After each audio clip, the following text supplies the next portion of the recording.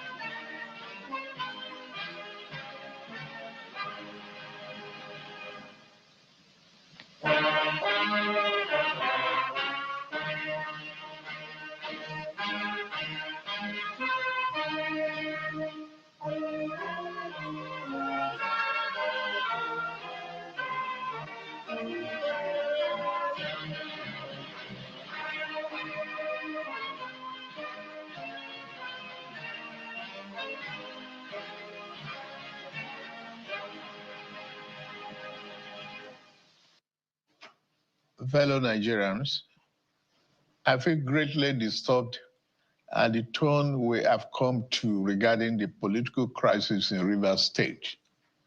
Like many of you, I have watched with concern the development with hope that the parties involved will allow good sense to prevail at the soonest.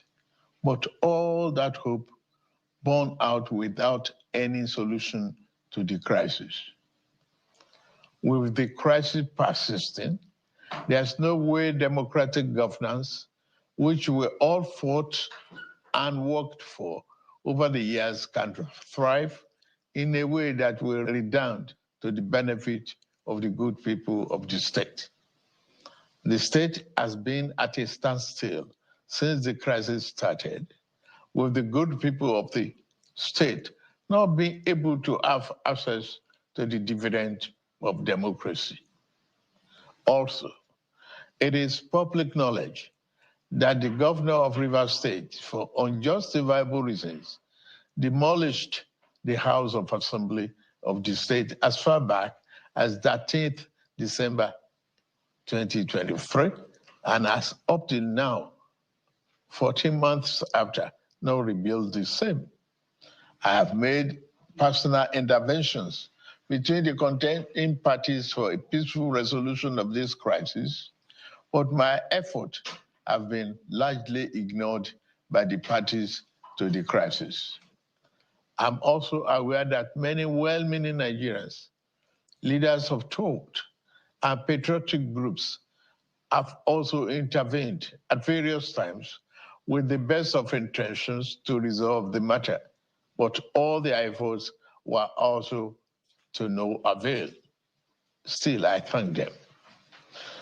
On February 28, 2025, the Supreme Court, in a judgment in respect to all about 8 consolidated appeals concerning the political crisis in Rivers State, based on several grave unconstitutional acts and the disregard of the rule of law that has been committed by the governor of Rivers State, as shown by the evidence before it, pronounced in very clear terms. And I quote, "A government cannot be said to exist without one of the three arms that make up of the government of a state under the 1999 Constitution as amended." In this case, the head of the executive arm of the government has chosen to collapse the legislature to enable him to govern without the legislature as a despot. As it is, there's no government in Rivers State, and I quote.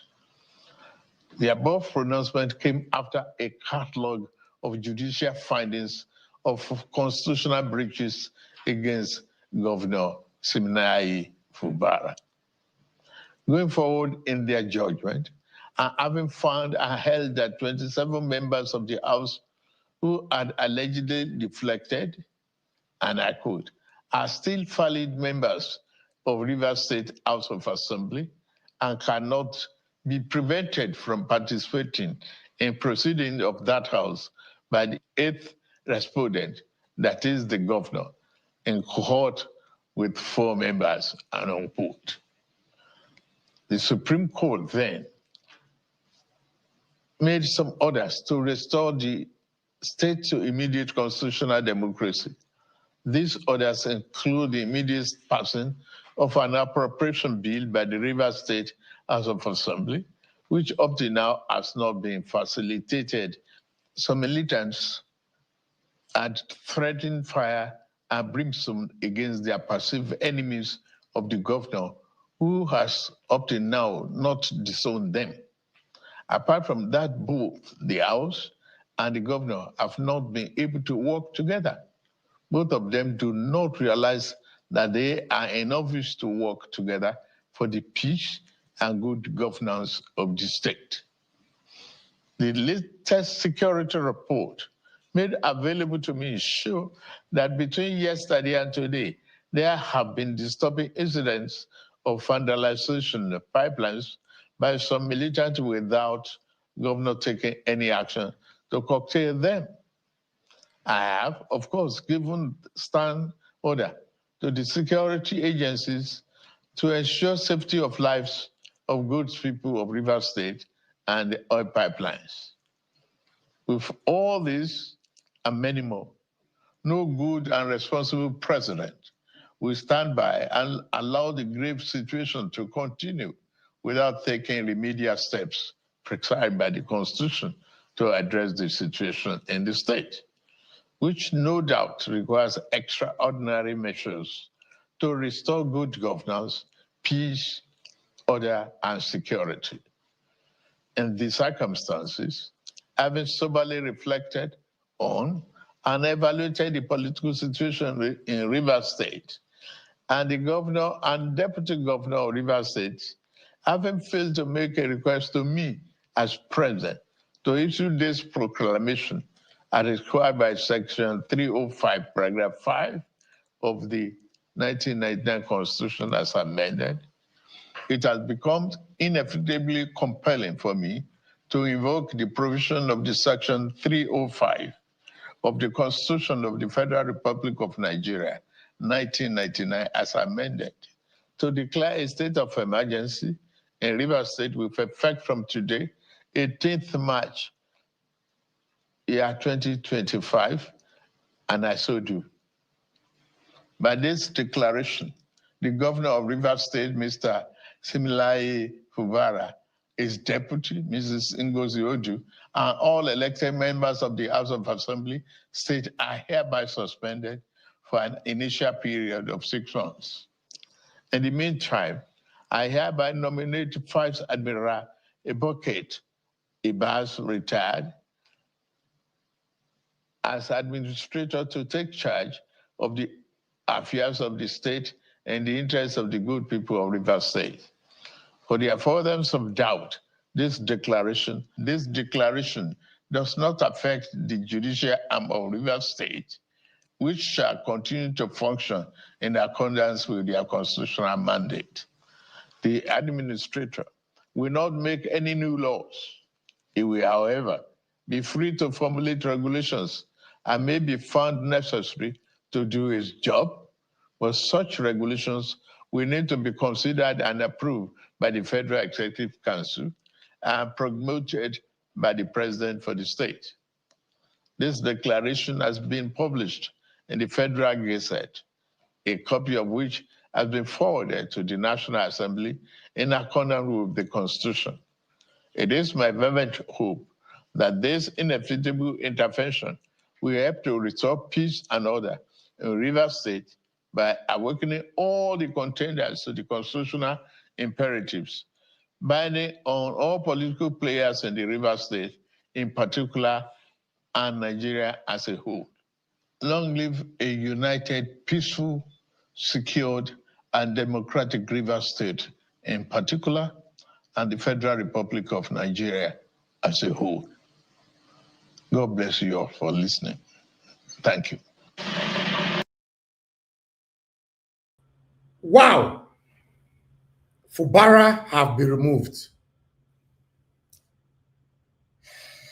Damn. Fubara have been removed. Suspended for 6 months. What does that mean? Someone else is going to be the governor of the Rivers State for the next 6 months.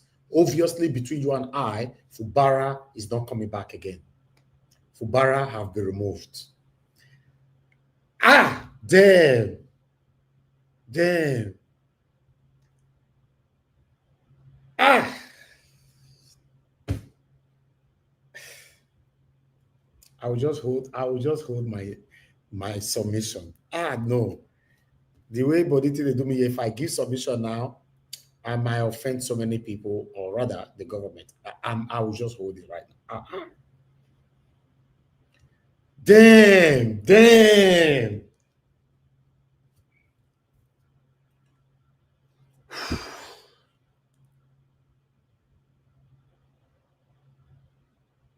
Kai, let me take this call. Thank you very much, Madam Ola. Thank you very much, ma'am. Please, quickly, talk to us. Good evening to you, ma'am. Quickly.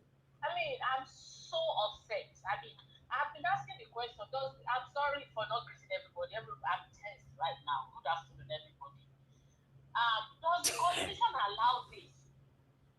I want to know, can somebody answer? Rivers State people cannot agree. It's about time. We've been quiet so I don't know what to say. I don't really know what to say.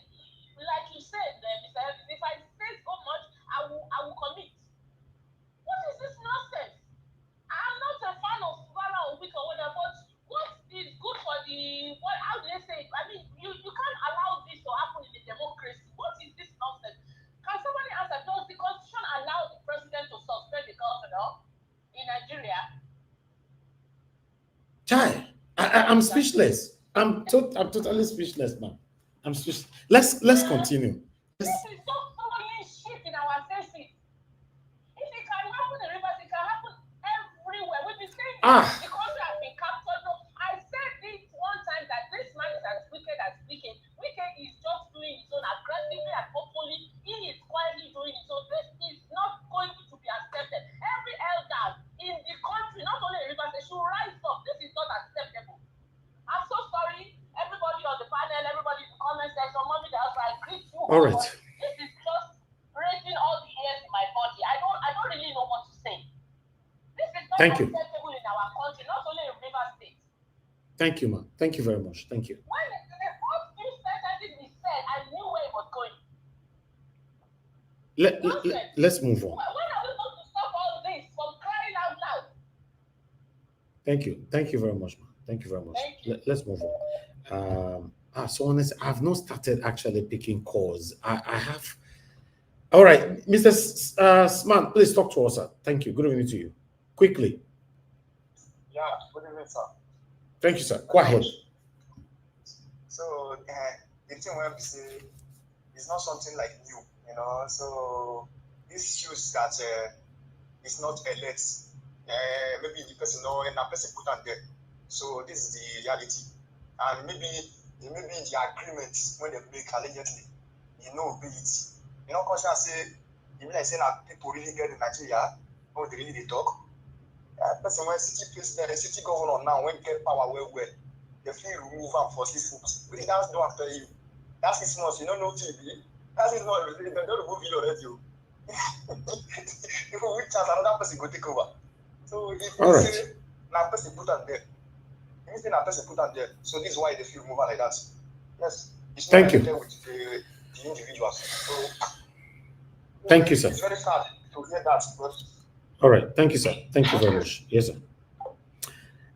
Callers, let me come back to you guys later. For those of you that want to join the panel, you can join now. But I want us to listen to what Sheon have to say, and let's take it from there. This whole thing, oh no, this is okay. Let's quickly recapitulate back to this particular video again. Just like that. Let's take this video quickly. Let's take this. No. How is this possible? Let's take this. Who called?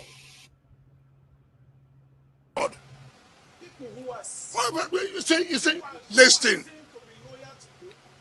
I didn't know that you have record of people who are loyal to me.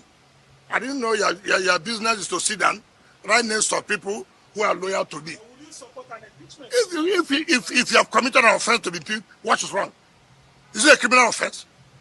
It's provided in the Constitution. You can't just wait till 2027 to vote him out. Am I a member of the Assembly? The point I'm making, if you have committed an infraction of the Constitution and the Assembly deems it fit to say you should be impeached, let me tell you, politics is not played just like this. Is it the first person that people have threatened about impeachment? Don't you know what to do? What is all this hula value? So basically, when we're talking about impeachment of Fubara, he said, is he the first governor that have been threatened with impeachment? Doesn't he know what to do? That statement alone shows that they don't want to impeach Fubara. There's some form of agreement where we all know, where there's somewhere where Fubara never won't can agree to. But that is also a problem. That una go get one agreement where go benefit one person instead of maybe the governor just do something where go benefit people. And believe you me, all this type of agreements, now they make a lot of sitting governors no fit work. There are some things they cannot do. There are some mistakes that the previous governor made, they cannot talk. And it has been happening like this years before. It is a big godfatherism. It's a big problem in Nigeria. A very big problem. Now, Wiki, you were a governor before. Now you are still a governor because you are the minister of Abuja. Now governor you be. What is the problem? At the end of the day, on political level, agreement is agreement. In as much as me and Fubara are there for. You understand? But low-key, I don't feel like Fubara, because of how Fubara they act, I don't feel say make it go against the agreement. I would like us to listen to what she will have to say quickly.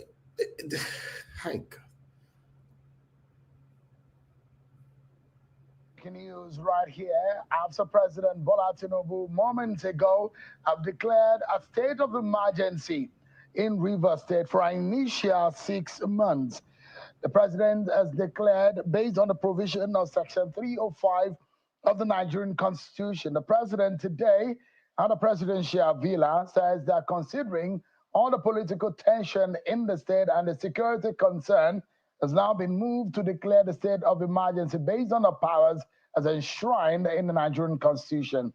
In the meantime, the president has said that Vice Admiral Ibokete Ibas, retired, will now be the military administrator to take charge of the affairs of the state in the interest of the good people of Rivers State. And these will be for the initial period of 6 months. Breaking news right here. Vice Admiral Ibokete Ibas, retired, will serve as administrator to take over the affairs in Rivers State for an initial period of 6 months. And the governor of the state, Mr. Siminalayi Fubara, and his deputy, Mrs. Ngozi Odu, are advised to stand aside, as well as other political elected leaders in the state, an exception of the judiciary. The president, in his declaration, also said the administrator will not put in place any new laws in the state, but will put in place some regulation that may be found necessary for him to carry out his job. But such regulations will need to be considered and approved by the Federal Executive Council and promulgated by the president for the state. These extraordinary measures have been taken in view of the tension that has been created in the state. This is breaking news that we're following for you right on Channels Television. But we'll talk more about these in a moment and follow up on what has become a major story in the land. It does look like we saw what could happen today, and so we're prepared. I have a son of the soil who shall be dissecting all this for us, and also the constitutional angle to it. We get the legal perspective on today's. But first, let's have you with some of your political roundup. And of course, get to know what is going on without having to understand what may have happened today. We wanted to discuss this program. So Mr. Tony Cole, the APC governorship candidate in Rivers State in 2023, is our guest also on the program. So it does happen. A few minutes would be, it's so much of a hard tackle on the situation.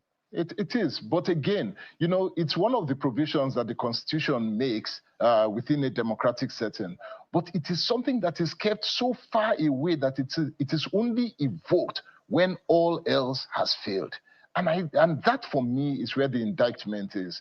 Sheon, this is a big indictment on every political actor in Rivers State. We have been saying it over and over and over again, that people had to become mature, sit at the table, stop thinking about personal interests, and begin to consider the people of the state. But nobody cared. They don't care about the people. Everybody was just very, very positioned about self-interest, power grabbing, and this is the result of it. I don't think it's not the end of the resolution. You know, what's going to happen now is that there has to be two sides of this. The military administrator, or the sole administrator, former military admiral, is going to have to sit down and do governance. Now, behind the scenes, there is going to have to be a very cold and hard calculation on the politics. If we cannot resolve the politics in 6 months, then you're going to see a situation where this group of politicians will have to be wiped out and a whole generation of new politicians come into the scene. It's a very serious day for Rivers State. But take a listen to this, right? The president looks like a helpless man in his statement, politically speaking. This is what the president said. He said, with the crisis persisting, there is no way democratic governance, which we have all fought and worked for over the years, can thrive in a way that will redound to the benefit of the good people of the state. He says, it is public knowledge that the governor of Rivers State that's not the portion I wanted to bring up.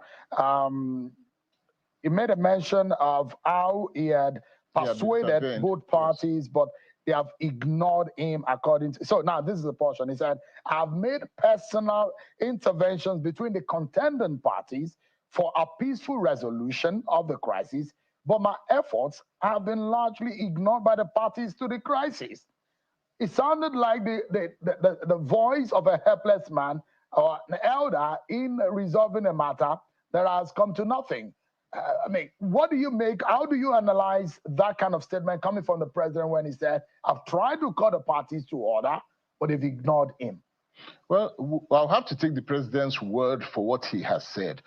From ab initio, for those of us who have been watching this internal battle between a father and son inside the same house, throwing all sorts of tantrums and breaking bottles inside, we had always believed that the one person who had the ability and the right to take a stand and bring all of this to an end was the president. And I believe that there were many things that he had within his power that would have brought it to a resolution much earlier. I believe that along the way, the president did some, but did not push as hard as he could have if he was going to resolve this thing today. Now he has been forced to take a decision that is hard and much harder than he would have wanted to take at any point in time. So I still believe that he could have done more earlier, maybe chose not to so that the people can resolve it themselves. It degenerated to what it is, and right now he has no choice but to declare this. It's not good for the people of Rivers State, whichever way you look at it. Do you think momentarily that the declaration of the state of emergency would douse the situation, the tension, and perhaps all parties, all warring parties, will now have to calm down? Do you think that will douse the tension? No, Sheon, I don't. So I believe if I know the way that we are in Rivers State, behind the scenes, you're now going to have some very serious jostling for who will take advantage of this declaration, who is going to work on the state of emergency, who is going to be prepared in 6 months' time, which powerhouse is going to come out. If nothing is done on the political end, you would find out that in 6 months' time, we're still back to where we are, or maybe even worse. And so the president still has a lot of work to do behind the scenes. This is the time when you really have to call people together and let them know that their political future is either totally dead if they do not do this, or people come together to work out a resolution. If in 6 months' time, all political parties do not, or let me change that. If in 6 months' time, all political actors do not come out with a resolution amongst themselves as to how they are going to move Rivers State forward for the benefit of the people of Rivers State, nothing will change. Now, the president is empowered by Section 305 of the Nigerian Constitution. There are instances where the state of emergency could be declared. In fact, the state governor could ask the president to declare a state of emergency in his own territory. But there are provisions on that section that warrant the president to be able to take such a very strong stand in a state where there are imminent danger, security breaches. But let's get some legal perspective for a moment. I'll come back to you, Mr. Tonyako. Give me a moment. Let's get some legal perspective. I have joining me Liboros Oshoma, who is a lawyer practicing there in Lagos. Is live for us. Liboros, thank you so much for joining us. Give us an understanding. The provision of Section 305, I did say historically speaking, it's been a while now since the government of Goodluck Jonathan. That was the last time that we saw a declaration of state of emergency in any part of the country. 3 states, we saw the declaration of state of emergency due to security situation. But the president has also alluded that the political tension is leading to security situation in Rivers State, leading him to declare a state of emergency. Legally speaking, was the president right? Yeah, first and foremost, Sheon, thank you for the opportunity. And then let's quickly cast our mind back when the president was in opposition. I agree that once there are challenges, the president has the power by virtue of Section 305. And if you also look at Section 11 of the Constitution, the National Assembly can make, laws for public order and public security for any state. But when the president was in opposition, when the state of emergency was declared, and you talked about was declared, let us cast our mind back to the position of the APC there, ACN. Their position was that when a state of emergency is declared, that the president has no power to remove a sitting governor from office, that there is nothing in the Constitution that requires the sitting governor to vacate his office. Yes, a state of emergency can be declared for the federal government to take charge of security situations, and then movement in certain cases are restricted. But there is nothing in the Constitution that says that a sitting governor or the sitting House of Assembly can be sacked. If you look at Section 11, let's start from Section 11. It says the National Assembly may make law for the Federation, any part thereof, with respect to the maintenance and securing of public safety. But specifically, subsection 4 of Section 11 says anytime when the it says anytime when any House of Assembly of a state is unable to perform its function by reason of the situation prevailing in that state, the National Assembly may make such law for the peace, order, and good governance of the state with respect to matters in which a state House of Assembly may make law as may appear to the National Assembly to be necessary or expedient within such time as the House of Assembly is able to resume its function. That's where I want to start us from. If you look at that section, can we say after the Supreme Court judgment that the State House of Assembly has not been able to make law for the state? The answer is no. The House of Assembly had issued directive, for certain persons to appear before them, had even requested the governor to present budget before him, and the governor also had applied to present budget before the State House of Assembly. That's on one side. Then if you now go to the section relied on by the president, which is section 309 in this instance, very copiously, it gives the president the powers to declare a state of emergency in a situation where the governor has refused or failed to call on the president to declare such a state of emergency. If the federation is in imminent danger of invasion or involvement in a state of war, there's actual breakdown of public order and public safety in the federation or any part thereof, to such extent as to require extraordinary measure to restore peace and security. There's a clear and present danger of an actual breakdown of public order and public safety in the federation or any part thereof. There's occurrence of imminent danger or occurrence of any disaster or natural calamity. There's any other public danger which clearly constitutes a threat to the coexistence of the federation. And if you go to subsection 4, it says the governor may, with the sanction or a resolution by 2/3 majority of the House of Assembly. So that means the House of Assembly, as at that time, must still be sitting. Probably be sitting.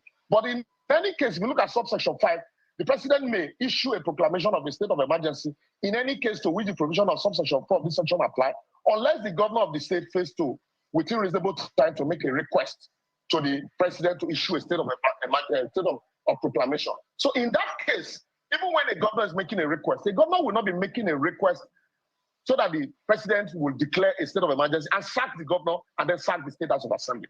That was the argument of the APC when they were in opposition. So now let me quickly believe. Yeah, let me jump in. Let me jump in quickly, Mr. Osoma. The president didn't use the word sack or removal. He used the word suspended. And if you look at the earlier statement made by the president, he said he made a position of the Supreme Court, and the position of the Supreme Court, according to the president, which he quoted in his statement, he said, quote, "A government cannot be said to exist without one of the three arms that make up the government of a state under the 1999 Constitution as amended. In this case, the head of the executive arm of the government has chosen to collapse the legislature to enable him to govern without a legislature as a despot. As it is, there is no government in Rivers State." And the president also alluded to the position of the court, which also posits that there might be, because of the proposed or the alleged defection of the 27 lawmakers, that the validity of their position as lawmakers is invalid, or their position as lawmakers is invalidated by the alleged defection. So the president is saying that there are legal encumbrances in the positions of the executive and the legislature. No. So the president is not the court. All of those encumbrances that the president raised, valid as they are, had been taken care of by the Supreme Court judgment. The Supreme Court judgment had nullified all of those actions taken by the governor of Rivers. To that extent, since the Supreme Court had taken those steps and invalidated those actions, if Fubara had said that he does not recognize the Supreme Court judgment, then that's when you will now say, despite the Supreme Court judgment, the governor was still going ahead to create that scenario described by the court. The governor has accepted that. And so all of that had been cured by the Supreme Court judgment, and the State House of Assembly had subsequently sat to issue notices to parties and issue notices to the governor. Let's say, Mr. Oshoma, let's say on the provisions upon which the president acted tonight. He acted on the provision of section 305, subsection 5, which empowers him. Now, the question is that you are saying that the president does not have the power to suspend the governor and the deputy governor. Is that right?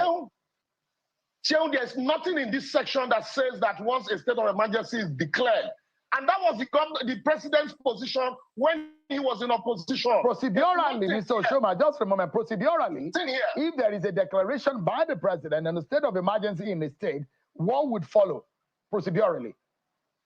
First and foremost, when there is a declaration of a state of emergency in a state, that means there is crisis in that state. What should follow? Because we operate a federation, the state laws usually govern that state. It is the state house of assembly that makes laws. And so, for any federal agency to make incursion into such a state, there must be a state of emergency for the federal government to make incursion into that state. And then, but in this case, and not to suspend elected government official. That's what I'm saying. That so state of emergency is okay to be declared for the federal government to collaborate with the state institution. And in some cases, when state of emergency is declared, some rights are limited. For example, the freedom of movement can no longer be absolute because there is imminent danger or threat to danger. But there is, if the Constitution wanted the governor and the state house of assembly to be suspended, certainly the Constitution would have spelled it. The Constitution did not provide. Section 305, subsection 5, did not say an administrator shall be appointed for such a state. That is my position. So, let's look at it. Let's look at it, Mr. Oshoma. It is not explicit in the section 305 of the what happens when the president declares a state of emergency. In some other situation that we have seen historically in Nigeria and legally speaking, under the provisions of the Constitution, is such a case where state government approach the federal government to say, come and declare a state of emergency. In that case, it is natural what could happen. Look at the literal and the English meaning of state of emergency. And I'm going to read it. It means that where there is a danger or disaster in which government suspends normal constitutional procedures in order to regain control. So there is the question, in a case where there is a political crisis involving the governor, leading to crisis that is tending to security threat in the state, what would you do? Would you leave one party and ignore the other party? Because in this case, you are alluding to the fact that the president should have left the status quo, leave the governor, leave the deputy governor. What will happen with the weakest side of the divide? What is required is to leave the democratically elected government and deal with the security challenges in the state. It is not the security challenges. You can say they are fallout of the crisis between the executive and the legislature in the state. But there are security threats, imminent security threats, and there might be impediments. There might be state laws that are impeding the application of federal authority in that state. When a state of emergency is declared, it is those application of state laws that are usually suspended and not the democratically elected government officials like the state house of assembly and the state governor. And that is why I have said that if you look at section 4, subsection 4 of section 305, in some cases, it is the governor that can even invite, the president to declare a state of emergency, where the powers, where the challenges, the danger is beyond the powers of the state. Does a governor invite the president to come and sack him from office? The answer is no. Secondly, if you look at subsection 5, where the president declare and the governor has failed to reach out to the president to declare, it is not stated there that a sole administrator shall be appointed in a democratic setting. That's basically what I'm saying. You deal with the security challenges, the security issues confronting that area, and then restore normalcy to the area instead of sacking an entire democratic. So let's look at it, Mr. Oshoma. Legally speaking, what does this mean in terms of the running of affairs? And mind you, section 305, subsection 6C says that the president said it's for initial 6 months. But the subsection 6C provides that the presidency has a power to extend by another 6 months if the situation remains. But before then, the state of emergency is not absolute. If you look at subsection 6, paragraph B, if it affects the federation or any part thereof, and within 2 days, when the National Assembly is in session, or within 10 days when the National Assembly is not in session, after its publication, there is no resolution supported by 2/3 of the members of the National Assembly, National Assembly approving the proclamation. So if within 10 days, when the National Assembly is not in session, or within 2 days, when they are in session, the National Assembly fails to, support this resolution by 2/3 majority, automatically the state of emergency is vacated. It is when the National Assembly adopts and supports it, that's when it can last for 6 months and then subject to another extension. So but now, what I am saying, you remember the debate when Goodluck Jonathan declared state of emergency in 3 states. Let's go back to that debate. What was the debate? Because then PDP was in government, APC was in opposition. What was the position of APC? That governors should, and the House of Assembly cannot be sacked. That is not stated in the Constitution. So why are they doing it differently this time? Now, in part, you think that there is a breach. And your Yes. position is that there is a breach by what the president said. This has been gazetted, mind you, so it's become law and is imposed on that state. It comes into effect. Now, it then means that Vice Admiral Ibas is going to take charge of the state, is going to be, in some way, going to be the legislature and the executive, because there is no legislative arm of government in the state. If there is any law to be made, it's taken to the federal, to the National Assembly. The FEC also can make some policy for the state. Those are the provisions as stated by the president, which I think also will be captured in the Gazette that the president has mentioned. But going forward from here, what do you think are the options available to Governor Siminalayi Fubara? Because he's now going to be on the receiving end, isn't it? Yeah, I had said consistently, on a sober moment now, I've said consistently that, yes, I agree that Fubara committed impeachable offenses, and that it was left for the State House of Assembly to deal with. And the impeachment, going ahead to impeachment for me was a too sudden a blow. And I also had expected Siminalayi Fubara, with all due respect to him, to reach out to his estranged godfather, Wike. Only 2 of them could sit down and resolve all of these issues. But the drums of war that the supporters of both Fubara and Wike were beating, the drums have not even started and the state of emergency is already declared. And democratically elected institutions are suspended. It is not for the betterment of Rivers State, really. I expected that maturity should have been allowed to play in this game, and both parties would sit down, look themselves eyeball to eyeball, and then shape their grievances for the betterment of the state. But this what do you call it, high-handedness on the part of both sides didn't help matters, and it will not help matters, no matter how they want to look at it. Liberals Oshoma, thank you so much indeed for your legal analysis on this matter. The reference back to Section 11, which talks about the role of the National Assembly, and of course the substantive section that the president relied on, Section 305, subsection 5. And if anything goes wrong further in the coming months, whatever, because we see how the president has also drawn in the leadership of the National Assembly, which looks so much that the president also got the nod of members of the National Assembly. It does look to me that we are in for a long ride in this state of emergency journey. Thanks so much, Liberals. I think so. Thanks so much, Liberals, for your time. Let me bring back Mr. Cole.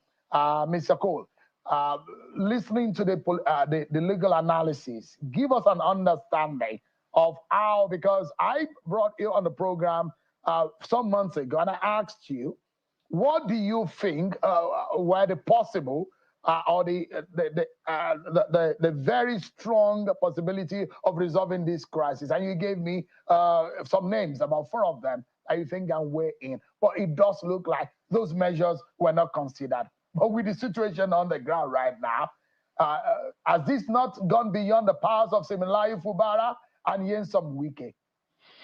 Oh, wow. So first of all, thanks to Liberals, he has opened a whole different can of worms.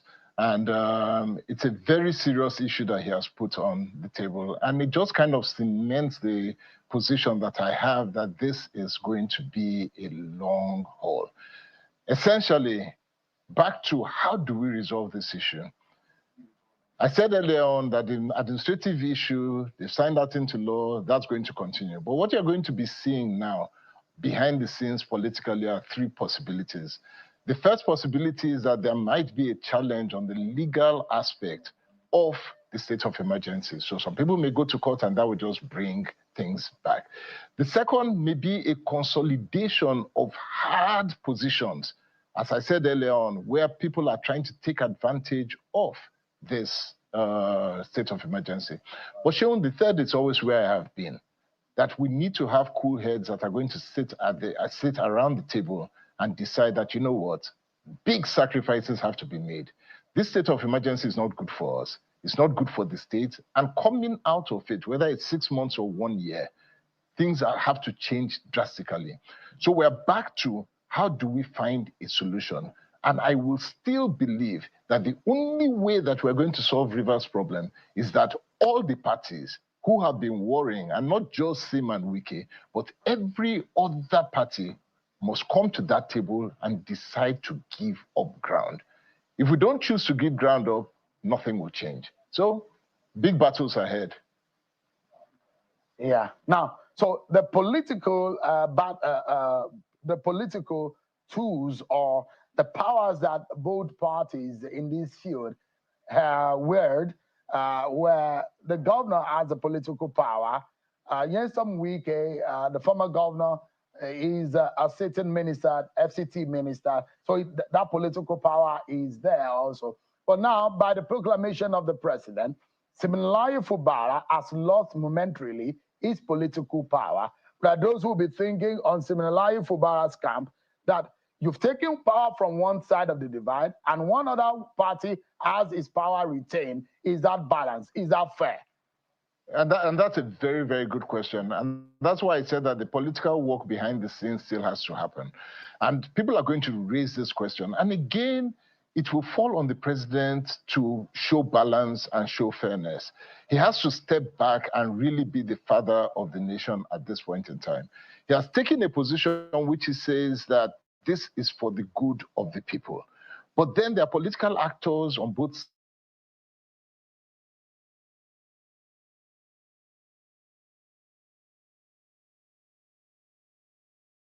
suggestions that you've made might be to say that, you know what, everybody who is a political actor within the federal level should step down. Everybody who is a political actor within the state level should step down, back to status quo, and let's start building up from there.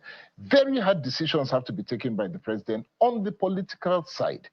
What he has done on the side of the administrative side, sort of state of emergency, is a very tough decision on that side. But the decision politically has not yet been taken in the way that is going to resolve this crisis. And until that is done, I'm afraid that this war continues.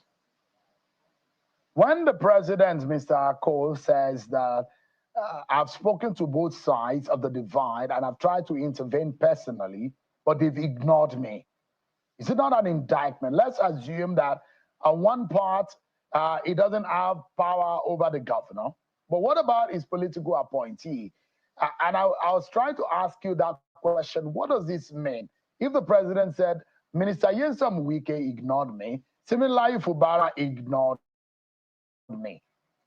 Well, I don't. So if that's the case, then both parties ought to be punished. But I don't think that the president said that. If I heard him right, I may be wrong. I may have to look at it again. But if I heard him right, I believe he said that the person or the side that was ignoring him was the governor and the governor's team. That he had spoken to them and they ignored him. I believe that that's what I heard. If that is the case, then the question would be that what were the conditions that were put forward that then led him to be ignored? A president is a very powerful force. And if a state governor should choose to ignore a president, then it must mean one of two things.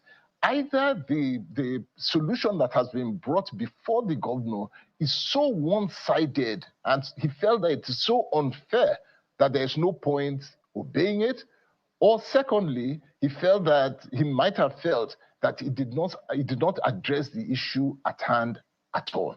Now, whether to ignore it or to go back to address it would be a different issue. But yeah. if I was he said, Mr. Cole, he said, these are his words, quote, "I've made personal interventions between the contending parties for a peaceful resolution of the crisis, but my effort has been largely ignored by the parties to the crisis." Those are the words of the president, okay. But we need to close now. In closing, just about 15 seconds, please. You mentioned 4 personalities that you think can help this situation. These 4 persons, can you mention them again? Do you think they still have the possibility of resolving this political crisis? Gosh, it's gone away. It's gone far beyond them at this point in time, but they are still relevant. At the time, I had mentioned that Edo Peter side. I think that he's still a voice that needs to be listened to. I'd mentioned Patience Goodluck because I think that she was very, very involved in the problem that started at the beginning of all of this and has a voice to play at the table when we're working. I mentioned David Ibiaume at that point, and I feel that he needs to come into the picture. I would also mention 2 other people, Ada George and His Excellency Peter Odili.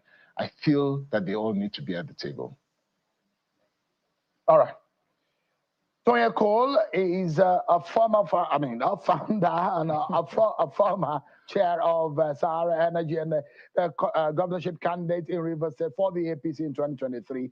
Thank you so much for your intervention tonight. Also, thanks to Liberos Oshoma, a lawyer who gave a legal perspective to this matter. But that's our show for tonight, everyone. Many thanks for watching. All right, more people, according to that guest right there on channels, saying that he previously believed that only 4 persons that can help this situation. I believe it was wrong because now 5 people are supposed to help this situation. 5. They forget to add Asari Dokubo name joiner. I don't understand. Why are they looking down on that man? Because the man talk and say, say nothing they happen, nothing they happen. I've been able to say talk on the video that I showcased today. Make a look for that video. This time, I played this particular video yesterday. Listen to this. I played this particular video yesterday on my live broadcast, but I want Brigand come out again. Make people see what Asari Dokubo talk.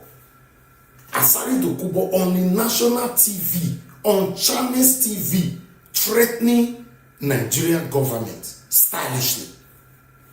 This country don't finish. This is not the first time Asari Dokubo don't threaten the Nigerian government. Not be the first time Asari Dokubo don't threaten anybody for this Nigeria. It's very sad that people like this can never be arrested. If this man could walk away majestically from that Chinese television, that studio, nobody. He said they never pumped that person. Listen to Asari Dokubo. Years of Wike cannot stop it. Nobody can stop it. Nobody. We are saying it openly. I am saying it. Nobody can stop the job people from doing what we want to do. They never born that person. It is wrong for the president to come out to say. In case you want to watch the full video, it's on Nigeria Watch But we talked about this yesterday, but I extensively came back today to put that particular speech of Asari Dokubo. Just yesterday, nobody, they never bombed that person. And Tinubu say, okay, no wahala. Since you said they never bombed that person, make I tell you and say, na me, na be Jagaban. We are in big trouble in Nigeria. Big trouble. If you check left, you check right, everybody that is fighting, the painful part of all is that everybody that is fighting, they are not fighting because of you and I. All of them are selfish people.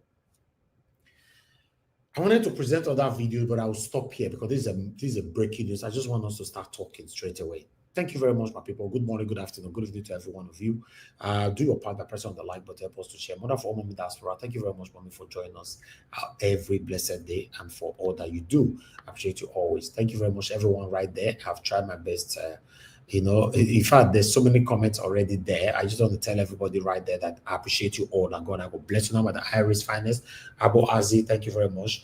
Thank you, Mother Rita, Ajo Deborah, Grace Home, Kisto Gerahi, Nena Boda, Osesmo, and many others right there. But I like us to move on right now. I want to hear from others because on this particular case, I know I'm on a fair hear from me. Fubara have been removed. Forget the word suspension. Fubara have been removed.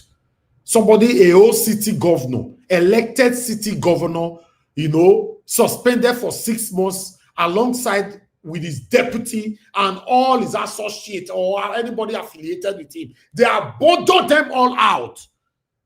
Fubara have finally been removed. That means nobody can dare with the power of Wike and Tinubu at this moment. With this that happened, for those of you that is going to give a selfish submission, don't worry. Prepare for 2027 and see what is going to happen. Even bigger than this. Now, so we all fold our hands. We'll be talking on air. Very, very sad. But I would like to quickly hear from Madam Nena. She's the first on the panel. Madam Nena, it's good to have you on the show. Good evening to you. Please talk to us. Good evening, Mr. Elvis. Ooh, Nigeria. Good evening, everybody. Good evening, Nigeria Watch family. Good evening, everybody. Good evening, Mommy Diaspora. God bless you. Mr. Elvis, God bless you so much for what you're doing, for this. See this energy. Oof, Nigeria.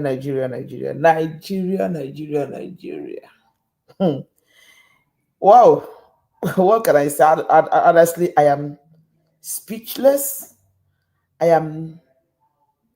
am dumbfounded. And honestly, it's so disgusting what this country that is called Nigeria is turning to be every single day. I was just listening. That was one of I just have to leave everything I was doing to just jump in here today to ask everybody, what exactly do we call that geographical location that is called Nigeria? What exactly is going on there? Because I am at this point, sometimes I feel like what is happening in Nigeria is a dream. It's not a reality. Like, what exactly is going on?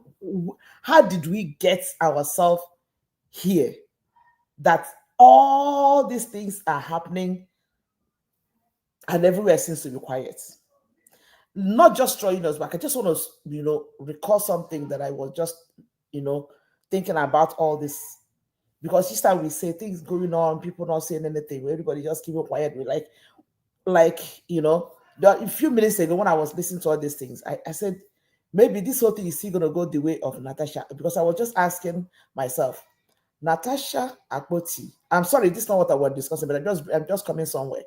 Akpoti was elected by a people and she was suspended. Where are the people that elected her into office? And the same thing is happening in Rivers State right now.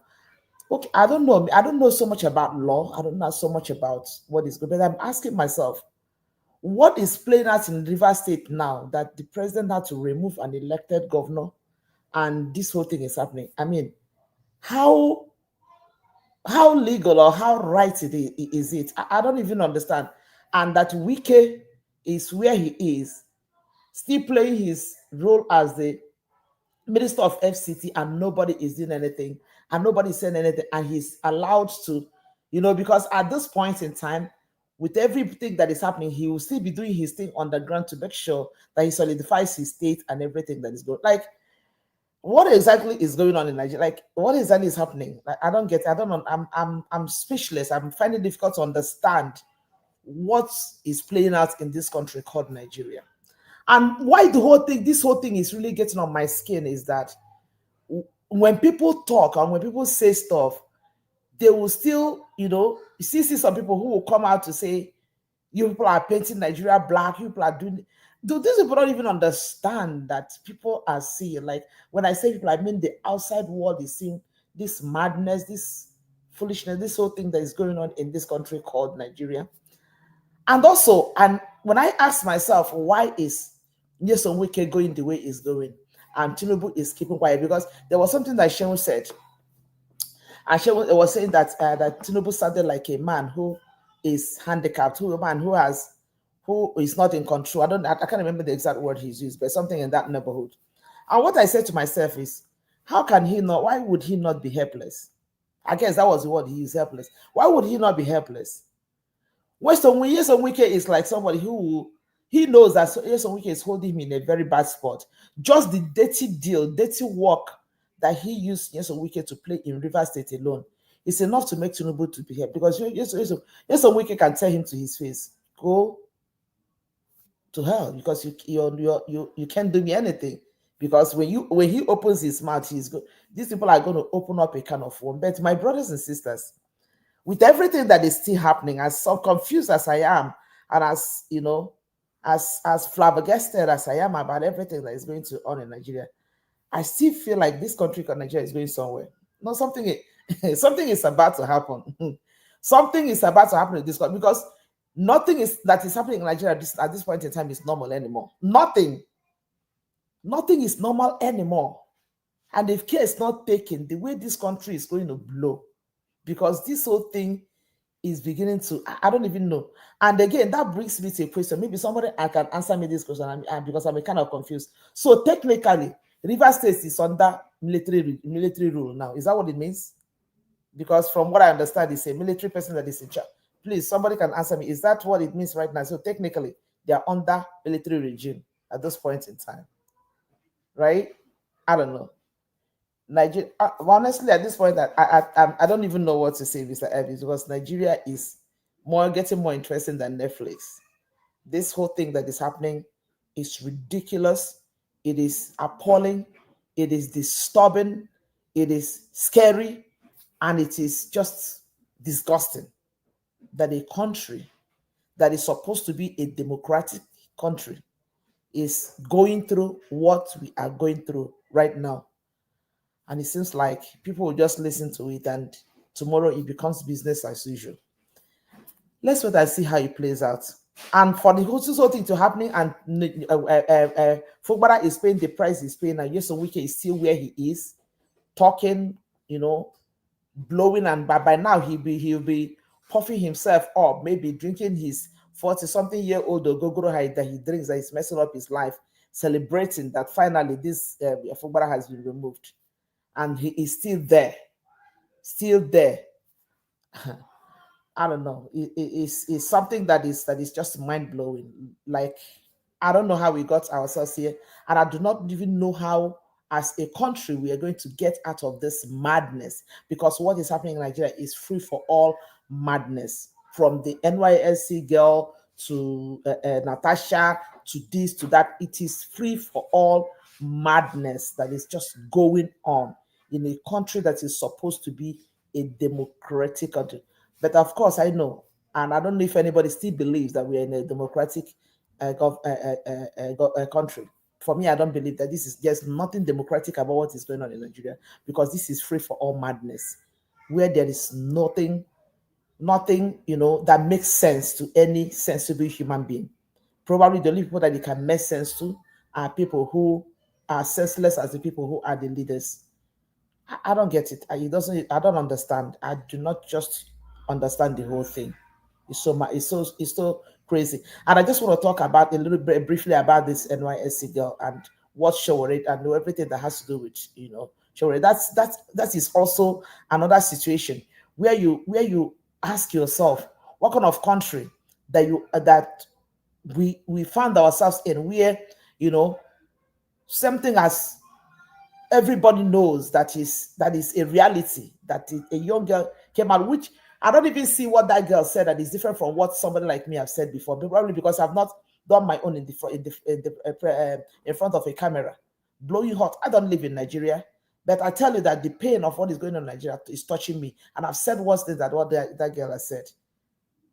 Calling Tinubu a terrible president is even being as modest as anyone can be. If there's any word more than that, that is what he is. Because this whole thing that is happening is just madness. And then somebody is coming up to threaten that girl, and that person is still, I believe that person might still be sitting on her seat today, and everybody's keeping quiet. And then Chowore took his time. And first of all, I want to applaud him for making that move, because that's he stepping into that situation already. He's already sending a signal to these people that whatever they think they want to do to that girl might not fly so easily as they think it's going to fly, because that is their usual way. They just threaten people, shut people out, and everybody keeps quiet, And then to see that some people are still coming out to, attack Showore for doing what Showore did. I don't understand the kind of country that we are in. Bringing up things that don't make no sense, trying to justify the madness that is going on. And somebody wrote on Twitter that the girl is going to face capital punishment, and then he's coming back to say that what I mean is, how can you begin to explain to us that we don't understand what capital punishment means? And now you're trying to, I don't get it. And these people go out, I mean, they still go ahead, to live their life as if nothing has happened, as if it's okay. And some people will still support what they said, and some people will still, like, Nigeria is, honestly speaking, Nigeria's situation is beginning to, I don't know. The country is disgusting at this point. This whole nonsense that is happening, I don't know where else this sort of a thing will go on and people will still be seen. The reason why Nigerians are not running mad on the street of Nigeria is what I don't understand. Because everything that is going on is enough to make people just run crazy. Because this is free for all madness that is going on in the name of governance. This is very ridiculous. Madam Nena, these people where they this country, I don't understand them. We don't have light now for over 6 days. Hunger everywhere, and none of them is complaining. That is my problem. And you see the same people where they have the strength to talk is to come to what is it called, social media, and attack people who are saying things. As you are talking, as this Nigeria Watch is, you see somebody who will say, "What is this Nigeria Watch?" every time. So, they'll still be making some stupid comment, and you ask yourself, what exactly is wrong with our people? Like, what exactly is going on? What is wrong with us? What is wrong with us? Nigeria as a society is, honestly speaking, I don't even have a word to describe what this country called Nigeria is anymore. I don't even have a word. Before I can pick up 1 or 2 words, but at this point, I don't even have a word to describe it, honestly. And people are just moving as if everything is okay. And you see some people who say, I've done that yesterday. I think it was yesterday. I saw one girl. Yeah, Mr. Najawaji, it was you that played it. One senseless girl saying that the girl that called Tinubu this thing should make a video and apologize. I'm like, what is this? Who is this human being? Like, what is she talking about? Apologize for doing what exactly? If there is a word worse than terrible, Tinubu is that.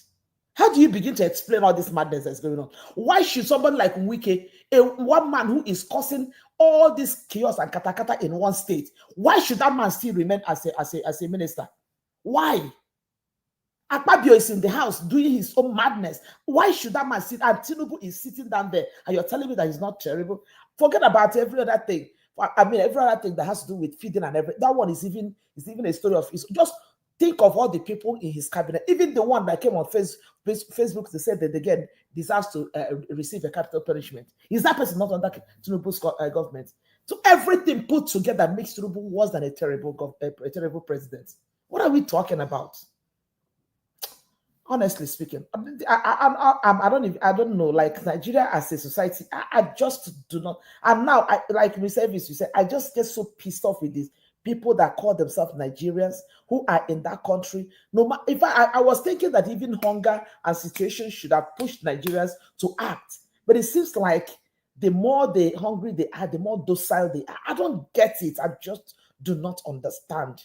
I've never seen something like this. I've never seen it worse than this before. When the people that sang a song in the past and say Africa is now or never, the likes of Sonny Okoso, that time Nigeria was even good.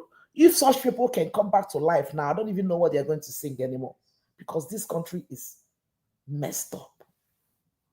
Messed up. It is so ridiculous. Honestly, it's just ridiculous. Thank you. Thank you, Madam. God bless you. I saw when you attack one of the people that were attacking me on the comment section on some of the video that we posted. Thank you very much for always being there. I appreciate you. I appreciate you all, my people. This is a shocking broadcast. Governor Fubara have been removed. Let's say it how it is. But I'd like to hear from someone else quickly. Mr. Jonathan. Mr. Jonathan, it's good to have you on the show, sir. Good evening to you. Please talk to us. Mr. Elvis, I greet you. God bless you. Not be smarting me. No be smarting. It's another day. Nigeria is a soap opera. You know, Nigeria is a soap opera, and you keep getting new and new development every day. You know, you need a producer and a solid director to be directing the affairs of Nigeria. It's a movie. Simply put, it's just a movie. I greet you, Mr. Elvis. Fellow panelists, I greet you all, and Mommy Diaspora. God bless you abundantly. I greet my commenters, fellow commenters, and all the callers. I greet everyone. Welcome. Very interesting day, Nigeria. Nigeria is heading somewhere. Something is unfolding. Yes, something is unfolding. Let me quickly allude to Madam Inena's comment. You know, Nigeria is not a normal country. I want to set some few, just to make some statement, just so that my submission will not be taken out of context. One, Nigeria is not a normal country. You need to accept that. It's not normal. The people that are living in that country, majority of them, they are not normal. It is unfortunate. The people living in Nigeria, what will you call them? Everywhere in Nigeria, that country is filled up with morons. I said it unapologetically. Morons. Because you literally, do you have to take your sense or your senses, take it, dig a hole, bury your senses there just because you want to support someone? That's what they do. They will take their senses, literally, they will take it, they will dig a very deep hole, they will bury it inside just because they want to support or to be seen supporting someone. What happened today? Tinubu has taken Rivers State through the back door. He has taken Rivers State through the back door. He has grabbed Rivers State. He is now running with it. The question is, will it be allowed to run away? My answer to that is an emphatic no. Because Tinubu will not let go. He has effectively grabbed Rivers State through the back door. Everything he did today is still not the finality. This announcement alone. And let me also say this clearly. Please, don't let anybody, any moron, I will call it up front, come and ask me whether am I a lawyer. Because if you say that, I will simply call you a moron. I can read. And I can use my senses. So don't let anybody come here and tell me, am I a lawyer? Please. Take the document, read it yourself, apply your senses. Because that's what lawyers will do anyways. That's what judges will do anyways. They're not going to do anything outside what is written. They will interpret it. And so this is my own opinion. I'm giving it out. So please don't ask me that stupid question, am I a lawyer? If you have it, please just keep it. Everything Tinubu did today, as per the Constitution of Nigeria, is not finality. As per that thing they call Constitution. It's not. He must go to the National Assembly The National Assembly, yes, he said he has submitted the document to the National, he has sent a copy to the National Assembly. So the National Assembly must meet and they must approve. At best, everything he did today is just an intent, his own personal intention as a sitting president. Until the National Assembly will now officially sit, both the House and the Senate, and approve this declaration, then it becomes effective. As of today, as we speak right now, it is the intention of the president, even though he has officially gazetted it. It is still not finality. So that is straight. That is written. That is written in the Constitution. Black and white is there. So we will wait and see tomorrow, within the next 24, 36 hours, what the National Assembly will do. Of course, you can add up one and one together and know that, yes, because they are rubber stamp. They are rubber stamp house. Everything he did today is just stealing the mandate, the people of the state. You see, again, Kenneth Okonkwo said, everything and anything that you got through compromise, the only way to continue to keep it is through compromise. You cannot. And I give that to him. I will always reference him on that statement. Everything that you get through compromise, there's only one way to continue to keep it. It is through compromise. What can we say now? What can we say? The governor of Rivers State, Similaye Fubara, in the real sense of it, he got to that position through compromise. He's now trying not to keep it without compromise, running away from compromise. That is where the problem lies. Everything you get through compromise, you have only one way, not two, not 1.5, not 1/4, not one and a half, not 1 3/4. It is one way and one way only. You must continue to compromise to keep it. Fumilaye's Fubara has been trying to keep it and throw that compromise into the garbage, so there will be problem, and that is what we're seeing.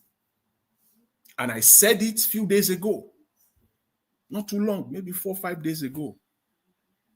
The people, Wike will win, Fubara will lose. I'm quoting myself, and the people of Rivers State will suffer. Yes, it happened today. It happened today. In the statement of Mr. Tinubu, in his statement, that address that he delivered, he himself, everything he said there is clearly show that he has taken sides. In one breath, he said he has tried to come into the matter, and both parties ignored him. In another breath, he shifted the entire blame on Fubara. All the blame yes, he gave a background. So even if you don't know anything at all about what is happening in Rivers State, Mr. Tinubu did a fantastic, his writers did a fantastic job, because they got to justify this crooked state of emergency. So his writers did a fantastic job. If you don't know anything about what has been happening in Rivers State for the last 18 months, just go and listen to Mr. Tinubu 10 minutes. He narrated it. How Fubara burned the state, how he called them the other time, everything. He narrated it in a nutshell so that he would justify the state of emergency. He did a good job on that. After listing all of that, highlighting all of that, he ended up shifting the entire blame on Fubara, nothing on Wike. Took away the powers of Fubara. retain that of Wike. How is that a balanced decision at this point in time? How? It is not fair. But what is the end game? The end game is to steal Rivers State through the back door. He has taken away, again, quote and unquote, democratically elected. If you want to call, you can call it democratically elected or not democratically elected. The reason why people are not coming out in the real sense of it, because I got to be on the side of the people. No matter how, at the end of the day, each and every one of us, we got to be on the side of the people, even though we know that there are Nigerians, as I said earlier, that they will take their senses and bury it. But millions of Nigerians, millions of us, we still have our senses intact. So we've got to be on the side of the people. The reason why the people are not coming out now, they never voted for him. It is not their God. It is not, they never voted for him. They never. So you don't have there is nothing in you that's okay, I want to fight for this person. Nothing. They never, in the first instance, it got there through the back door. It has been taken through the back door because he refused to continue the compromise. The people of Rivers State never voted for him anyway. All the political jamborees we're seeing, those are political jobbers all over the space. They have the platform, they have the money, they can come out. They can give some people that are so poor, they can give them money and they can gather them. They can come on the streets and call their own and be making noise. But the real people, they never voted for this man. But we must remember, don't let us forget that what has been done today is still not valid. It's not valid until the National Assembly approves it at the end of the day.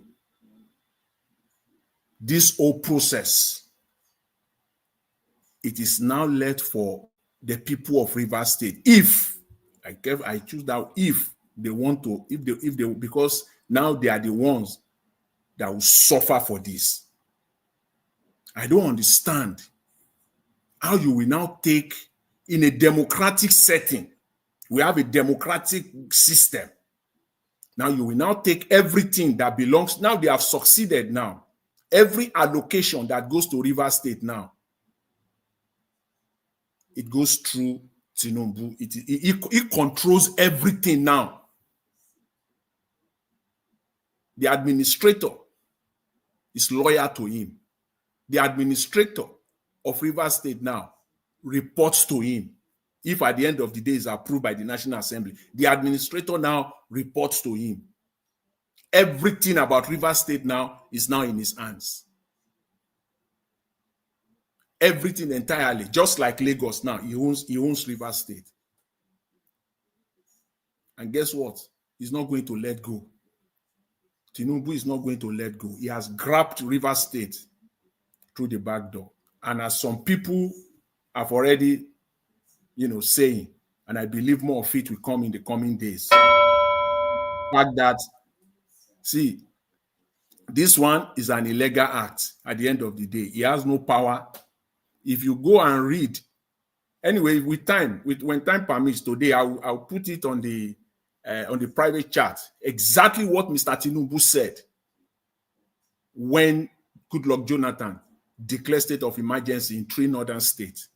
Exactly statement, quote and unquote. We'll put it out there today. We'll contrast it with what Tinubu said today. And we'll know the man that we're dealing with. Mr. Elvis, I'll leave it there for now. Thank you very much. Thanks to everyone. All right. Thank you, Mr. Jonathan, for that submission. It's a shocking one here. But people are trying to call in. I would like to take some calls. If you are listening to me now, this is the best time for you to, because I know people like to call when my panelists are talking. This is the best time now, because I'm not returning any of you that were calling. Just call now. I'll pick your call quickly. Okay, the first call is here already. Thank you very much for calling in. Your name and where you're calling us from. Hello? Hello, is that? Oh, Prince Collins, talk to us, sir. Good evening to you. I greet you, bros. Thank you, sir. Everybody. I greet my panelists. I don't know what is wrong with my network. I cannot access the link. So I'll put a message, a couple of messages like you have helped busy. Oh, right, so okay. You want me to post the link again? All right, that would be better. If you want to pick calls from others, I just comment through the link. Okay, let me post the link again. Go ahead. Let me speak here in case the network is not stable. I will see coming. Let me speak for a few minutes. If the network is not stable, then I will just say. You see, the issue is this. This is what we have been saying, Mr. Elvis. You know, when you, just like Mr. Jonathan said, when you compromise yourself into position, when you don't allow the democratic process to take place, you know, and you come into a position by force, this is what happens to you. When you go and meet a Sioux, like in Edo, when you meet a Sioux, you meet something. When you go to meet a Sioux, the Sioux will help you out. Whatever you promise a Sioux, you must go and give it to a Sioux when you succeed.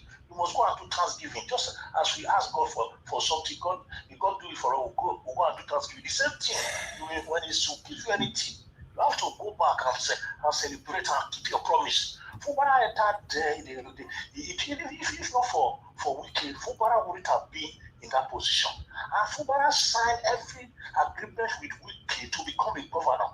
Then he now decided to throw that agreement away. What do you expect? You should know that somebody that was able to put him there, is stronger than him, putting him there. Because even with Fubara, he didn't win the election in the first place. Fubara didn't win that state. We can rob the debt to the people. A lot of people died. People went into captivity because of the sake of bringing Fubara there. And now he's there. You want to win. My pain is that the resources of the state is just being wasted for more than 2 years now, just the way they do it all the time. And this is what politicians do. This is what Obasanjo did for his transition. He went to be Wiki, you know, Wiki came in and he spent our hard income from Edo to put himself in position. That's the same thing they are doing right now. And they are wasting us as this money, wasting everything. My pain is that the governor, Fubara, he didn't do anything to Wiki. That's to tell you that they are preparing for 2027 because the president is working seriously to make sure that everything that will make him succeed in 2027 is being put in place. And that is what they are doing. That's why you see that the misbehavior, the gross misbehavior of Wiki right now, nobody's checking it. Nobody's checking it out. It just looks as if he's joking because if you lose Wiki, he's going to lose a very strong, mighty stronghold in his political ambition in 2027. That's why you see that whatever Wiki is doing right now, the president is not doing anything. Look at what he has done to Fubara. Okay, thank you. Come to the panel, sir. Yeah, the link will be posted. Yeah, thank you, sir. Yes, sir. All right, thank you very much for calling in. Hello. Off your TV. Hello.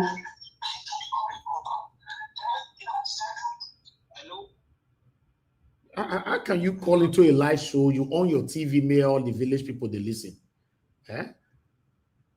Good evening to you. Your name and where you're calling from. God. Okay, please just turn down your TV, sir. You're calling from Port Harcourt. Good evening to you. What's your name? I am Mr. Racecar. Okay, go ahead, sir. Talk to us. During the state of emergency that Mr. Tinubu imposed, we don't know it. Yeah. We don't know the next move. Yeah, but you are from Rivers State, right? Yes, sir. Yeah, but between you and I, Fubara have been removed. They only use the word suspension for 6 months. You know, they only just want to use that to calm people like you and I, you know, to calm us down. But Fubara, the realism of this, Fubara have been removed. Yes. So what's your take?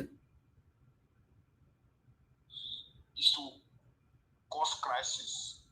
You can't see the house of to bring it down, put it on fire to bring it down. Okay, you guys need to be careful right there. You know, causing crisis. I don't know how you're going to do that, but unfortunately, Fubara have been removed. Thank you, sir. Yes, yes, sir. Yes, sir. Thank you. Okay, someone asking for what's your number? Our number, okay, because we have new people all the time. Let me put our number on the screen. That's the number you can call. You can only call on WhatsApp in case you want to contribute to this. We have over 1,600 people watching us across right now. On Nigeria Watch Media alone, we have about 1,000 there watching us. So in case you want to call, I don't know where you're watching us from. The number is right there on the screen, and also subscribe to our channel before you leave. Thank you very much, Madam Ola. Please talk to us. Go ahead. Hello. Thank Hello you, again, my dear brother. I'm a little bit calm now.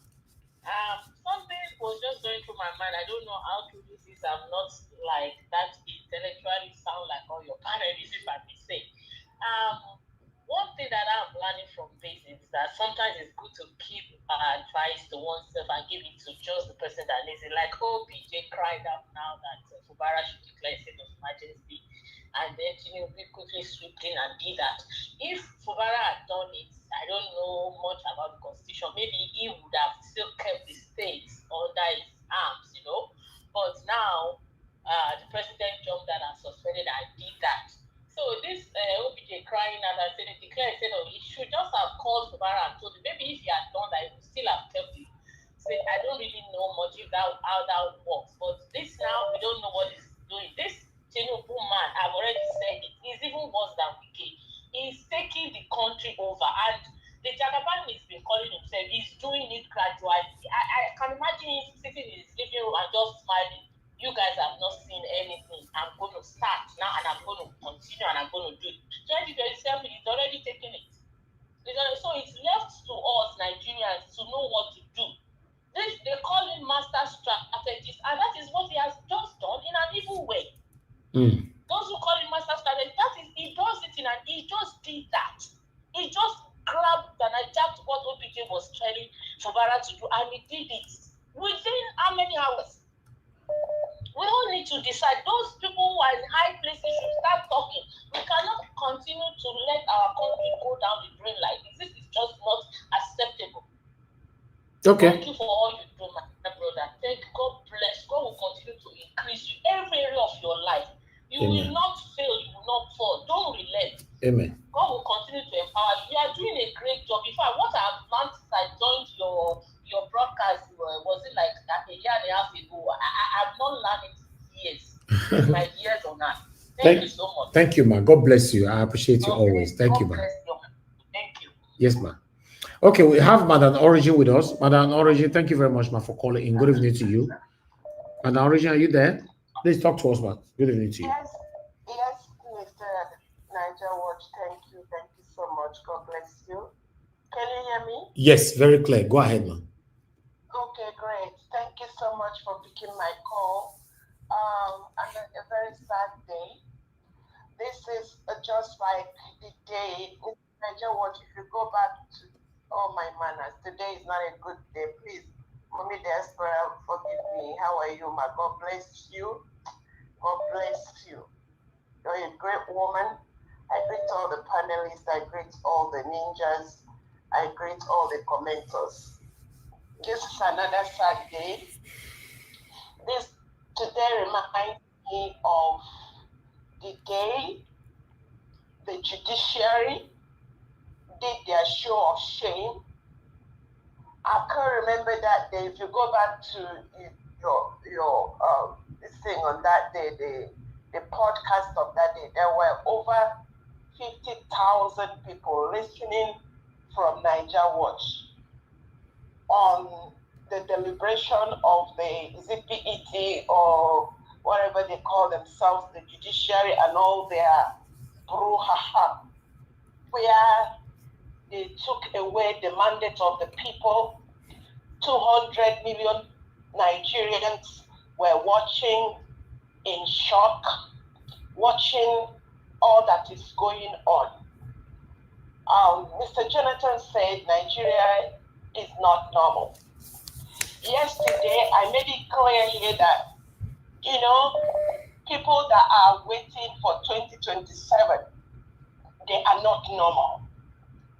The only time Mr.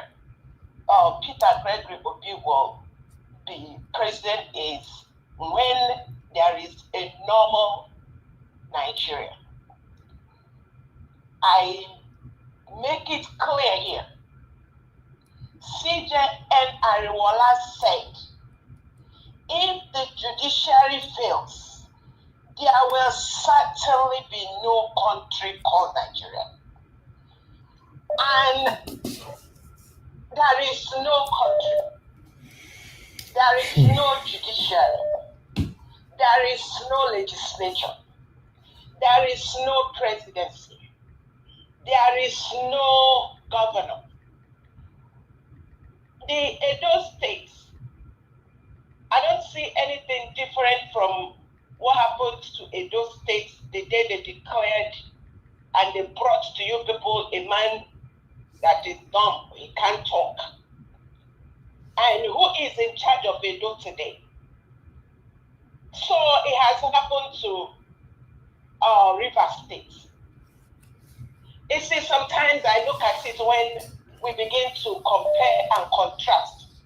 Tell me which part of Nigeria that is going to have an upright man that will sit at the helm of affairs. Okay, please round up in 1 minute. A lot of people are calling in. The traffic is high, man. Please, thank you. Okay, so the bottom line is, see, when I mentioned the name Shore, it's not because if he goes for election, I'm not going to stand behind him.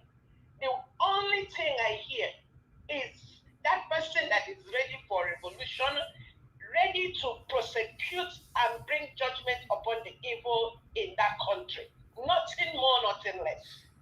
This is just another show of shame. The man has grabbed it from back door, and nobody will do anything unless we make up our mind that this needs to stop. I rest it there. Thank you, ma'am. God bless you. Thank you, Madam Origin. Okay. Hello. Your name and where you're calling us from? Hello. Hello, sir. Hello, sir. Yeah, good evening to you. Yeah. Where are you calling from? Your name? Good evening. My name is John. I'm calling from Dallas, Texas. Thank you, Mr. John. Talk to us, sir. Thank you, Mr. Elvis, for the good job you're doing for us, Nigeria. Thank you. I've been following you. At the point, I stopped calling because of my schedules. But I have renewed again to start calling, and also thank you, sir. Join the panel. Well, what is happening in Nigeria as a whole and even in Rivers State is as a result of capture. The country has been captured by Chief Tinubu and his gangs.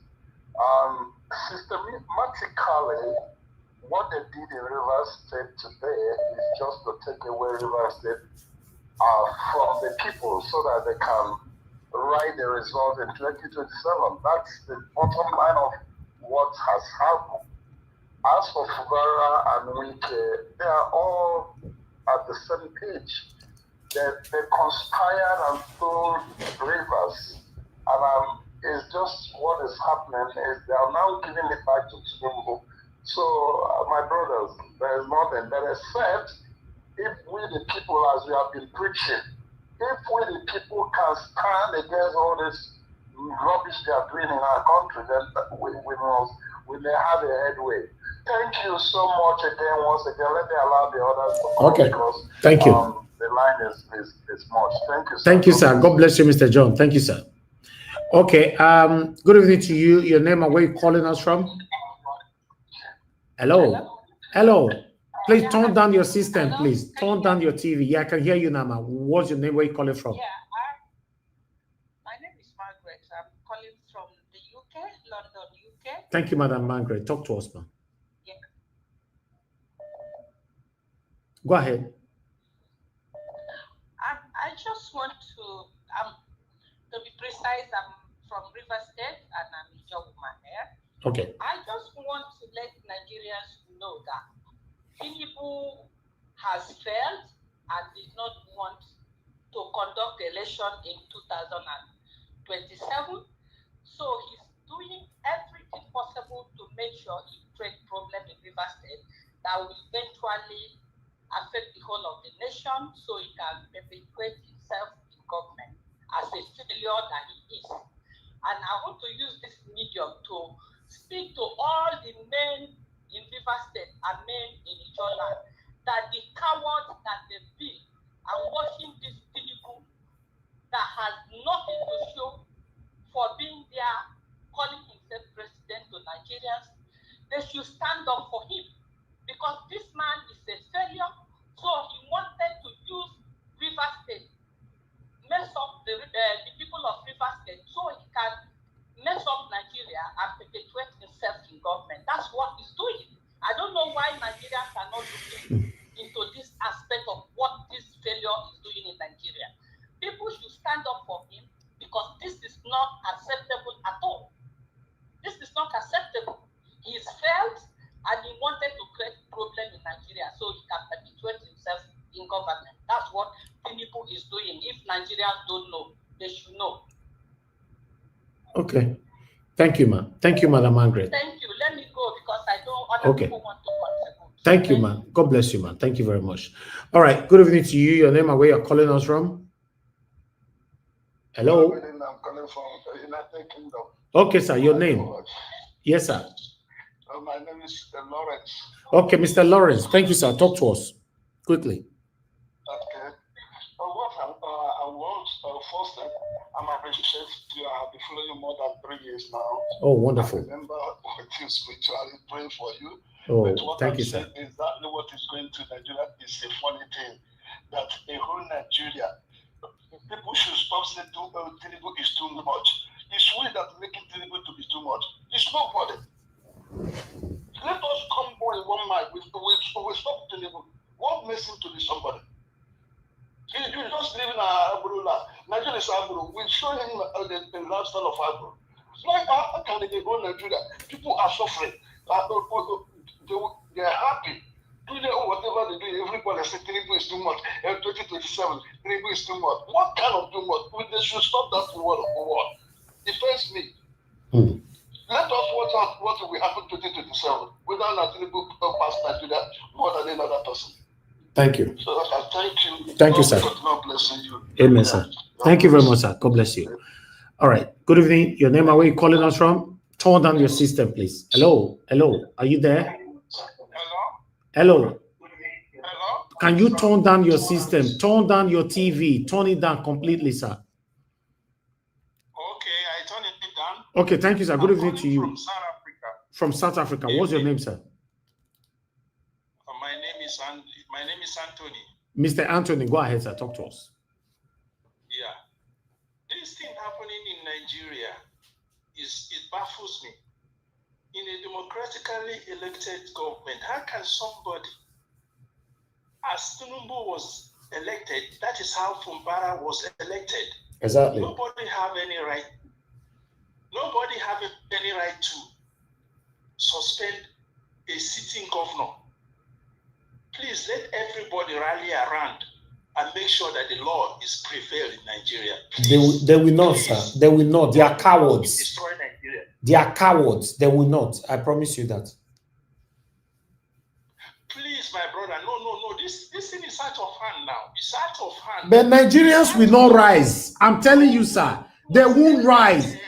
Oh. And Fubara was elected. Whatever happened, whether anybody put Fubara there or they manipulate, because when they were manipulating all these things, I tell them that this thing is going to backfire. But at the end of the day, he was elected in whatever way. The same way Tinubu was manipulated to enter there and was elected. So the same, he has no right. Let them go back to our constitution. Let the House go back and intervene in this matter. Please, I'm begging them. Begging them, please. Thank you, sir. Thank you. Please, let them intervene. First thing tomorrow, let them intervene. Let the Senate sit and intervene in this matter. Senate? Okay. See, which of the Senate? No, excuse me, sir. Which of the Senate? Which the Zimbabwe Senate? Which one? We are not in a military regime. Okay. Is it taking us back to a military regime? How can you just appoint a retired admiral Thank you. govern a state? Why there is elected? Thank you, sir. Let's move on. Thank you, sir. Thank you very much. We have lots of people on the phone. Thank you very much. God bless you, sir. Thank you. Okay, yeah, good evening. Your name and where you calling us from? Turn down your system, please. Turn down your system. Hello, are you there?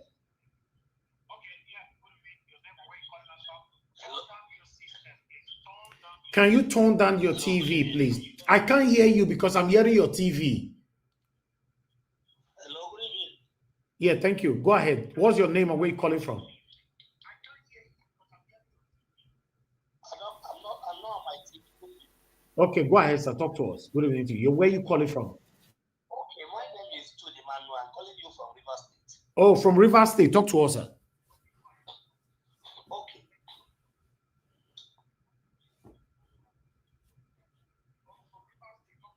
Okay.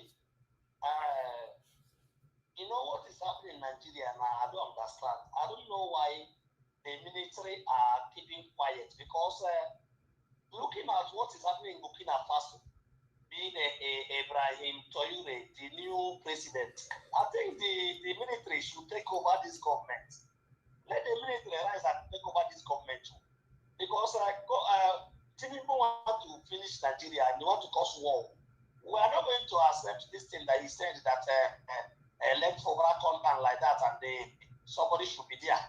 He will not going to work in River State too. Okay. Are you done? Thank you, sir. Your line is delayed. Okay.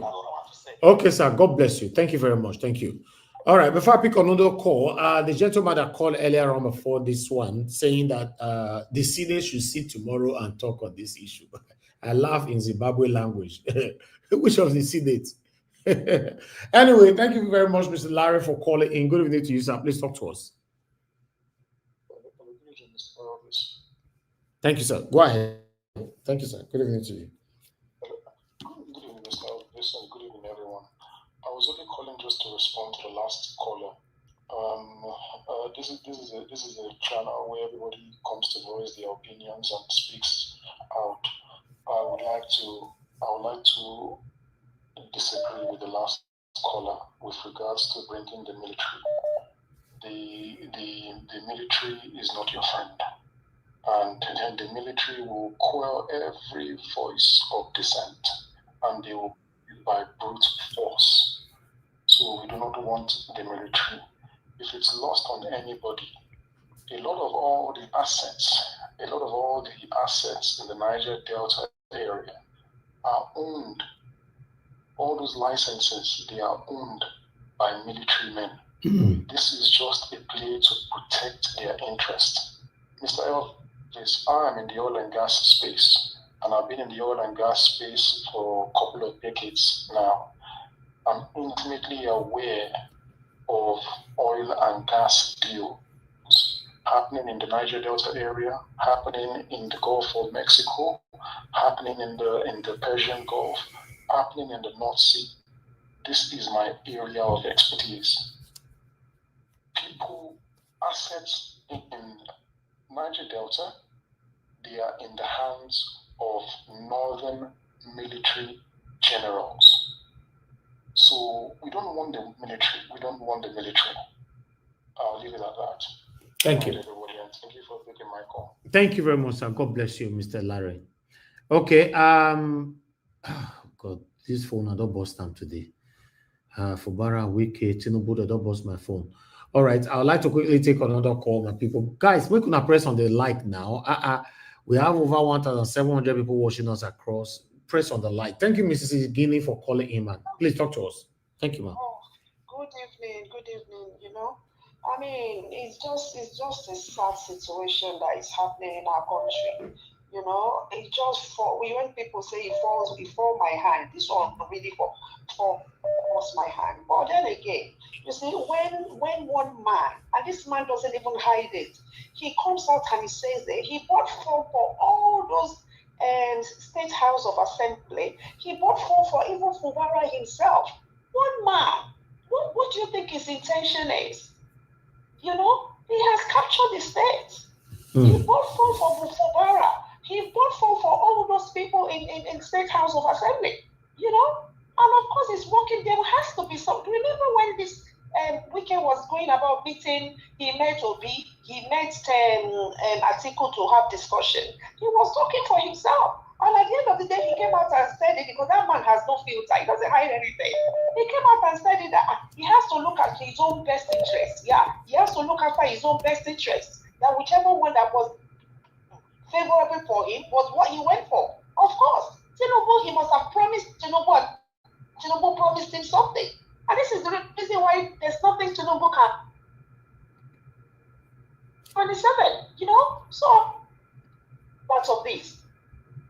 You know, because at the end of the day, everybody is just keeping quiet. If people comes out to NPC is the worst government ever. Never seen this sort of government before. If people comes out to protest, then they will bring some idiots that are countering the protest. How are we going to get ourselves out of this whole nonsense? The same way they are insulting us here, countering us here on air. So they are everywhere. How are we going to get out of this whole thing? You know, they have captured. Just as Tinubu captured Lagos State.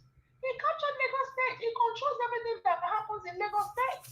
That is the way they will capture Nigeria. You understand? I don't know how we're going to get ourselves out of this. Maybe we need to look outward and see. I don't even know how. You know how Nigeria watch. It's just insane what is happening in Nigeria right now. It is. They're taking us backwards. Seriously, I really don't know.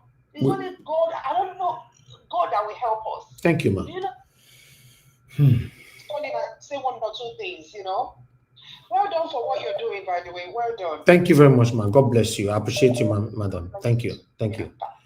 All right, that's Mrs. Igini. No. I'm still picking calls. Please. Good evening to you. Your name and where you calling us from?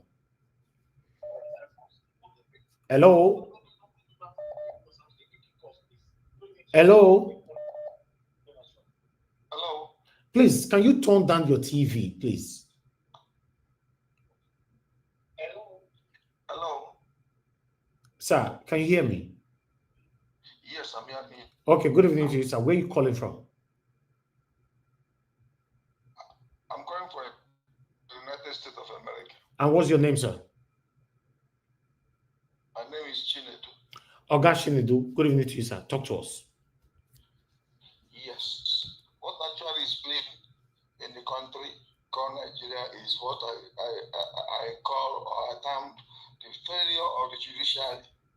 They speak from their two sides of mouth and confusing the whole system. So if this democracy that people claim that we fought for us within this period, it is on the head of all those learned luminaries that call themselves judges. They judge this one today, they judge another one tomorrow. All these things the presidents have said, have taken time to read it. All those points, they saw it when it was coming, and he refused to make any comment. Somebody will be somewhere else and want to control the state he left 8 years for government for 8 years. Looking at it now, the whole country is in a mess. Nobody is happy of what is going on, and now we want to blame ourselves. People, even when people now go to the street tomorrow, they want to kill everybody at the same time. Where are we? But okay. No matter whatever happened, thank you. The government belongs to the people, and one day the people will rise up to take over the government. Thank just you. as what we have seen happening in the other African countries. Thank you, sir. Thank you. God bless you, sir. Thank you very much. Thank you. All right. Wow. Did I say I go stop some calls because first thing go well, plenty way they call in or you plenty. This one resemble Apostle Joseph Suleiman. I always say, okay, I don't know, man. Look, good evening to you, sir. Your name and where you calling us from? Hello. Hello, sir. Please speak louder. Where you calling from? What's your name? Hello, sir. I'm calling USA. What's your name, sir? My name is Reverend P.K. Alele. Okay, thank you, Reverend. Talk to us, sir. Go ahead. I don't have a problem with state of emergency if they to do. But I have a problem with the fault finding, the finger pointing, the one-sided blaming because it's not your party. A man went to the House of Assembly. They locked him up. They refused him to enter, at least for that one alone. He wants to restore everybody back to their position as the court talk. But they don't let the man enter. Why didn't you mention that?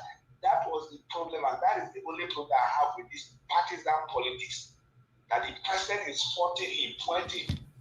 But when everybody they play this game, the referee was involved. Last man was involved.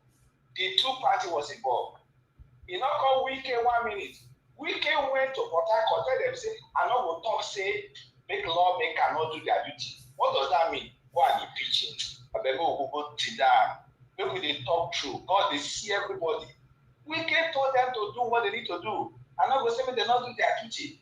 Is that how to meddle in a situation that is a crisis? Is that how to settle matter?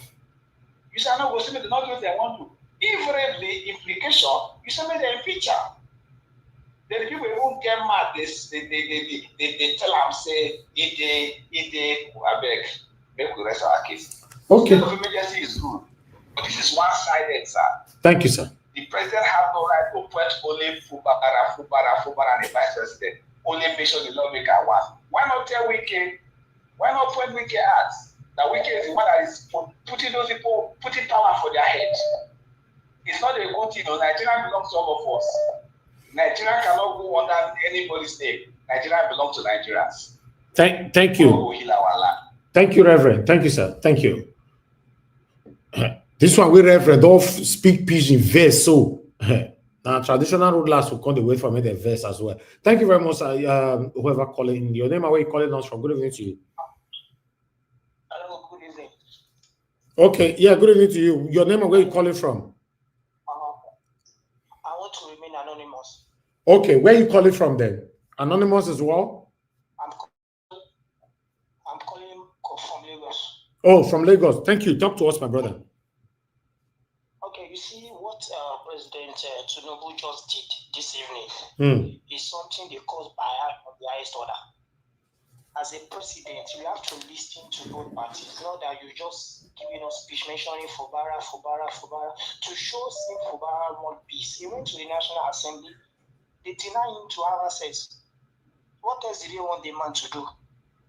When Wike was a former governor of a river state, did Amechi or Ibori interfere in his policy? Why is this man not let Fubara be? He's an elected governor. You are a serving FCT minister. Focus on Abuja. They keep kidnapping in Abuja. Insecurity. He has nothing to do. And yet the president came this evening and telling us that they impeached the governor. Insecurity in Yobe, insecurity in Borno, kidnapping in Sokoto.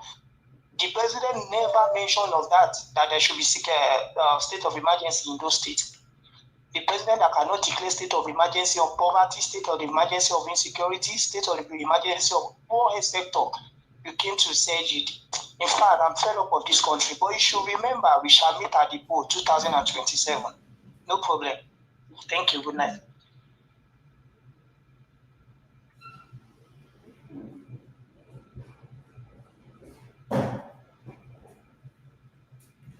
Oh, wow. Anyway, thank you very much, caller. I appreciate you. I have more people trying to call in right now.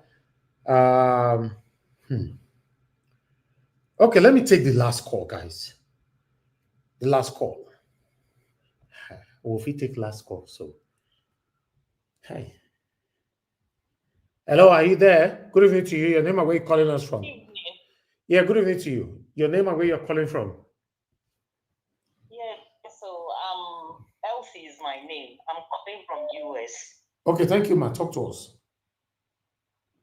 Yes, it's quite disheartening, we watch him from, diaspora seeing what is going on in Nigeria as a whole, case study River State, is shameful, very, very, very shameful, because we see corruption in play. They try to put the judiciary in the front, obey the rule of law. It's just, they are all corrupt, to be candid. When you are from far and you watch what is going on, it's just like you are on top looking at Nigeria down the hill, and you are seeing everything playing out. You know that the whole system, to be candid with you, is corrupt. Because when I see what is going on here, like I reside here in the US, in one of the states, which I will not disclose to you, the president does not interfere in any way. There are boundaries to everything. All the noise we hear in Africa is just like in Nigeria, it's just like a zoo republic. To be candid here, I've been here in my state where I stay here in abroad for 8 good years in this particular state. I have never seen governor or minister or anybody of the government applying the rules here. We go to work, we come back, we're just we do the normal thing. You see the traffic light, you stop. All right. The police. Thank you, ma'am. Come and stop you. So in River State, Tinubu has to withdraw whatever support he's giving Wike, trying to use the federal power against the Rivers people. Thank you, ma'am. It's unacceptable. He should stop it. Okay. You can't bring state Can you hear me? emergency. Thank you, ma'am. Your time is up. Your time is up. Your time is up. Your time is up. Hello. Thank you, ma'am. God bless you. Thank you. All right. Thank you very much, Mr. Wale, for calling in. Please talk to us. Good evening to you. Yes, talk to us. Go ahead. Good evening to you. Yes, sir. I called yesterday, anyway, that's fine. I just want to talk about that lady. You have only 2 minutes. 2 minutes. We're in a rush hour now. Just go ahead.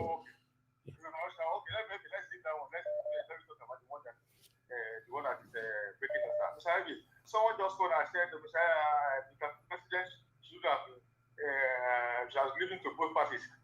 Let me tell you, do you think Mr. President don't know what is going on? He knows what is going on. He knows everything. Mr. President is preparing for 2027. What are you talking about? You want him to support Fubara? He will never support Fubara now. They will be inside of a weekend.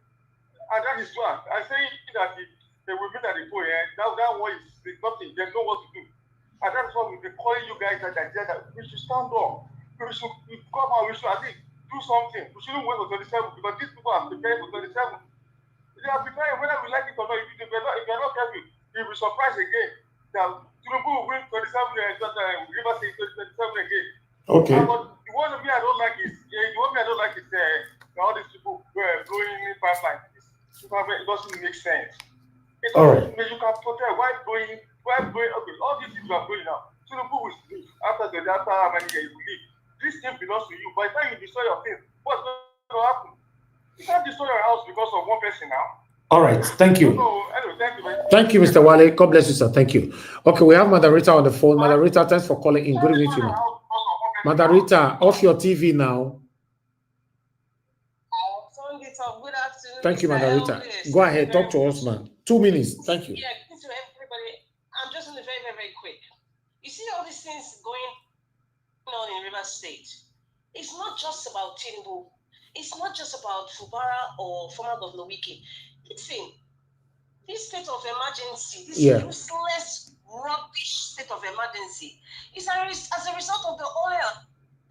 Because the people who own the oil wells, the pipes that are going to their oil wells, including some international bodies that are unknown, the non-state actors, they are all scared of their oil wells. And of course, the man from Bodilon has made a deal with them. So that is why you are seeing all this emergency rubbish going on in River State. It's not about the oil. It had nothing to do with the people of River State. So right now, the people of River State, Your state is in your hands. It's not just talking. Where are all the Asari, the Okupos, all the Topolos and the rest? If it's not for selfish interest, where are all of them? It's because of the oil well. They have warned the man at property law that if there's any disruption in their oil well, if there's any disruption in the money that they make, there's going to be trouble. And that's why this man hastily declared a state of emergency.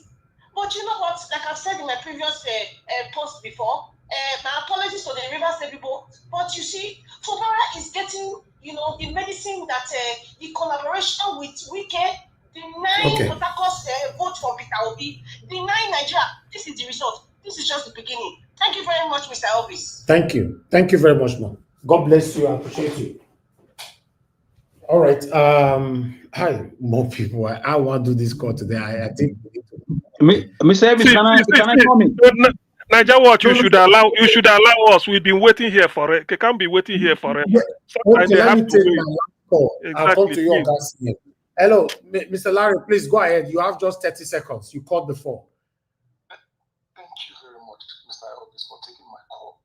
Madam Rita, spot on analysis. Mr. Elvis, please go to my message.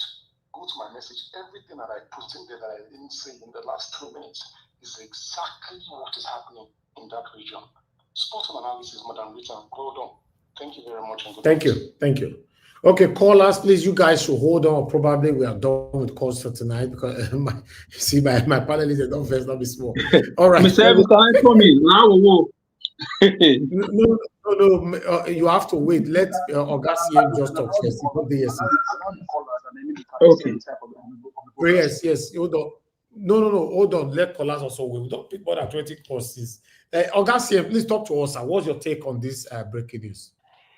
Well, thank you, Niger Watch. I greet each and every one of us, the panelists, those listening, and those on the chat, wherever you may be. You see, my first instinct is to ask this question: Was this this proposal, or was this pronouncement, was it thought through? Was the consequences, whether intended or unintended, was it factored in? People say Rivers State is the treasure base of Nigeria, and I agree. Nigeria is on its knees economically. Was this thing thought through? Was there no way this thing should have been resolved? Now, this is my take. You see, what is it called? The conciliator is the provocator. Tinubu is proving to be the conciliator, but he is the agent provocator, or the way they see, whatever the way is being spelled. He is the cause of all these things. And if care is not taken, it will consume him. You see, I'm not a fan of Fubara. I'm an obedient. Tinubu and Fubara and what is the name? And Wike conspired to steal Obi's vote and give to Tinubu. Tinubu can tell you in his lifetime how many times has he stepped into Rivers State. He couldn't win Lagos, then they are declaring Rivers State election for him. But that is, by the way, that is bygone. The perspective I want to bring to this is this. I don't discuss Nigerian politics based on abstract. I discuss Nigerian politics based on people, because Nigeria is a collection of people. That is the respect. I don't discuss Nigeria the way I can talk about France or Germany. No. Nigeria is a different nations forged together, and everybody deserves its own respect. To that extent, whether your population is 100,000 and your own is 50 million, you deserve equal treatment. That is the beginning. In Rivers State, there are 3 major ethnic groups or nations: the Ijaw, the Ogoni, and the Ndigbo. For more than 20 or 24 years since 1999, the Ndigbo has been ruling. I'm an Igbo myself. For those that may think, I'm Igbo, full-blooded from more than 1,000 generations, unadulterated from Anambra, Agwata local government. For 24 years, Ndigbo has been ruling Rivers State. 8 years for Odele, 8 years for Amechi, 8 years for Wike. That's not fair.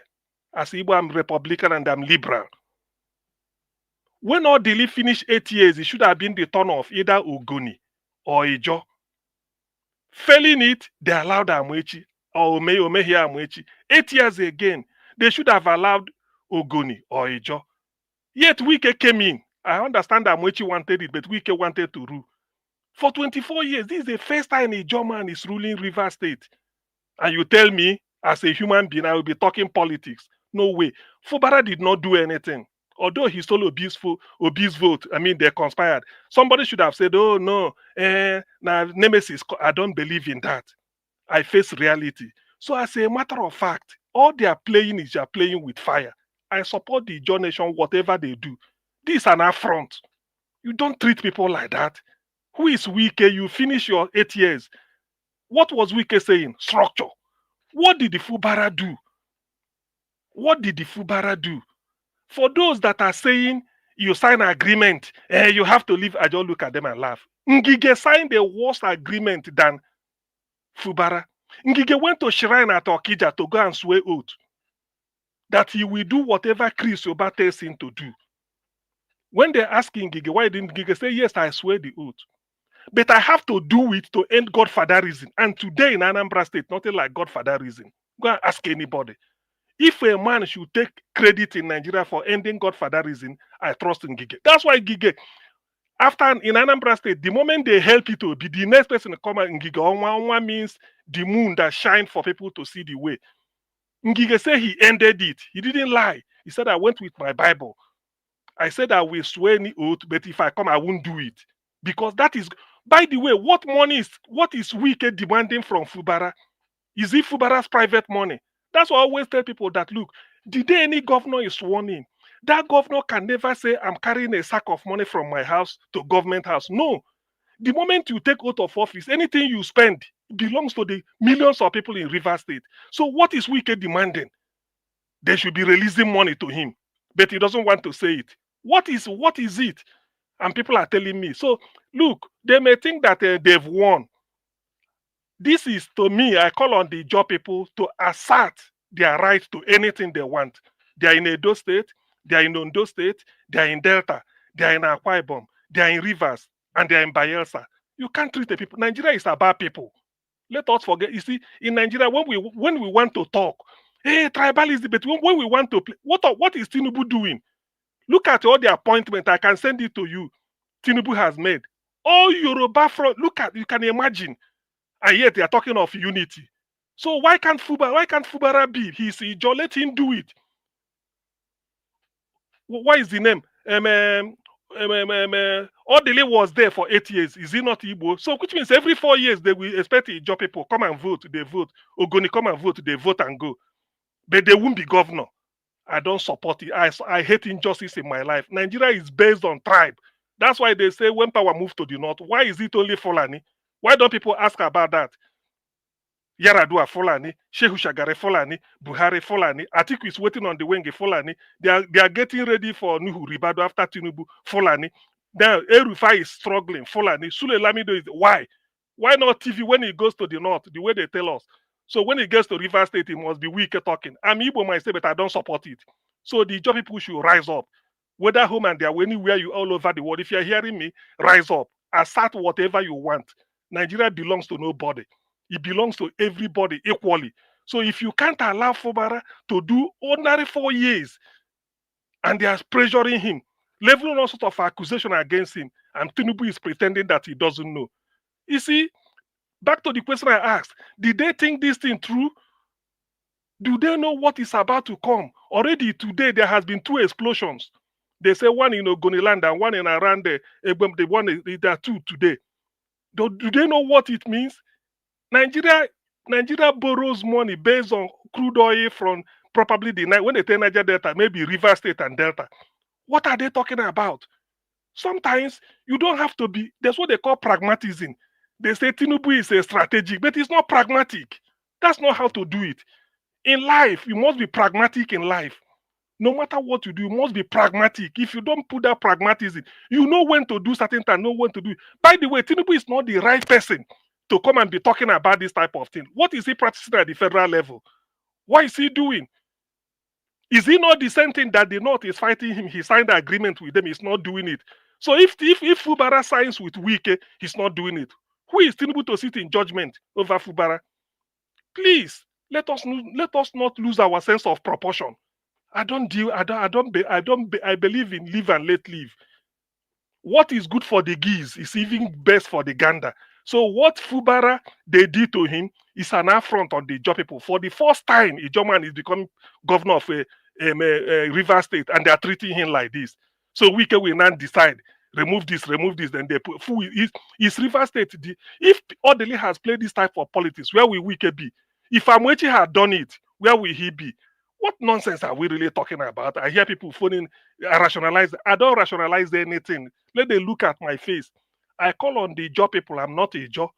Not that I'm, but whatever you do, I support you, because this is pure insult. You don't insult a nation like that. When will the Ijaw man become governor? After 24 years, you won't allow them. By the time they get in, they say, I put you there. Who put Wike? Is he not Ijaw blood? Jonathan and the wife that made Wike what he is at the federal level. What are they talking? How many times did Jonathan request a return from him? And yet people are keeping quiet. Wike just prancing up, and I pity him. But I know the Ijaw people, if you fail yourself, then you have yourself to blame. Future generation will never listen to you. But if you want to stand up and be counted, stand up. Nigeria belongs to nobody. Nobody can take this shit. No ethnic group can take it. When June 12th was annulled, I know what happened in the Southwest. Till today, I'm still willing to take a revenge on Biafran war. For people that doesn't know. So nobody owns anybody in Nigeria. No, Nigeria belongs to any people, not an individual. It belongs to people. So when your ethnic nation is insulted, you should. That is the way Nigeria is structured. The Fulani herdsmen buying people up and down is because they are Fulani. Any Fulani will protect them. Buhari protected them. So that is the issue. That is why I see River State, what is playing out in River State. Thank you. If I have opportunity, I come back and say one or two things. Thank you, Niger Watch. All right, Ms. Oga CM, thank you very much for that submission and your expression. You know, that's, in fact, your facial expression is what I was looking forward to see. That is how it should be. We cannot continue to be joking with the things that's affecting us, with our plight. It doesn't make no sense. From tomorrow now, you're going to see some lunatics, some cowards in Nigeria now will be making, they'll be joking with this thing, making comedy about this whole thing that is happening. That's why you see that our satanic politicians or government are capitalizing on our stupidity. You know, thank you very much, sir. God bless you. I appreciate you for that. We have, before I will come to Mr. Alex, Mr. Alex, you are not the, although I need to apologize to White Panther, but before I come to you, I have someone on the backstage, Brand George. Brand George, where are you joining us from? I'm joining you from Port Harcourt. From Port Harcourt. Okay, I will prioritize you to talk to us. Is your first time joining this broadcast, right? Yeah. Okay. Your audio is not very sound though, but let's see if we can manage it. Because we really want to hear from you. Since you are joining us from the same state. What's your take? Are you disappointed with the breaking news from Bola Ahmed Tinubu, the President of the Federal Republic of Nigeria? I'm highly disappointed because as it stands now, it shows that there is no hope in common man, and this is all about the resources of the state, the 2027 election. Because Donald Tinubu has backed out and is looking at it as a threat because of the attack and almost. So they are trying to protect their investment, not the masses. That is my own take on it. Hello? Can you? Hello? We can hear you, Brand George, sir. We can hear you. Okay, so that is it. So it's not about the office, nothing more, nothing less. But I can assure you that my brothers that have been there, they have seen things like this before. But the only thing for the entire nation, because it will bring down the economy of Nigeria. Other states will be affected because they want to make sure they have the amount on ground against 2027. It's just oil. Okay. At the moment, Mr. Brown, at the moment, what is the situation like in the River State? this evening?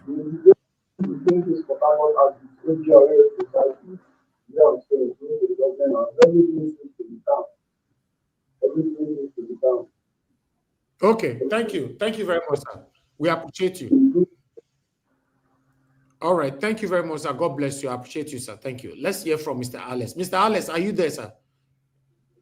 Yes, can you hear me, sir?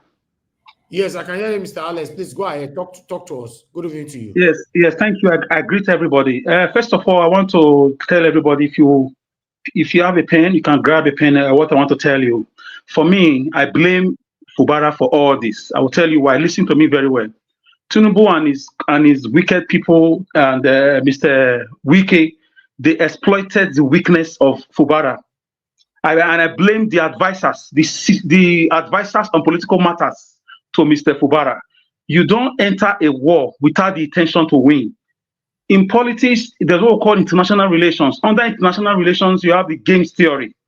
Under the games theory, you have the guerrilla warfare. That is different warfare, different games, like we call politics a game. Then in a sub-heading, there is a zero-sum game. That's where you calculate your risk, if it is worth it or not. Under that, you have the chicken game where you have to either back out or weigh the risk and the gain of going into a war. Then number 3 is zero-sum game. Here you have no option than to go. Here you have to kiss your family goodbye. You don't care about the risk or what happens. After that is diplomacy. Fubara should not have stopped.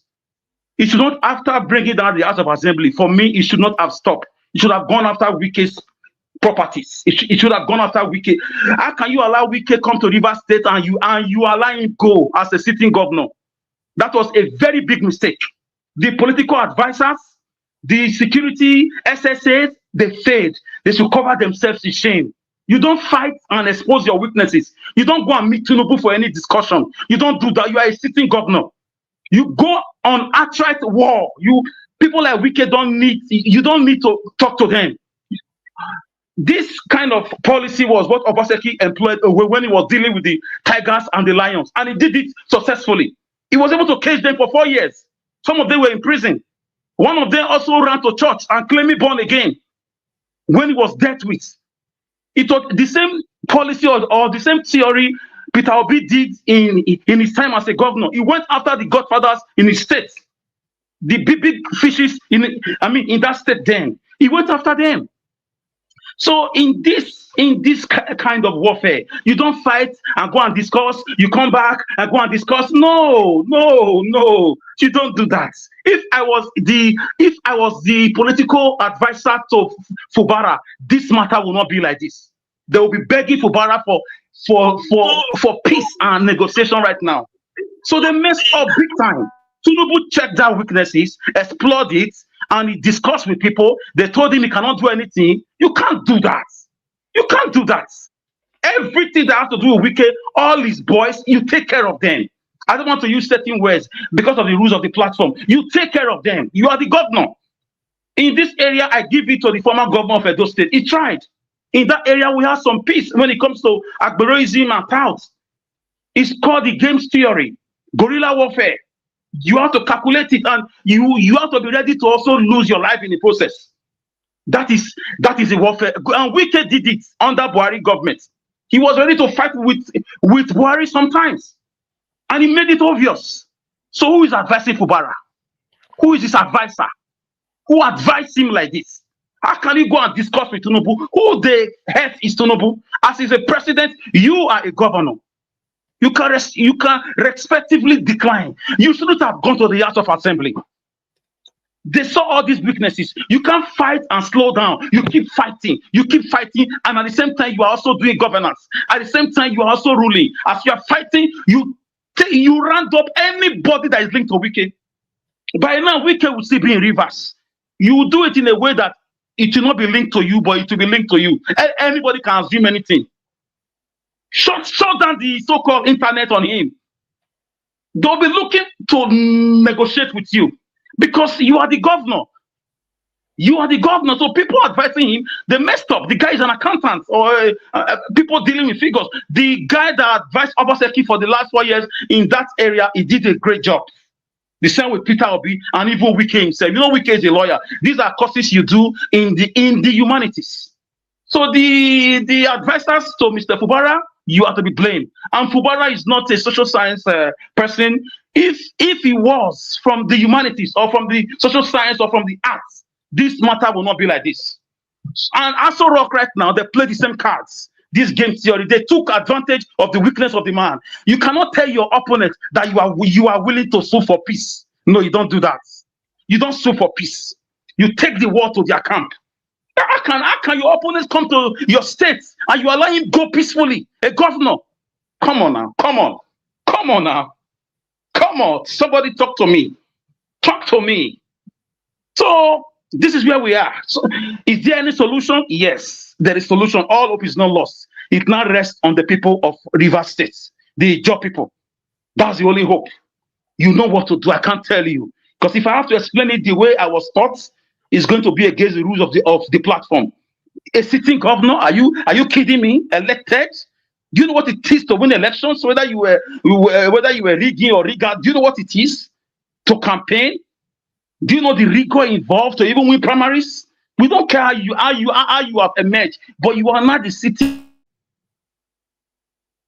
Don't let that happen to you. So, Ijaw people, Rivers people, you are the only hope this man has now. This man's weaknesses has been exploited. I wanted to say all this while, but I just look at it that it's not really my business, it's my state, but we are in the same country. Who are the people advising Fubara? They advise him a little bit, but they messed up big time. You don't go and negotiate. They negotiate on your terms. You are the governor for the next 4 years. You are the governor. International community will be calling you for negotiations because they have companies in Rivers State. They have staff in Rivers State. You are the upper hand before this state of emergency. This state of emergency, whether it's legal or not, is another debate with the lawyers. So who are those that are, who are SSA on security, SSA on political matters, SSA on disputes resolution? Who are this is where people like us come in. This is where we come in. Strategists. You don't allow that. Tinubu is calling for a meeting. Who is Tinubu? Is he your father? He should stay in Nassau Rock and govern Nigeria. This is Rivers. If Tinubu wants war, you give him war. Because you are a governor too. He can't come to your territory and declare anything because they saw that you are a weakling, Mr. Fubara. I know you are listening. They just saw you and assumed that you are a weakling, and they took advantage of you. And right now, it's almost too late. You have to rally around your people that voted for you. Let them come out and do the needful. And by the needful, it is not going to be sweet.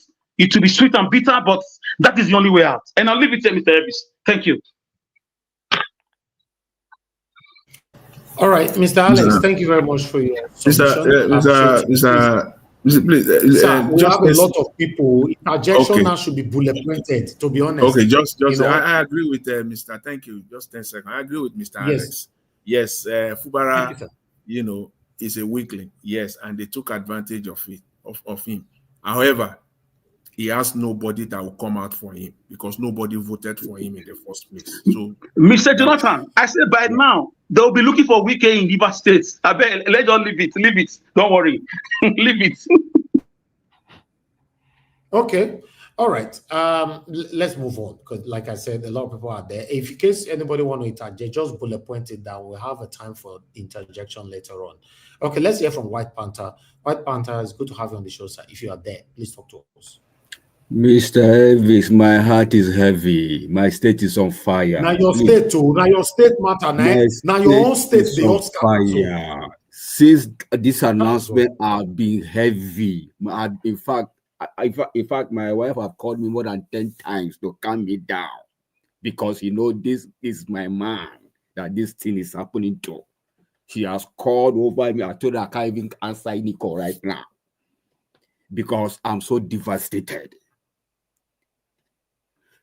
First of all, I want to ask a question. What this man did, this Agbado man did, is illegal. Where is the separation of power in this democracy? Is there no separation of power? the federal, the state, and the local government. What you can consign this man to with our state now? Which kind of problem is this one?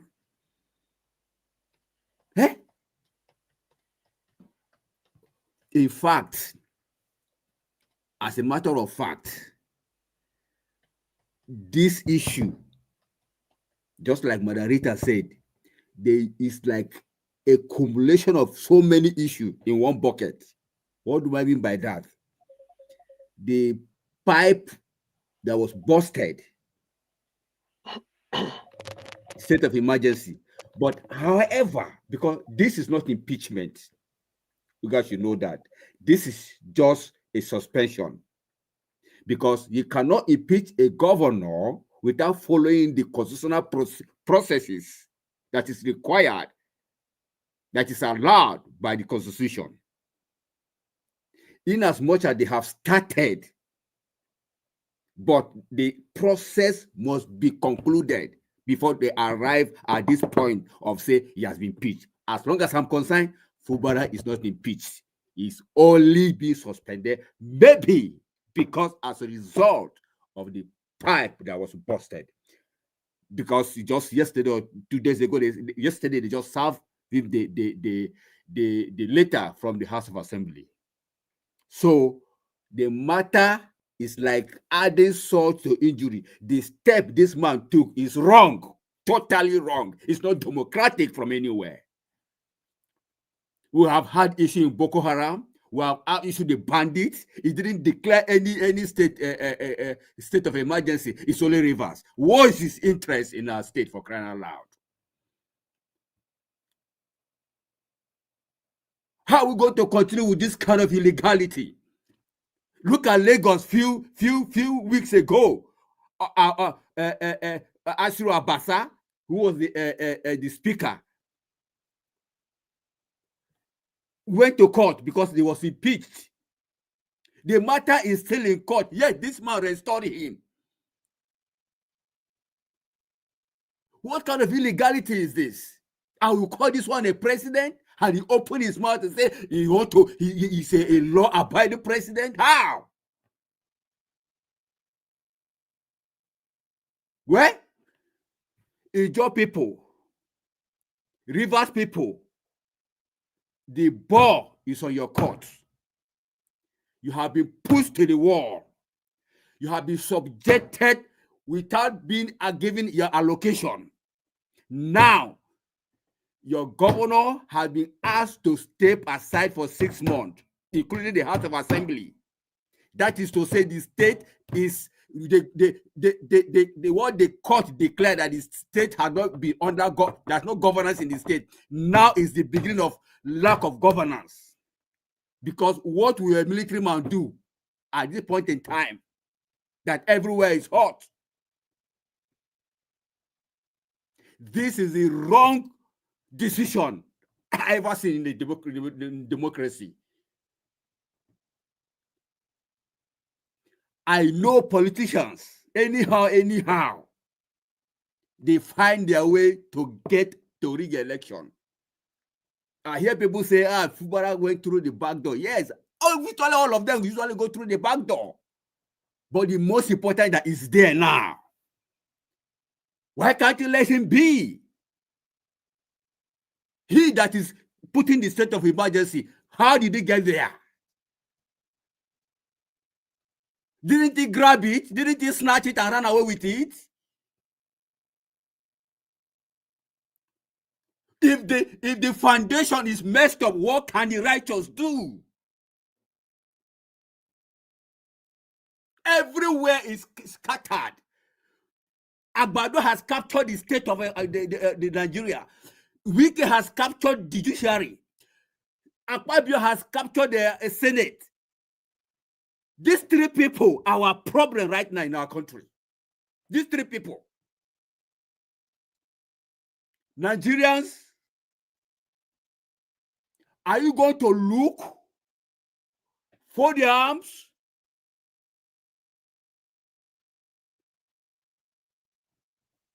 This service, please move to the next person. Thank you. All right, Guy F. Emmanuel, I understand how you feel, especially that is your state. It's very sad. That's all we see. That's all we see. And thank you very much, sir. I really do appreciate you. Thanks for your submission. I would like to take just one call so that I can quickly move on to the next person to speak to us. Guys, bear with me. Let me take this call because a couple of people were calling in, but I'm only going to take one call for today now, and we'll take it from here. Sir, I'm returning your call. I hope you're there so that you can quickly speak to us. Guys, help us to press on the like button, help us to share. Let our voices take our voices far. So I have Mr. Collins, you're on the backstage. Hello, are you there, sir? Okay, it's not there. Okay, the time you always call, sir, we are not available, and I'm calling you back now. You are not available as well. Okay, I would like to just move on to the next person so that we can. Who's the next person? Self is it should be Abdul Malik. Then Abdul Malik, it's good to have you on the show, sir. Please talk to us. Good evening to you. Yeah, good evening, Mr. Nigeria Watch. Thank you, sir. Good evening, Nigerian. Good evening, everybody in the panel. You see, Nigerian, what we are facing today in that country is abnormal. It's not normal. But we continue getting this because the citizens there, they are not serious to do anything to change the narrative. I see no reason why a city governor elected by people, presidency is not judiciary. It's not the one that will pass the bill to remove a city governor. It's elected body like you, right? Okay, where is it written in the Constitution of Nigeria that the president have the right to remove a city governor or to give suspension to a city governor? It's not written anywhere. It's not written, but you have the right, if there's anything is happening in the state, you have the right to declare state of emergency just to calm the situation down. But you don't have the right to remove it or to give suspension to a city governor or it's a elected governor. It's not in constitutional, it's not there. Okay, why did they do this? We say we are a democracy. What type of democracy is this? Tyrant type of government. We are not in democracy, they are operating like military. They are disguised. Yeah, they are military people or more often. We cannot continue this way. But if the citizens are not doing the needful, this is what we'll be getting. Because they believe whatever they do, there is nobody who they are accountable. That is what they believe. And this is what we are saying now. It's not normal, it's abnormal. But I believe Ijaw people will not allow this. They should not allow, they should not allow this at all. Enough is enough. Those people, they scare more than me and you. It's just because of Nigerian citizens, they are cowards. They are not serious to do anything.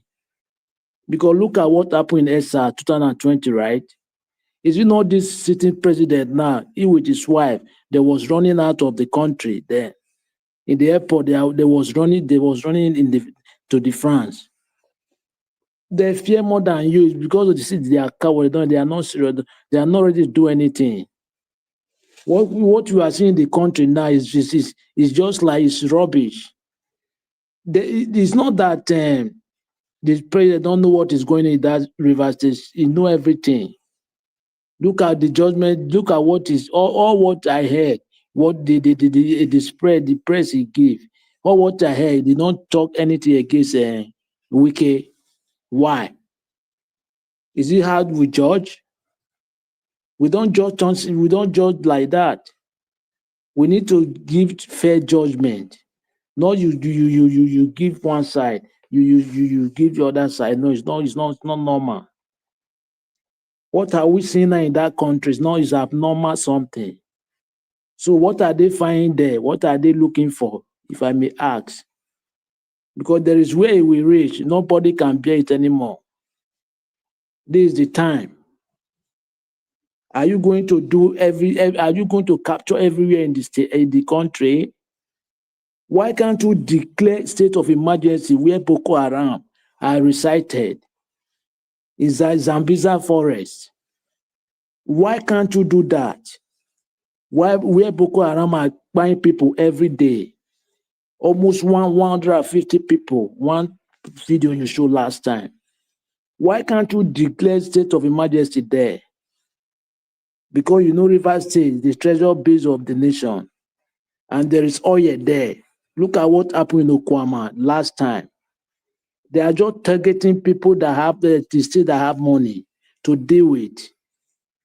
Well, the citizens they need to know what to do in that country, because if they don't react, this is what we will be getting. There's nothing will change. I'm telling you the truth. This is what we'll be getting. We continue like this till they will do the needful. Before you know, Tnandotibo is ahead, right? They are planning everything to make sure they capture everywhere. Unless the citizens will allow them, but if they don't allow them, they cannot. They want to enjoy their billion that they are stealing. They scare more than you and me. It's just because the citizens they are cowards. They are not serious to do anything. Thank you very much, Mr. Niger Watch. All right, Abdul Malik, thank you very much. I appreciate you. Thanks for your time with us. Let me quickly hear from, do we still have Honorable Sam here? Yeah. Honorable Sam, if you are there, sir, please unmute yourself and talk to us. Good evening to you, sir. Okay, thank you very much, Mr. Najawash. Good evening, Mommy in Diaspora. Good evening, all panelists, and of course, the viewers and those in the comment section. You know, to me, what happened today is a blow to democracy. That's the way I will say it. It's a blow to democracy.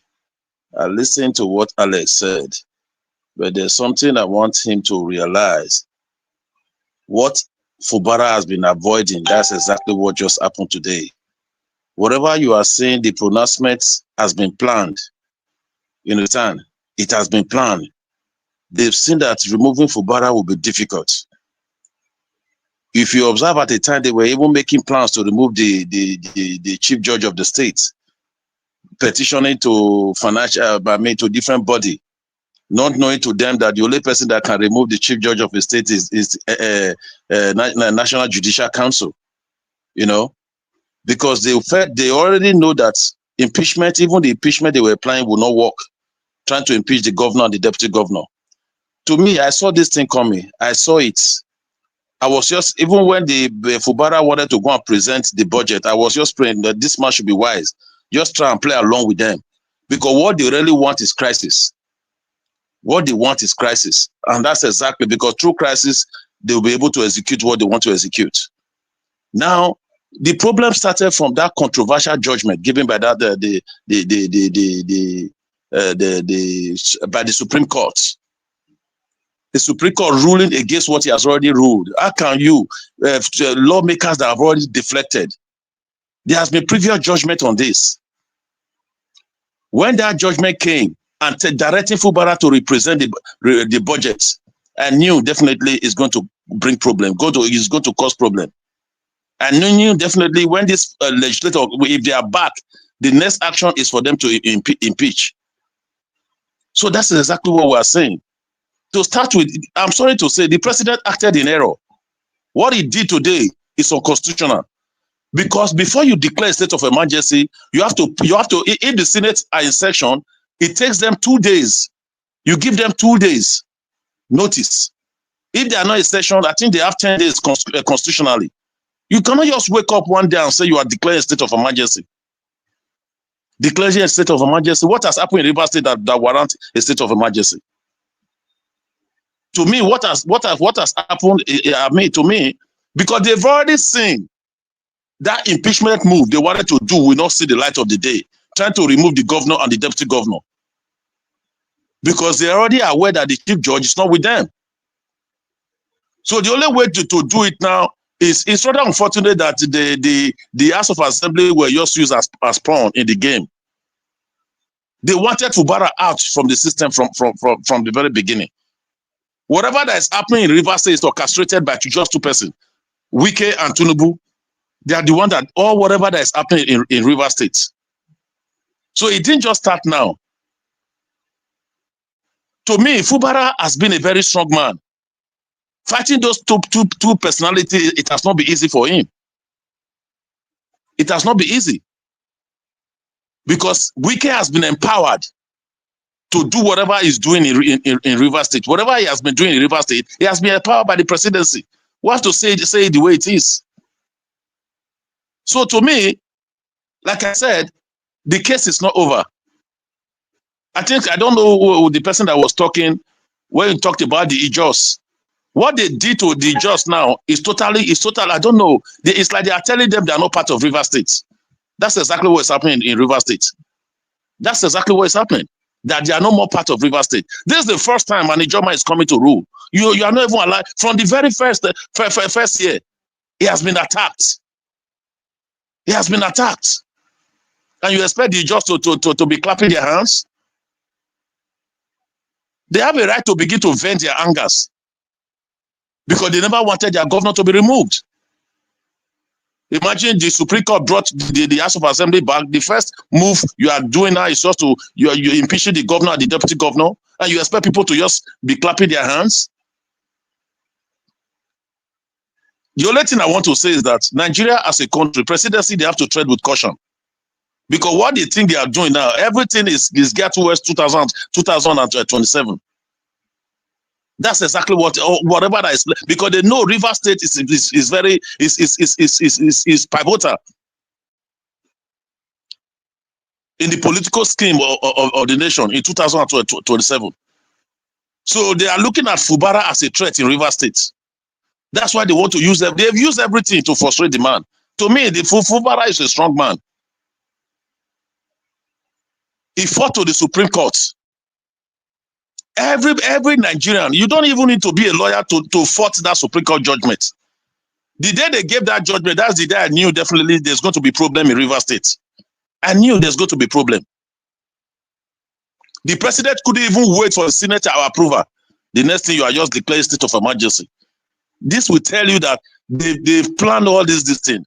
Let us do what to bring crisis. At the time there's crisis in Rivers, we'll capitalize on the crisis and invoke a state of emergency. They were about trying that in Edo State. Duru and Oshomole and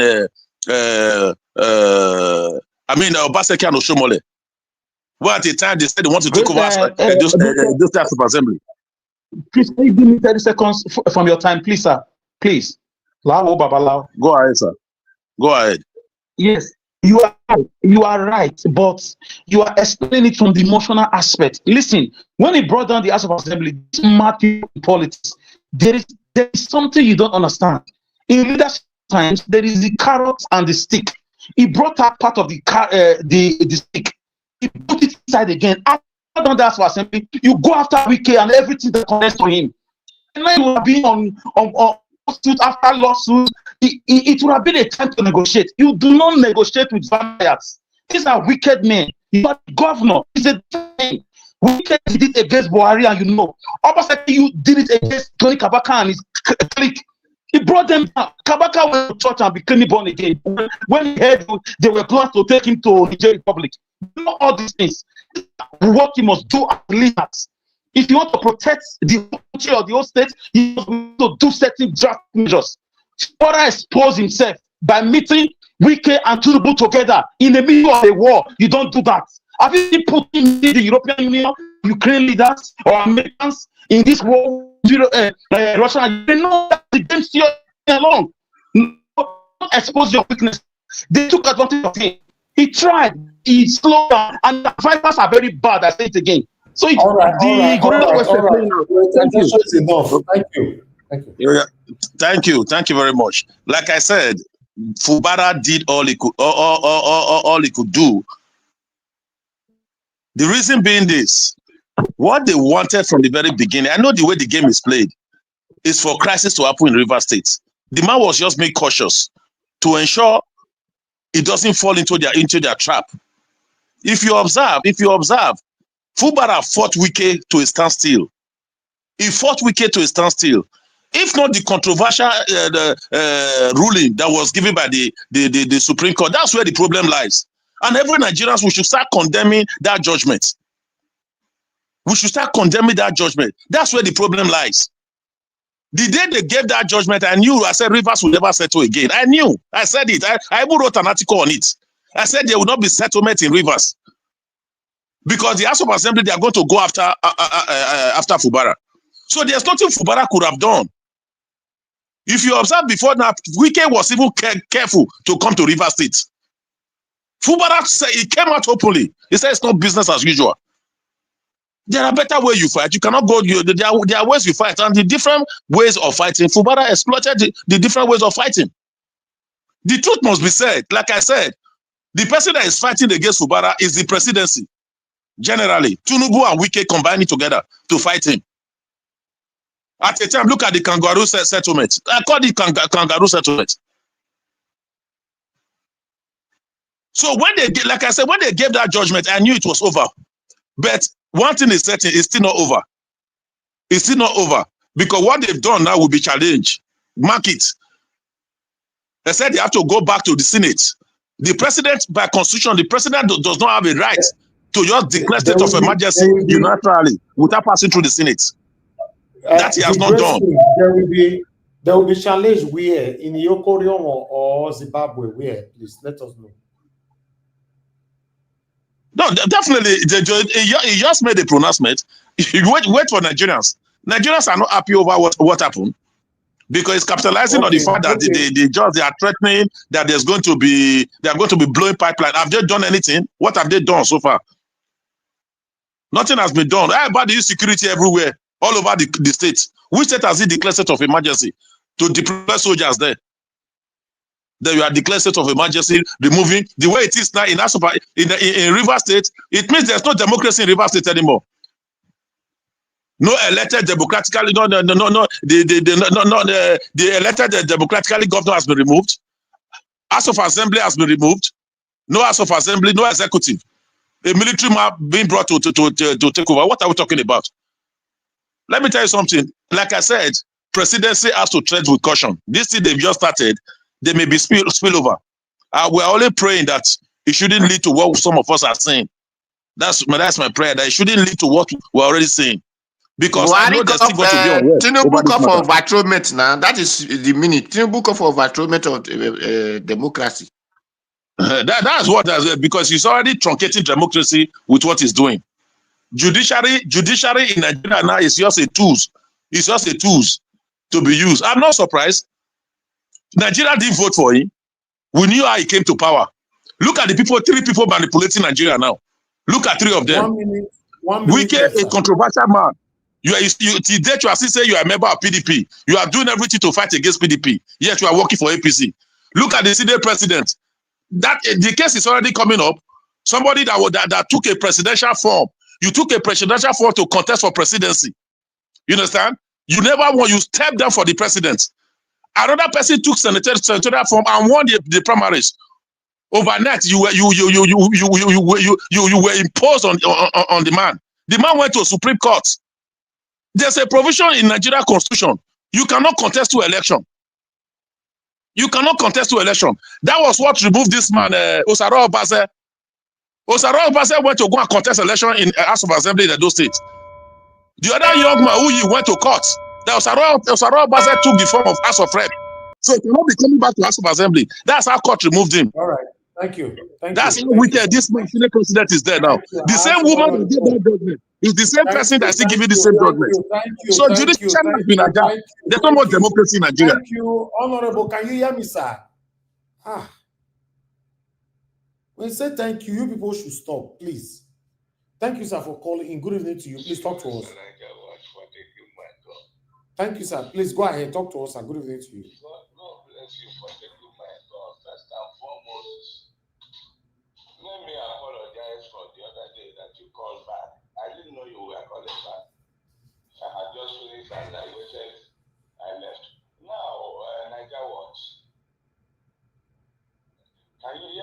Go ahead, sir. Just talk to us, sir. Just go ahead. We are hearing you, sir. Okay. Well, I just want to appreciate you for what you are doing. Appreciate you for what you are doing, and as well, you know, great moment diaspora. Thank you, sir. Mr. Niger Watch, I will beg you, don't ache your head too much over some of these things. Nigeria is already, you know, a captured state. If we don't know it is happening. Now, I think what you may ask people to tag for you, if they can do that for you, is that Tinubu should also ask Wike to step aside. Wike should step aside. That is what you can ask everybody that is listening to you to do. Tag Wike, step aside. If they want truth and if they want sincerity, and if Tinubu is not being one-sided, let him ask Wike to step aside. Fubara is not fighting those assembly people. The person is fighting is Wike, and Wike is the power behind the people in the assembly. That is why I don't want to take your time. That is the area I just say, let me mention to you. Tell them to tag that Wike must step aside. If Tinubu is being sincere,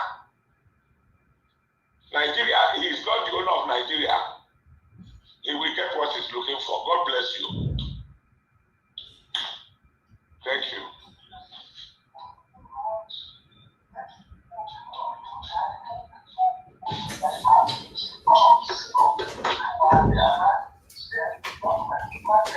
Okay.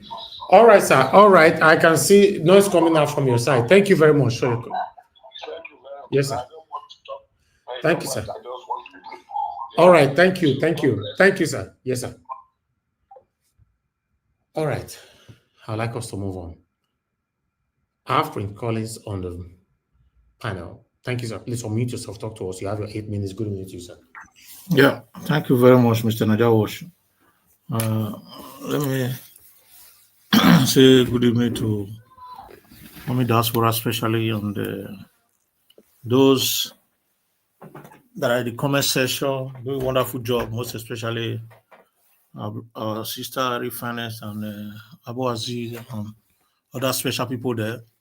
Pardon me if I can't mention your names. You guys are wonderful. Yeah, that's what it is. You know, this is the state of Nigeria now. We are just climbing step by step. You know, for me, we have spoken a lot about how this should come about, but I think right now it's not too late for the people. You know, the people must stand against electoral manipulation. We must stand against election manipulation in Nigeria. The people must stand against electoral malpractices perpetrated by INEC. You know, people must not forget easily, just in a rush, when politicians manipulate election against the will of the people. We forget so easily. Here people are talking about Fubara would have done this, he would have done that, Wike this would have happened to Wike, President Agbado would have, not have done this because of that. Have we forgotten so easily that all these people we are talking about force themselves into that place? They all have an agreement. They all have agreements. When you come into office through cabal, I've said it several times here, you must sign agreement with those cabal before they put you there, because they are going to ring you against the will of the people. Now, the people of Rivers has forgotten so in a rush that the kind of election that brought Fubara into office was against their own wish. Now they are standing for Fubara. Instead of them to say, okay, Fubara, you follow your guy and go away. Fubara must go and Wike must go. Let new election take place, if possible. The most foolish people in this game are the members of House of Assembly, that have been used as a tools, that thought they were going to have what Edo used to call Emilesi or Kuzebude. They thought they were going to have it. They didn't know that they were just tools. Right now, many of them will be sitting down in their corner now, taking paracetamol and Panadol, because they didn't know what was going on. Whom are you joking with? Whom are you playing with? Are you playing with President Agbado, who has now turned? I don't know. Agbado is not just a politician, but a desperate godfather. The earlier we know that, the better for us. Agbado has finally turned Nigeria into big Lagos. Have we forgotten since 1999? Agbado was in Lagos while other parties were at the apex. They couldn't fight him. Even a Yoruba man like him, Obasanjo, a strong man, couldn't fight Agbado. Agbado had Lagos to ransom. He was able to put governors and take them away. He changed the one he wants to change. He decided what happened. Have we forgotten what happened recently in the House of Assembly where somebody was impeached and was brought back immediately? This guy is not just a politician. He's a strategist and corrupt human being. What do you guys think? Now he just use all of them and look as if it's a joke. It's a pity, you know. Why can't they allow Fubara in the first place present the budget and so that they can move on for a while before they talk about impeachment? Because they were under the control of Wike. Now all of them are losing out. Tinubu has been ordered in the second wave. They've just ordered, the military have just ordered Tinubu, all those retired generals. They told Tinubu, look, if you want this your regime to succeed, you are better quell that Niger Delta, because that's where we get our money. That's why we are leaving you to become who you are. Your guys are misbehaving, you are doing all the nonsense you are doing, because we are having our own cut from there. That's why we are leaving you guys. Any attempt for you guys to stop our source of income, you are all going home and relax. Some of you will go to jail. And Tinubu has just implemented that alongside with his political ambition in 2027. Let us not forget in the rush that this system is nonsense. This system is nothing but fiasco. It's just a kind of rubbish that is not supposed to be pronounced. Nigeria have no system. We don't have anything going on there. The judiciary is dead. The executive is gone. The legislature is nothing. Every day we have different gist. Now we just left the issue of Senator, the Senate President and Natasha, alongside with other senators. Now it's a new gist. And as we are talking to you, they are sharing money. Now we are talking about Fubara and suspension by the president. They will give us another gist immediately. This one is going, another gist will come. These things are distractions. They are wasting our resources not unnecessarily right now. Okay, imagine the former governor of Rivers State, Wike, spend Rivers resources to bring Fubara to office. He wasted a lot of resources that would have been beneficiary to the people of Rivers State to bring in to ring Fubara into office. Now Fubara is there now.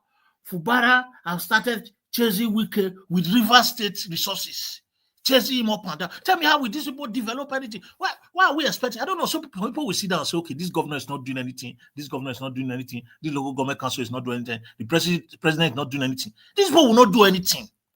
They are not there for me and you.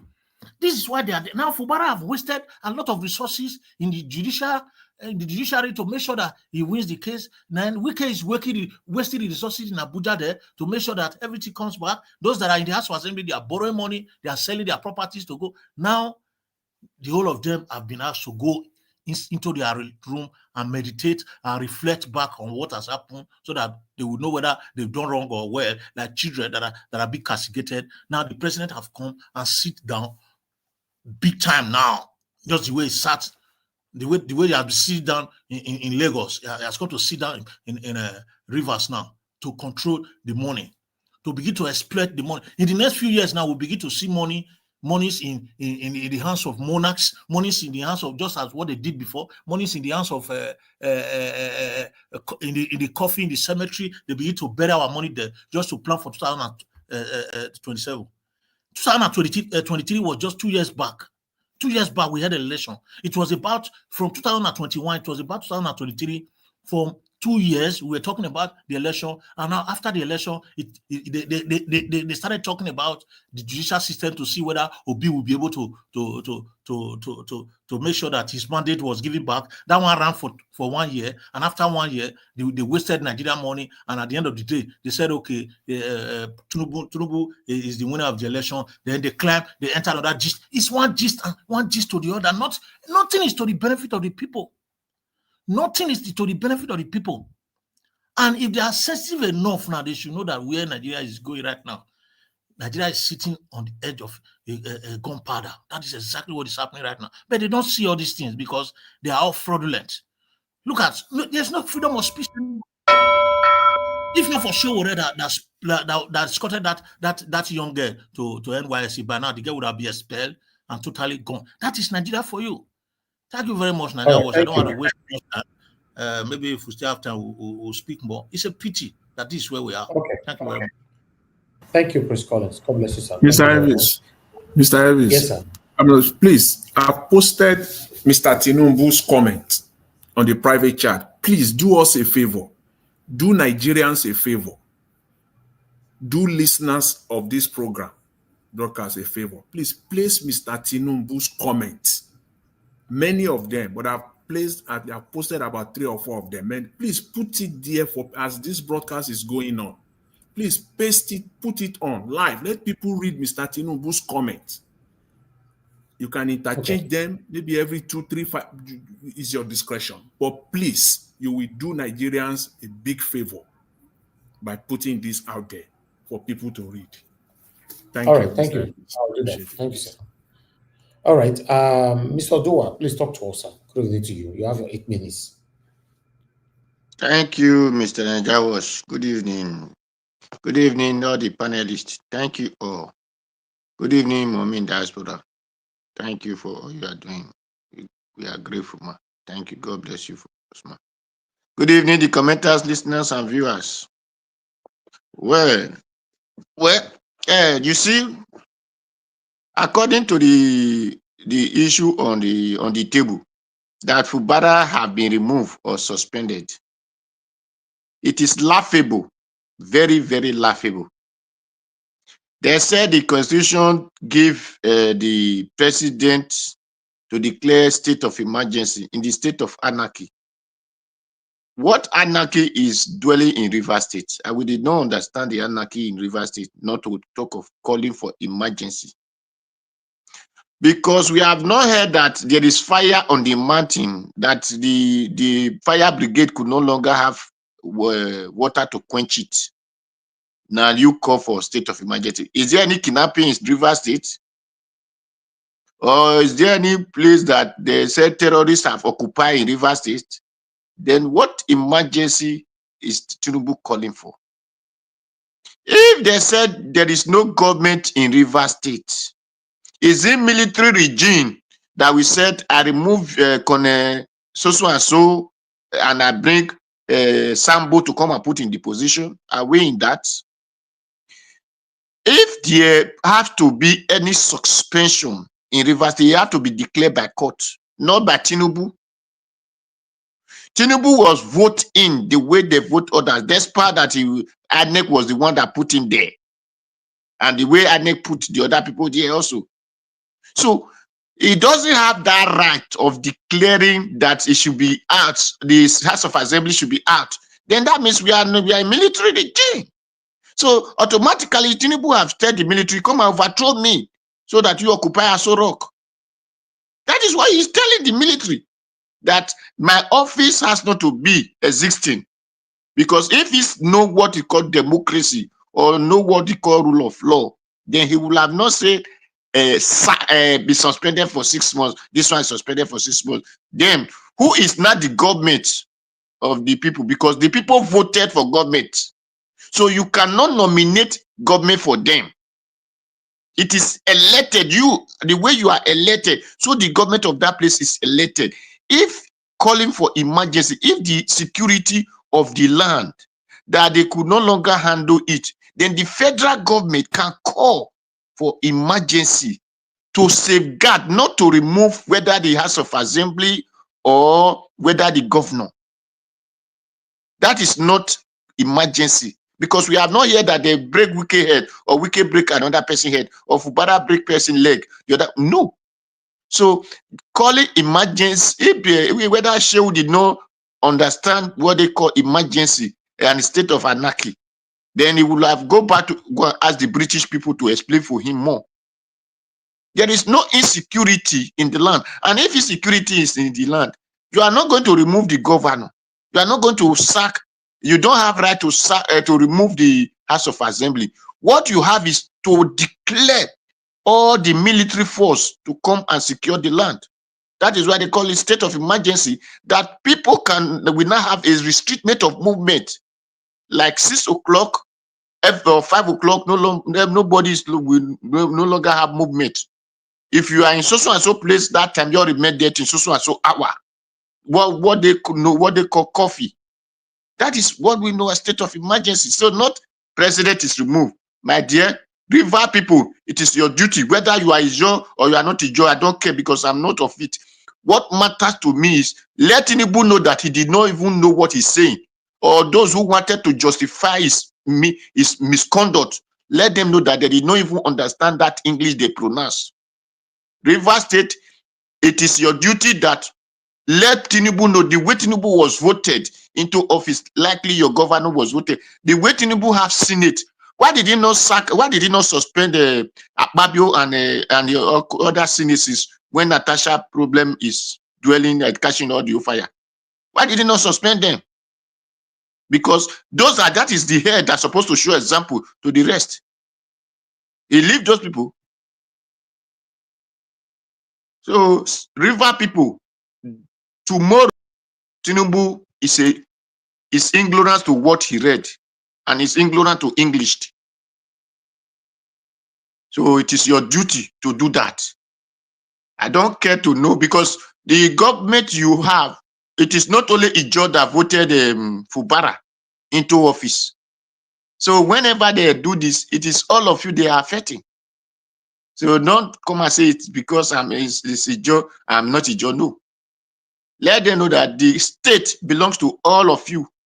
Whether it's for Ijo, whether it's for Ikwere, for the other one, the state belongs to all of you. And when they are trying to suppress and surpass the government that's supposed to exist in the land, is also all of you that is they are suppressing and surpassing.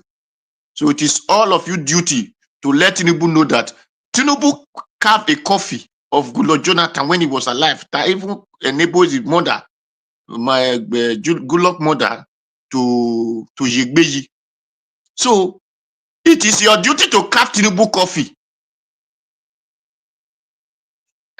So because example has to come from a teacher, Tinubu have shown example of how it's supposed to be. And it is not the duty of any military to come to power. If he said it's democracy, then he will have other ANEC to bring person, or the court to bring people that will lead the land, that will lead the state. Not a retire, whether retire or not retire military man. No. It is the court that will bring person who's supposed to do that. And it is the court that even supposed to suspend the person, whoever. Now, in other hand, that is why I said there is no opposition, or even the people that occupy the position, the PDP, that is not even know their law. These people decamp with your vote, automatically they are no longer existing, because they did no longer have position at all, because you did not vote for the party they went to. But you said the court bring them back to power. It is because you, the PDP, don't know your rights, or whether any party that they campaign from, they don't know their rights. You cannot steal my clothes and go outside. The person said, just leave him and let him wear it. No, I will tear you naked. Automatically, I will collect my clothes from you wherever I find you. Then you will become naked. So that is what, because you Fubara and what the parties, because you let this misconduct people continue in power. That is why they said the court brought them back. The court doesn't even have that to tell them remain in office, because they have stole. So it is the duty of the court to sack them and said, the party you are now leaving it's not the people that have that vote. So automatically you are no longer a legislator. So it is the duty of the court to call INEC and said, do order election for partial election to bring people to the to represent the positions. So it was the duty of the court, because the court are the cause of problem we have. So they don't even know their rights, and that is why they are going along with who give them sardine money, who give them biscuit, who give them granite. When people stole, is it not your duty to jail the person that stole? Is it not the court duty to say you are sentenced because you have stole something? But if the person that steal good, they can put him in prison. The person that steal everybody vote, you did not remove him from power. You say should go back to go and do. If it is one person who did not decamp, that is only the one that remain as House of Assembly members. As far as he remain with the duty that he did not decamp, anyone that decamp automatically is no longer the House of Assembly member, because they did not vote the party that he decamped to. It's just like the one they said they did in Senate. I laugh when the reason that was why Natasha had problem. I said, because the people that voted them are ignorant to what is good. Let them know that you are no longer, from the day you decamp with our vote, you are no longer existing. You doesn't have that right to become whether Senate, whether House of Assembly, whether any position, as far as it is not that party they vote for. But in Nigeria, Mumu will and our way, according to our Baba fella said, where if you tell them go and die, go and sleep, go and quench, that is only their way. That is why Nigeria today you see APC, all of them become PDP. Tomorrow, all of them become APC. Next tomorrow they come, because they don't even know what they call government. They are just there because of what they will eat, not what concerns the land. And that is why you will hear that this person as the most favorite in this place because he has been sponsoring B. The person came there to come and sponsor B. The person did not come there to come and look chair, to come and look your eyes. So, River State people, it is your duty to occupy your state, occupy everywhere, even up to Abuja, occupy it tomorrow. Thank you. God bless you. Thank you, Mr. Najawosh. All right, thank you very much. I appreciate you, Mr. Oduwa. Everybody on the panel have given submission, except give us a mandate. I'm not sure you are ready. You're everyone on the backstage now, no camera on. But I'll just move on now to the next person again. Brown George, I would like to hear from you again, your final submission this time. You only have 2 minutes, Brown George. Unmute yourself and talk to us. Okay, we can hear you. Yeah. From the information I'm getting, is like there will be a meeting from the IOC tomorrow. Your audio is very bad. Your audio is very bad. We can't hear you that much. Okay. There will be a meeting the IOC tomorrow, so we don't know the outcome. So let us see how it goes. You know what will happen. How it stands. Okay. Thank you, sir, for joining us today. And we look forward to having you back again on the panel. Thank you, sir. Okay. Let's quickly go back again to Mr. Jonathan. You know, is it Mr. Jonathan before Augustine? Okay, Mr. Jonathan for Augustine. Mr. Jonathan, please talk to us, sir. 2 minutes. Okay, Mr. Elvis, I think, you know, what I just want to say is that, again, it is unfortunate. Nigeria is a jungle, as people will say. And yes, they prove it today.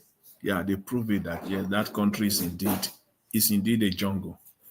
I would just implore my fellow panelists, those that are listening, commenters, callers, please, if you have time, Mr. Tinubu prophesy, and his prophecy is coming true. You need to read Mr. Tinubu's statement in 2013. Everything is said there. If you are looking for the textbook definition of hypocrisy, this is it. Everything is said in that statement, that 3-page statement, is exactly what is doing it exactly.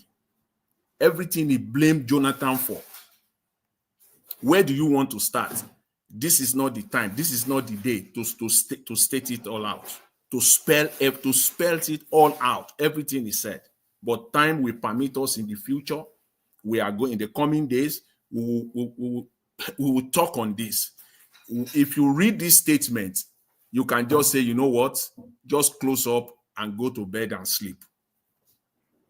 Where do you want to start from? Where do you want to start from? He said it all, and he's paying it out. Everything he said is just like against himself. He's running now against himself. You said that it will lead to destruction, and you just did it. You said these are your words. You said actions like this will lead to extremist ideologies. So expect that to happen. Because you said a lot in that statement, so much that we cannot discount all of them. If we want to say that maybe history have overtaken some of them, not all of them, because you spoke a lot. A lot. You talk about democracy, that it is the people, you cannot take it away from them. But now you sat down there and you took it away from the people of Rivers State. Where do we want to, where exactly do we want to start? You covered everything. You covered it all. You talked about the state assemblies, that their powers cannot be taken away from them. You just did that today, Mr. Tinubu. You talked about it all. You said, and I quote, you said that act was a display of unpardonable mediocrity. Mr. Tinubu, you committed an unpardonable mediocrity today. You said that act is an unpardonable mediocrity and a display of partisanship toward 2015. So this is a display of partisanship toward 2027. So you are just, you just predicted against yourself, and it's all playing out. Where do we want to start from? Where, Mr. Tinubu? You said, and I will stop here finally because there's so much. Mr. Tinubu, you said no governor of a state in Nigeria is the chief security officer, putting the blame on governors who have been effectively emasculated for the abysmal performance of the government at the center. No, it is the federal government that has it all. The army, the police, the air force, the navy, you have all the security agencies at your disposal. And your statement, all of them were true. All of them were true. No governor of a state in Nigeria is the chief security officer. It is the president that is the chief security officer. So you cannot. So what you did today, you cannot. So saying this now, you said it smacks of ignorance and mischief. So what you committed today is pure mischief. You said it all, Mr. Tinubu. You said it all. We'll leave it there for today because, see, as they always say, anything you say or do will be used against you in the court of law. This is it. The chicken has come home to roast. This is it, Mr. Tinubu. You sat down there and you are doing all this, knowing fully well, and somebody said earlier, I believe one of the panelists, Dr. Sien, where did you people sat and concocted all this? Which advice did you guys receive? How did you come to this conclusion? On top of it all, when Jonathan made those proclamations back in 2013, he did not sack the governors or the state assembly. That is why the likes of legal luminaries in Nigeria, the likes of F.R.A. Williams, SAN, Femi Falana, Professor Sagi, and all of them, they commended him in their statement. He did not go that route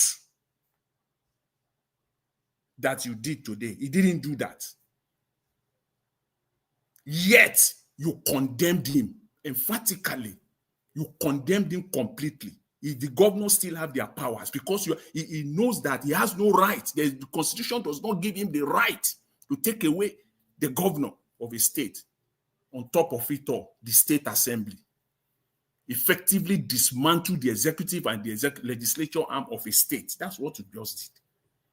And when that happens, when you are in the opposition, you tear them into pieces completely through your statement. Mr. Elvis, we will leave it there for now. Thank you very much. I appreciate it. Thanks to everyone. All right. Thank you, Mr. Jonathan. God bless you, sir. I appreciate you. Oga CM, sir, your final submission. Thank you. Thank you, Niger Watch. Yes, well, it's quite a very short time, but let me respond to what somebody made a suggestion before. Probably the person forgot where we've come to, saying military should take over. No, under no circumstances will I advise military to take over. Let me be selfish here. Look at what is happening in Abia State. If you terminate a Lex Oti now, who is going to carry on that good job? A military commander, a colonel, a major, a lieutenant colonel? No way. So military shouldn't take over. Anybody who wants military should go and have it in his own backyard. That's as far as it goes. Now, on this Fubara issue, I keep saying this thing wasn't thought through. They do not know there's what they call unintended consequence. Wike is misleading Tinubu. The people may yes, I know Tinubu is at Aso Rock. Wike is misleading him. Maybe Jagaban, the way they Jagaban. He's misleading him. See, who knows the terrain of Rivers politics is Wike, not Tinubu. But Wike is pushing it so far. Maybe he told him that we can do anything. We remove him first, all those things. This thing is just starting today. This is a developing story. For the next 1 week, we'll be following it. So many dimensions will be coming out. They did not think it through. It's not an easy thing. You sack the House of Assembly, you sack the governor, you sack the deputy. Now you bring a retired naval officer, maybe from Cross River, to come and do what? What does he know he's going to do?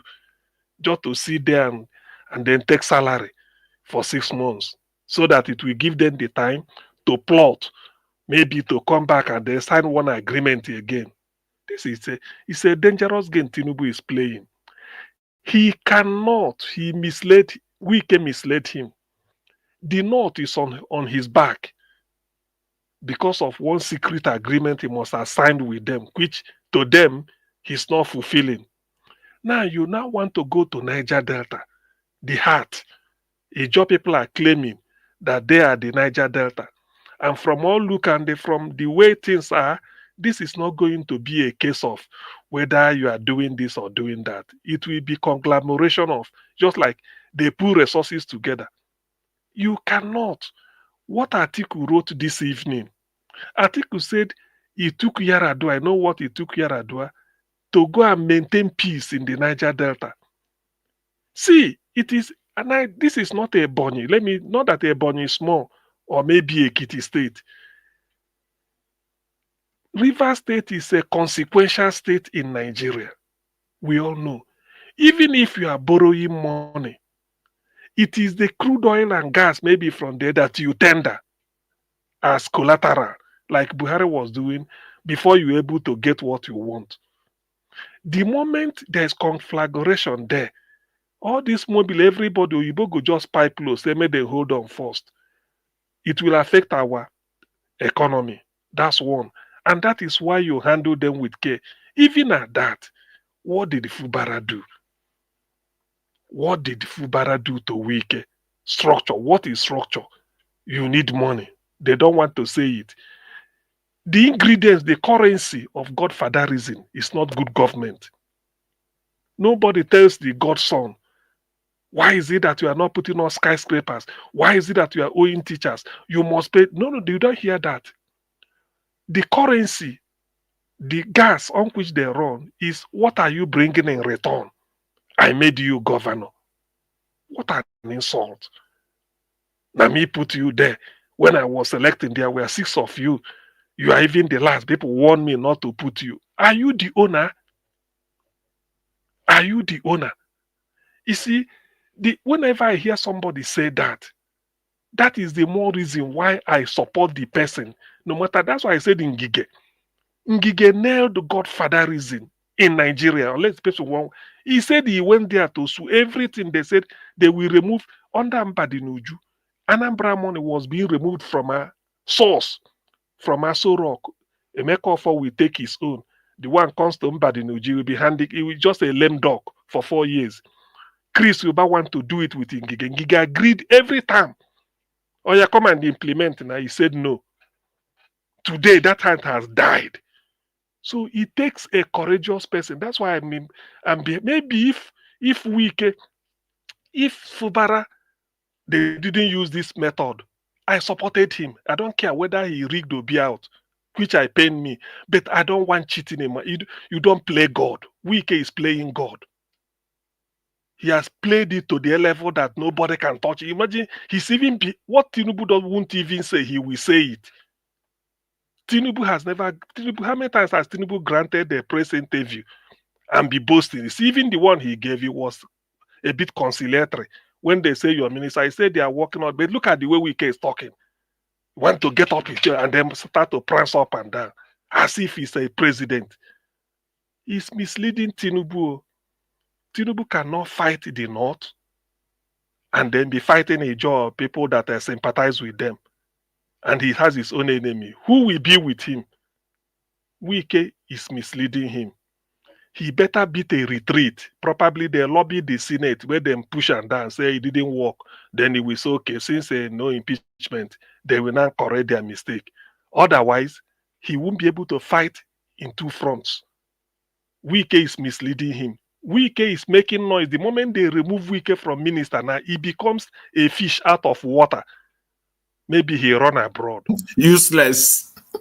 Yes, so you know this thing. When people just they do look. It pains me. The first time a German will be governor of River, then why just part of River State? They should have created and carved the whole Ijaw into Bayelsa. They keep quiet. But they are part of River, therefore they must be governor. So which means every 4 years you come to them. They will vote, then be mumu. When he reach their own, then you now start to look. Has Fubara done 0.001% of what Wike did?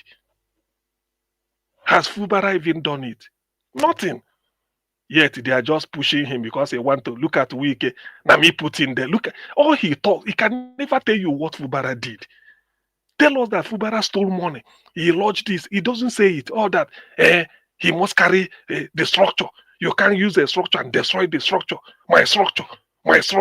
You can't destroy my structure. Even when I look at this man talk, I shake my head. I pity illiteracy. Anyway, I don't know what Tinubu is. Tinubu, even if you are maybe strategic, but you are not pragmatic. Today, you know, strategy, yes, you may be, but you are not pragmatic. Pragmatic means you have to incorporate wisdom, not just you think one way. You don't follow one way traffic. Any road without pothole will lead you to hellfire. Sometimes you have a pothole so that you can slow down, and then remember that no, I have to slow down. Then you catch your little bit of breath. Then you continue. That road where they fear like as smooth as a mirror, you won't last on it. So all these things they do with Wike thinking is having. By the way, if you come to Niger Delta, Wike is not even the power there. It's not even the power. The late Ike Clark should have been the power. Pandev. Tinubu should have gone to Pandev to corner them. That is when you know you've gotten people. Then you say Wike. What is it? Wike will be briefing you.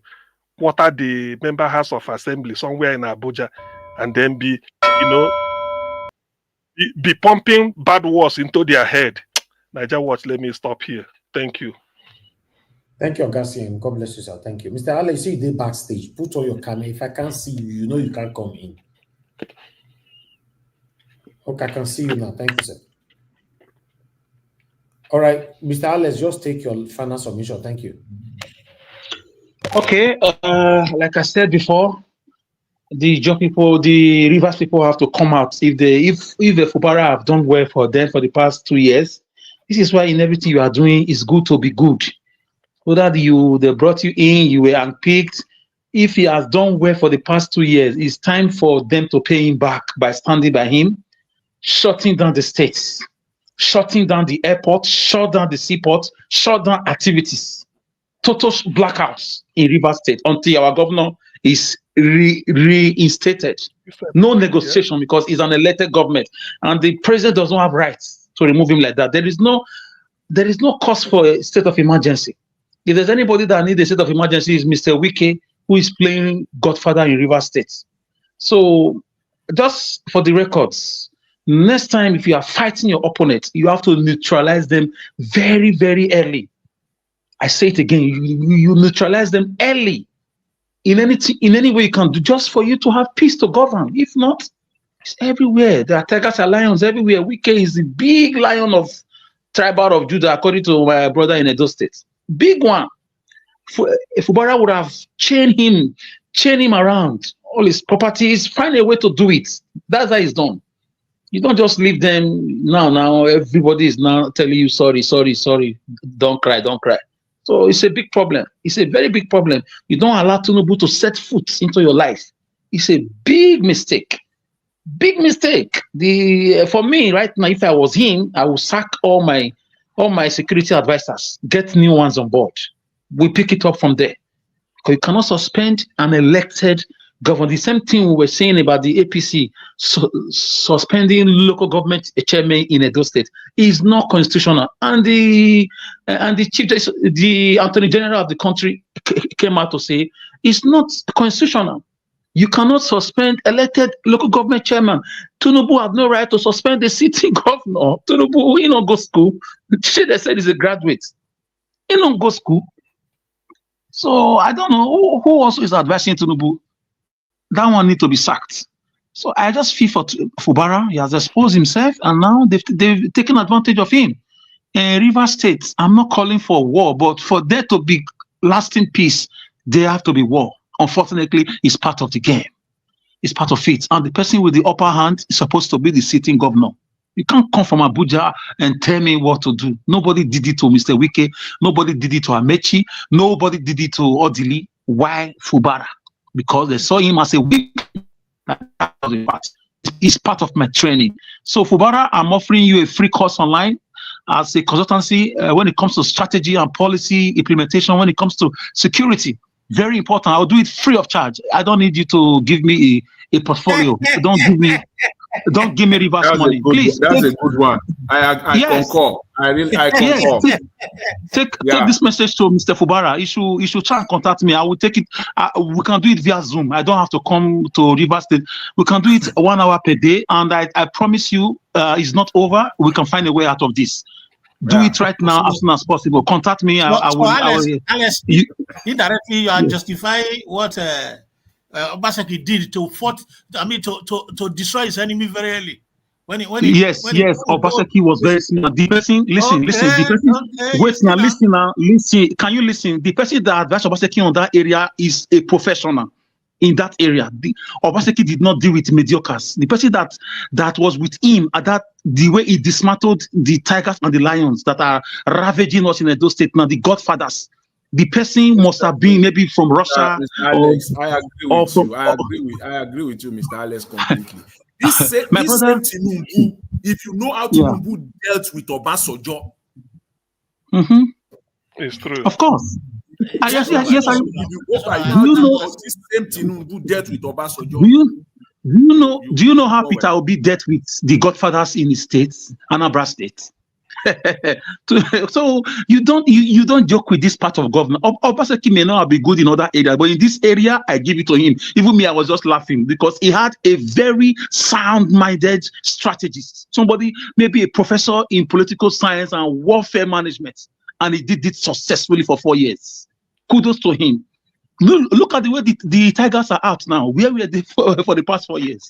Three lives have been taken in those states. You can't do this under Obasanjo. You just in the name of Agberoism. So Fubara, once again, contact me through my brother, Mr. Najawash, I would like to help you. I just want to help you, even if it's for 1 week or 2 weeks. It's free of charge. It's a service to you, to humanity. We can still salvage the situation. It's not over yet.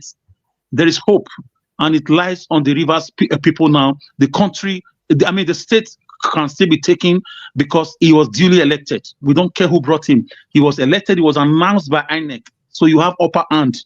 It's not over. Tinubu cannot tell you what to do. He should be in Aso Rock and do his thing. So for me, it's political. See finish. They just see you finish, do you take, and it's not done. It's not done. Thank you, Mr. Elvis. Thank you. All right, Mr. Alex. Thank you very much. Make we are not worried. What we are seeing in River State now, Oshomola Gosu do Okbebolo for Benin. No. Yes. May they fight dirty now. May they fight. Two of them are the same. No, may they fight. No, because they are planting now for 2027. That's what they are doing. So if they've captured now River State, they have to capture those states as well. So we're not worried. Nevertheless, I appreciate every one of you. Thank you so much for your time. I would like to move on to the next person to speak to us. Give us a mandate. We'll be calling you soon. You'll be on and off, but you don't speak. When they call you, you don't talk. Are you available to speak now? Well, can you hear me? Okay, I can hear you. Good evening to you, my brother. Thank you very much. I've been in and out because I'm also busy here. It's just for the sake of what is going on. That's why we have to come in and probably give our own voice. Thank you very much, sir. Greetings to you and to all the panelists. I greet everyone. Let me stand on the existing protocol. I thank everyone for the time.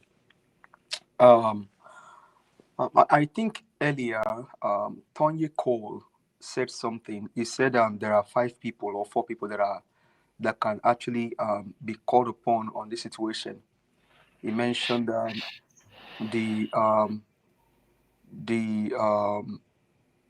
Jonathan's wife, mentioned Ibiyomi, mentioned Peter said at Atedo, and then one other person. Now, when it comes to the point where politics get to a place where you now have to speak to 4 people in a state that is governed, that is occupied by over 1 million people, then that's a problem. Now, why do they have to talk to these people? The people of Rivers, whichever way they actually brought in their governor, decide that that's their governor. The question you ask yourself here is, the money that Wike said is spent buying tickets for Fubara and then each one of them, the money, those money, are they his personal money? That aside. I said here, and we keep saying here, that these guys have to criminalize the country to be able to govern the country. And so you don't look too far, because the person that sits in the affair as the president in court of the country is a criminal. Just like Mr. Jonathan said, everything that he's doing today had once happened to him or somebody else in the past. Now the question you ask yourself is, when it happened then, what was his reaction and what did he do?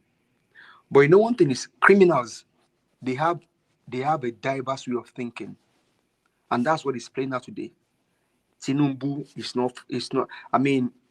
not allegedly.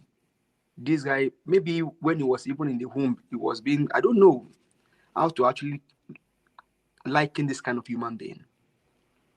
What a mess. This is a charade of the highest order. But everything lies in the hands of the Rivers people.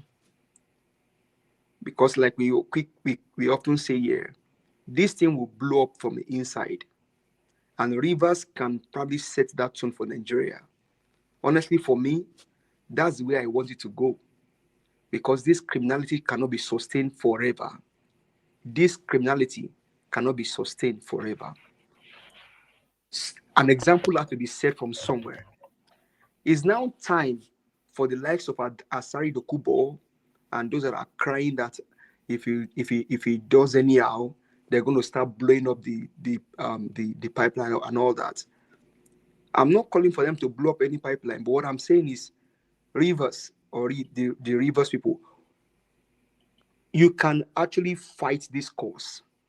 You can fight this cause because you duly elected your own governor. No president in quotes. Because he himself, as he sits in Abuja, is not the legitimate president. He's an illegitimate president. So what you are beating one person for is right there in your own nose. What are you doing? What are you doing? I mean, the country is just this. The country is just messed up. The country is messed up. How can you remove a governor? And I know that this is what they are going to do in the long run, because impeachment, they could not go in the route of impeachment. So the only thing it can do is to actually bring in this state of emergency. But the question is, now the House of the Senate and the Rep, they've not sat down for deliberation on this matter. He only put that out. Now the question is Fubara still in charge now until the House passes? Even though we know how the House may eventually go, because they are also yes House, both upper house and lower house. Everything this guy wants, they give it to him. It is crazy the way Nigeria is going. Honestly, I don't think there's a future or there's a hope for that nation. If you now have to talk to 4 men on behalf of over 4 million or 5 million people, you have to sit down 4 men. So where is the power of those people that voted for this guy and said he's our governor? And I think, like Mr. Ale said, Fubara was kind of maybe gentle, but somebody also was saying something that maybe Fubara also is playing game. You don't know, because in their closed door meeting, you don't even know what they discuss in their closed door meeting.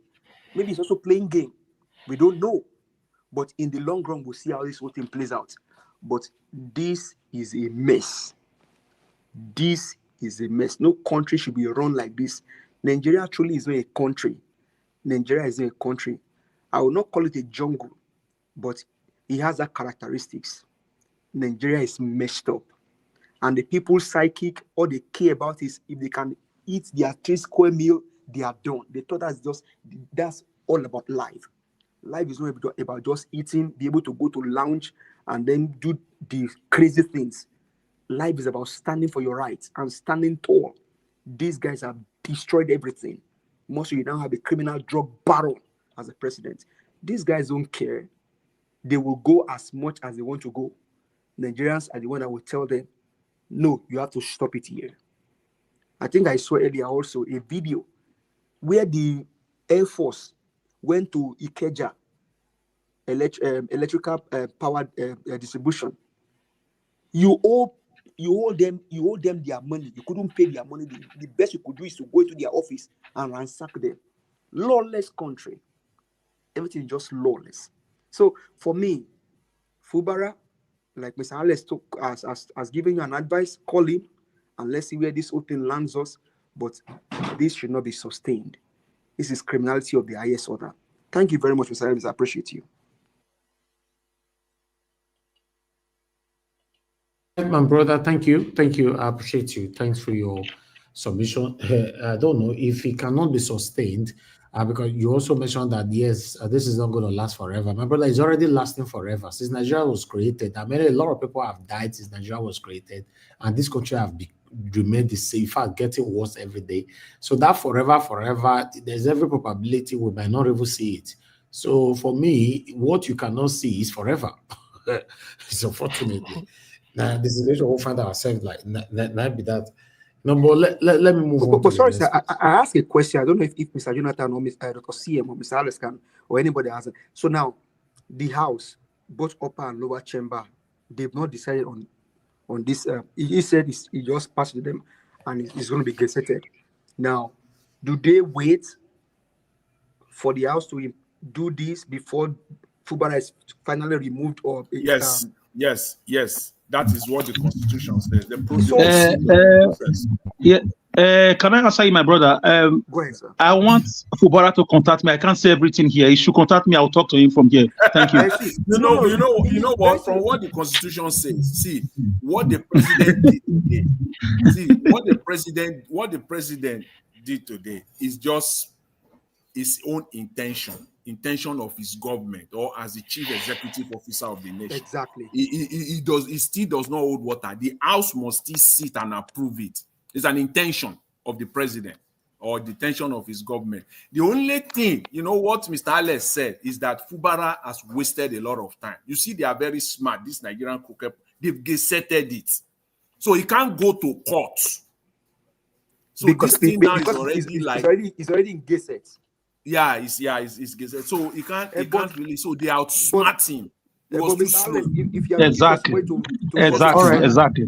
you can It's send almost them. too late. Now, You can send by them. now, Let's hear Fubara from should have others. taken Let's you have taken Tinubu thank you. to court, like 2 or 3 cases pending in court now. Okay, thank you. But sorry, White Panther, we if you are can there. send Hello, them. hello. Thank you. White Panther, if you are there, please. Your 2 minutes. Thank you. My brother Elvis, I'm already beginning to have headache already because I was just thinking everything everybody is saying about this whole charade. The bulk of this whole thing right now lies in the hands of the Rivers people. Whatever we say here does not move an inch. But the people that owns the power, if it is a normal, sane society, that the power belongs to the people, which is the people of Rivers at this point,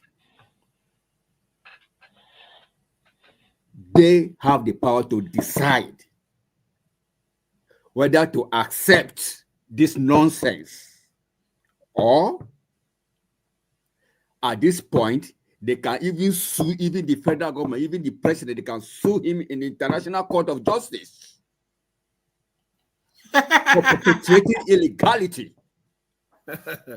Oh, I go hard though. Why are you laughing? Why you laughing like that now? That's the Why truth. they laugh like that? I mean, because the thing is funny. I don't say that. I don't want to tell. That's what I'm saying. I said the box is on us, the Rivers people, to arise and put a stop to this nonsense. How will somebody come to your room, your house, and stop you from eating your food? Where is it done on earth? A landlord, somebody from Abuja will come and chase you out of your house and decide your destiny for you. Let's keep Wiki aside. Let's keep Fubara aside. Let's keep the House of Assembly aside. The Rivers people, now the battle line has been drawn. What do you want? What will you do now? The time to take action is now. We've talked of, we've spoken a lot. This issue has been over deliberated. Look at what your president did, putting the cart before the horse.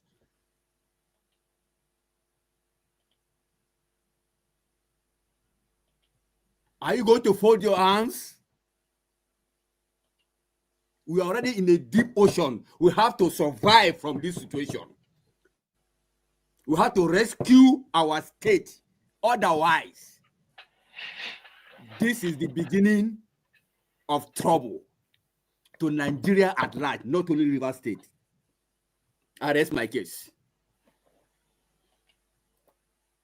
Yeah, but please help me pass Mr. Alex's message to Fubara. I beg. You said what? I beg you. What When I did leave you for Barabé, go relax. It should help me pass Okay. Mr. White Panther. Help me pass Mr. Now, Alex's message to now, Fubara. Mr. Elvis go send down by FedEx. You know, say No, for because Lagos. White Panther is from Rivers, so and Okay. he may be yeah. So that's what I'm saying. That Let's get to others. Let's get to others. Thank you, everybody. Thank you. All right, Abdul Malik, your 2 minutes, sir. Thank you very much. Good evening once again, Mr. Evans. You see, Nigeria, me, I don't really know the country we are living. Sometimes we don't take things serious, something that is serious. You see, what is happening in Rivers State today, it may happen to any other state. Because those people, they are not there they are there to destroy the nation. I see no reason why a city governor, president is not judiciary, is not the one that's supposed to give the bill, the judgment. How does that done in anywhere?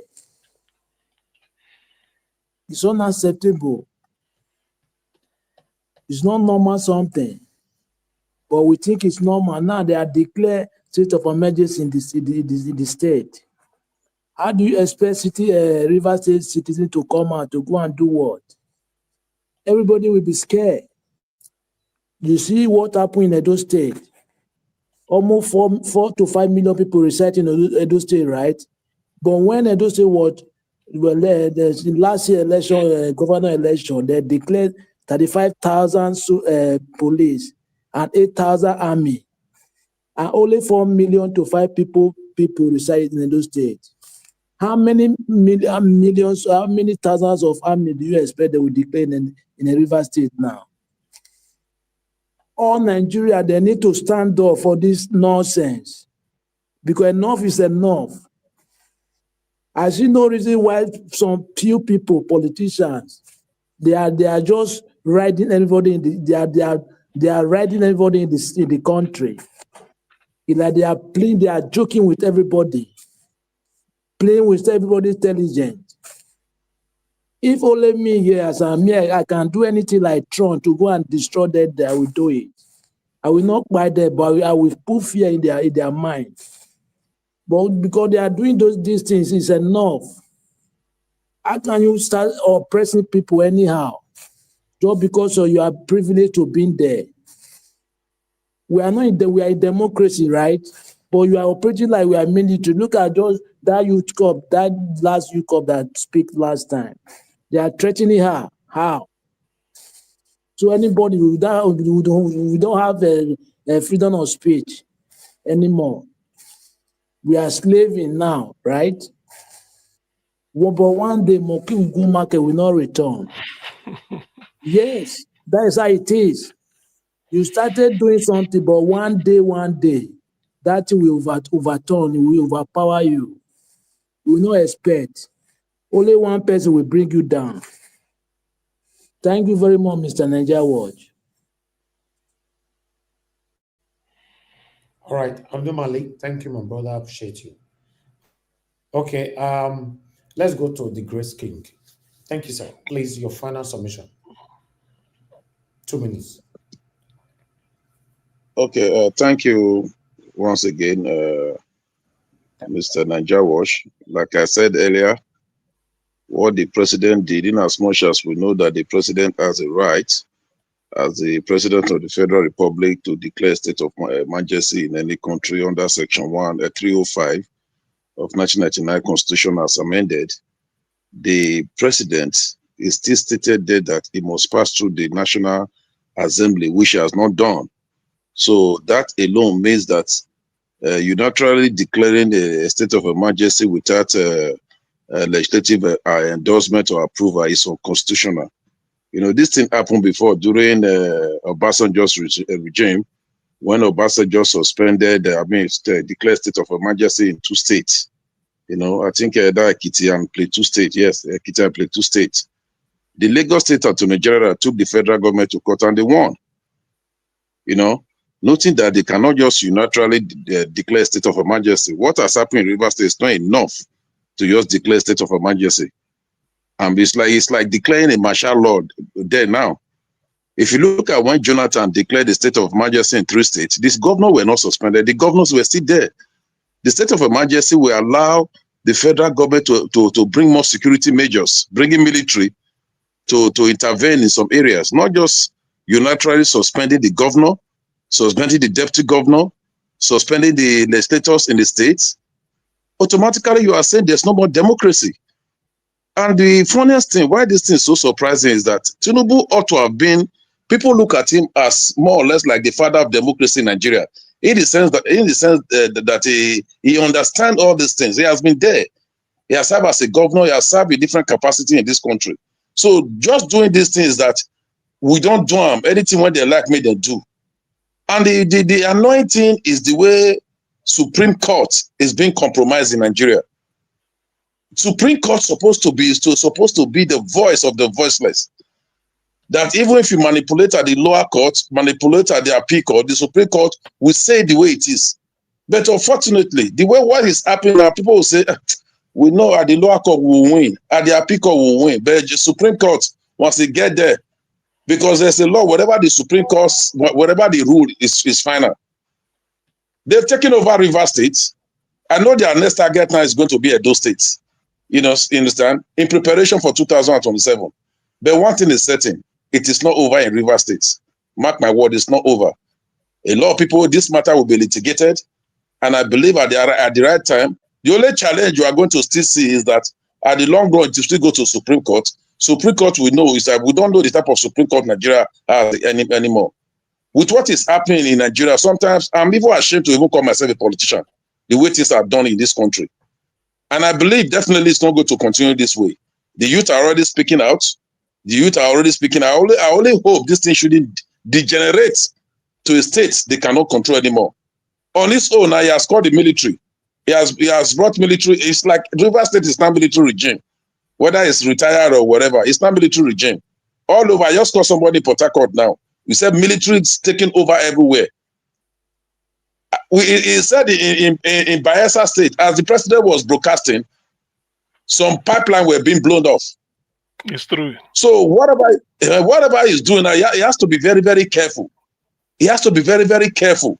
Yes. Because at the time, two pipelines today. Okay, two pipelines today. Yeah, okay. Ogoni so when the broadcast was going on, one was blown off. So this to me portends great danger. This is not, it didn't just happen in River State, it's happening in Bayelsa. You understand? But maybe tomorrow you hear it happening in another state. You understand? It will have a spillover effect. So I don't know those that are advising him. I don't know why he's so particular about over River State. I know their target now. Why I'm so cool, I'm from Edo State. You know, when I saw that Supreme Court judgment, yes, it gives me a sense of concern that if the judgment can be delivered in this manner, I imagine what they would do to Edo State judiciary. I mean the case in the tribunal case in Edo State. But one thing is certain. But sorry, sir. Whatever they are doing, are they not already in charge of Edo State? They're already in charge of Edo State now. No. They are not in charge of Edo State. What do you mean? They are not in charge of Edo State. If the judiciary, you and I know, every Nigerian knows, even the APC members. The tribunal. If it's you say what, sir? The tribunal, I think for me, we should just forget about APC already got to Edo State. Just forget about the tribunal. No, mark my word. Tribunal, PDP will win at the tribunal. Even if they go to appeal, PDP will win. The only area we are looking at is the Supreme Court. Knowing fully well that whatever is said at the Supreme Court is final. They can just come tomorrow, they just give one flippant excuse based on technicalities. They will give their judgment. You understand? But it is not without implication. What is happening now is not without implication. Mark my word. Nigeria, I said it. Presidency has to tread with caution. What is happening now?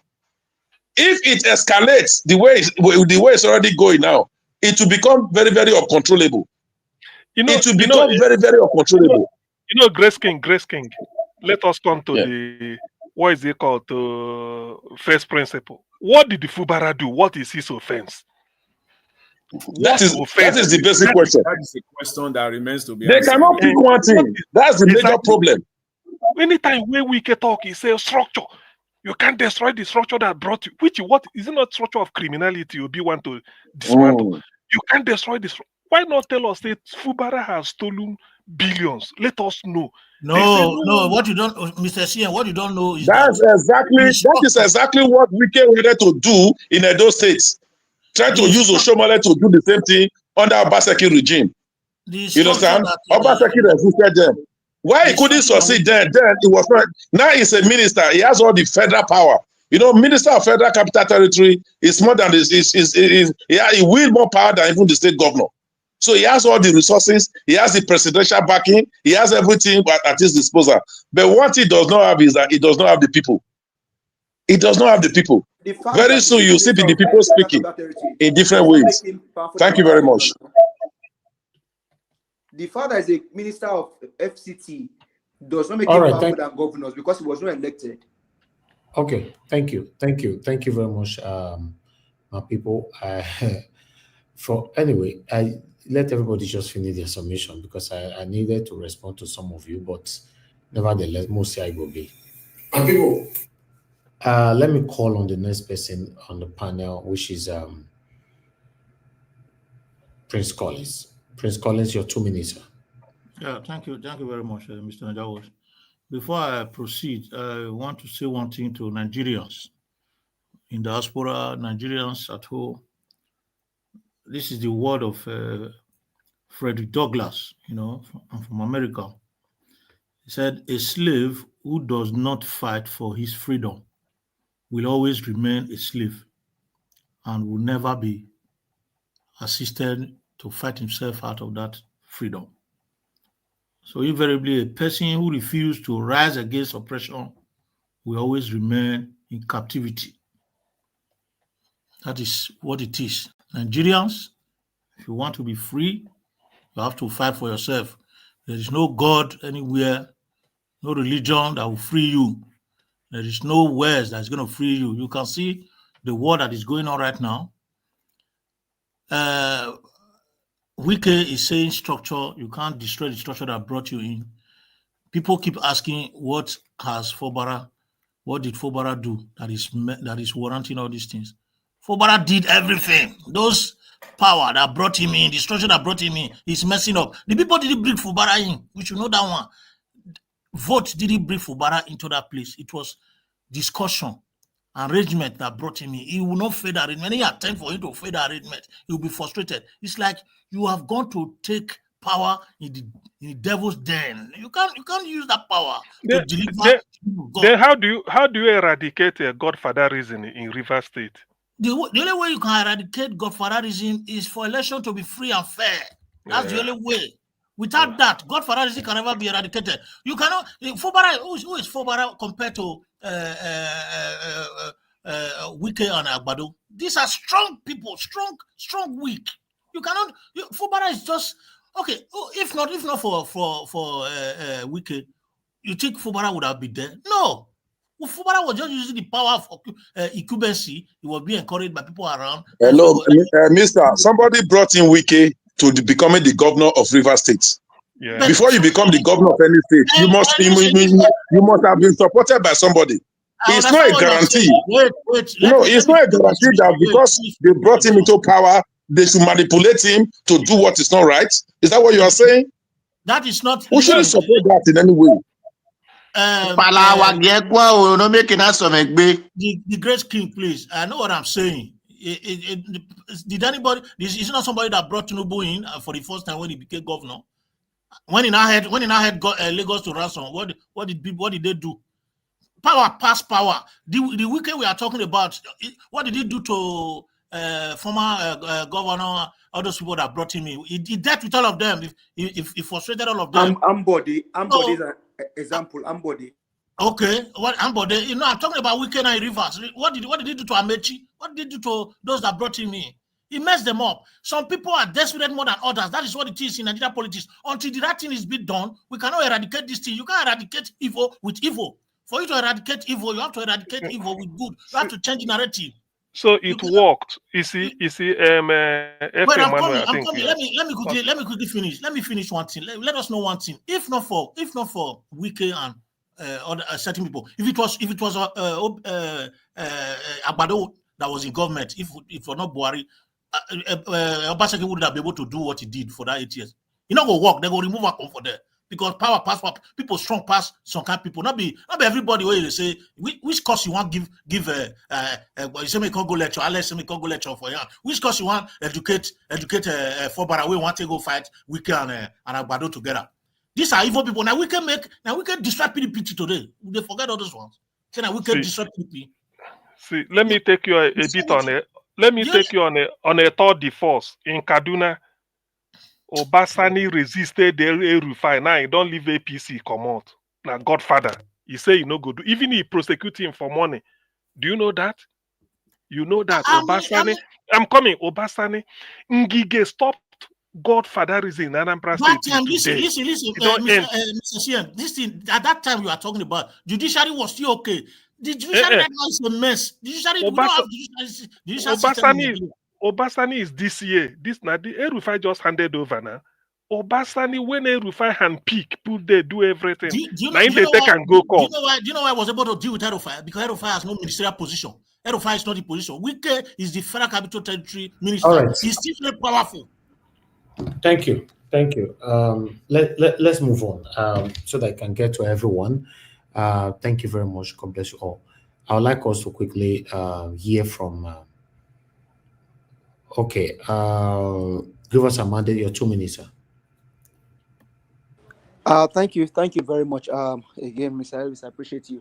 Well, I think for me, Fubara is here as a chance. This thing can be stopped. I have a chance. Where from Uganda? I don't understand. Yeah, no, that was kind of encouraging word is that. A chance from where? Where you want to try to? So, I'm entitled to my opinion, right? No, this is not about opinion. You tell us. Now, question me they ask, where the chance they come from? Mention He can use his people. Which people? His people. The gullible people. People never eat for 3 days. People that came out. Give us a mandate. They send people where can they insult me and you for a year. Now you say make you use a bit.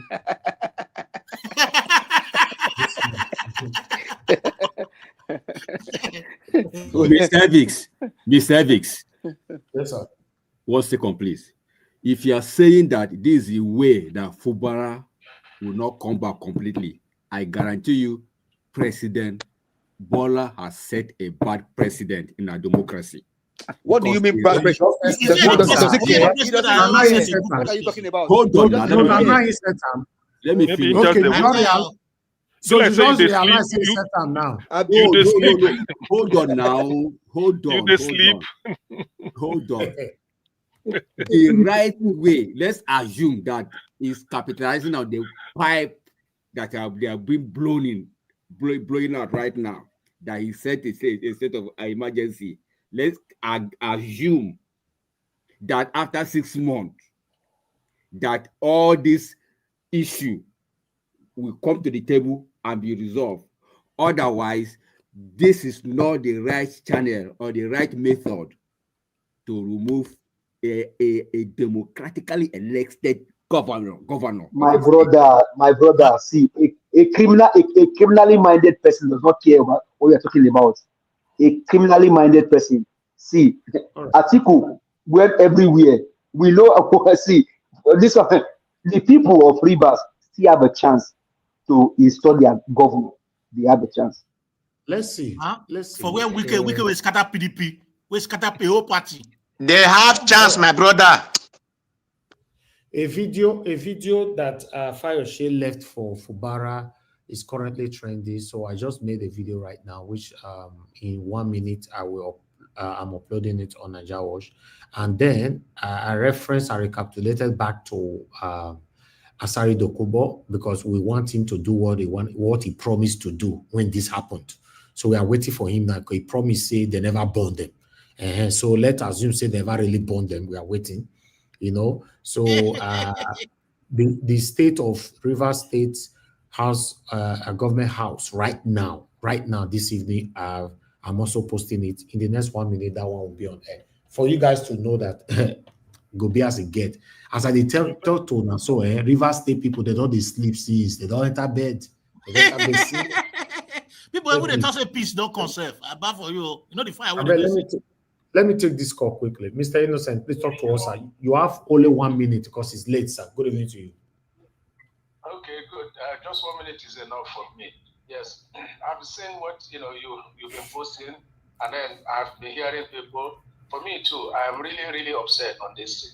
Okay, I don't make predictions, but if this continues to go on, Wike that helped to bring Ashwaju to president will be the same Wike that will bring him down, because this thing will except if these people in Rivers State, if they did not take this thing up and either bring down Wike and follow to bring down the president, then let them forget about anything else that will happen in that country. Nobody will come up because this is anarchy.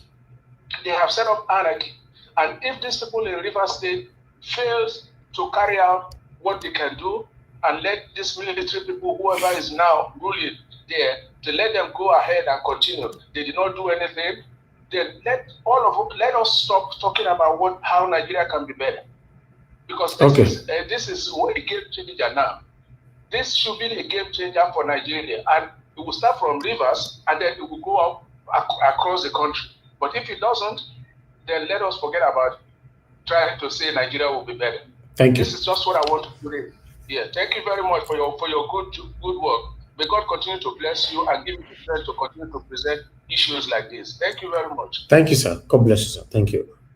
All right. My concern is say, before I call on the next person, my concern, which one I don't understand, is say, when these people pull trigger like this, they'll pull them, they'll come go sit down for the executive chair with the most expensive wine, they'll come carry remote, come they look tell you say, how did they react? How did they react? They don't say they are not doing anything, no. They talk for social media right now and go say, okay, everything will soon quench. In 3 days from now, everything will quench. You go say, yes, sir, yes, sir. 3 days later, you go say, they react. You go say, oh God, they don't talk about one girl where he leave her husband for social media now. They don't forget. That is how everything works in Nigeria. God bless you, Nigeria Wash. That's even Nigeria Wash. They don't shout 3 days, they don't change the topic. Just now, one girl where your girl blue now, you're talking about one thing now. The other one we carry backyard, go this thing, now go do 3310 with another person now. If they all bring that kind of story now, the topic of Fubara is over. It won't change. Everybody don't forget it. Say person carry backyard. Which one? CM, you know, I beg, no answer. No, I missed that aspect, man. You carry room of carry room of parlor. No, we don't be backyard. I beg. Let's move on. Mr. Alex, your 2 minutes, sir. I think Alex don't get 2 minutes before. Okay. Don't get Mr. Dua. Now do one. Mr. Dua, your 2 minutes.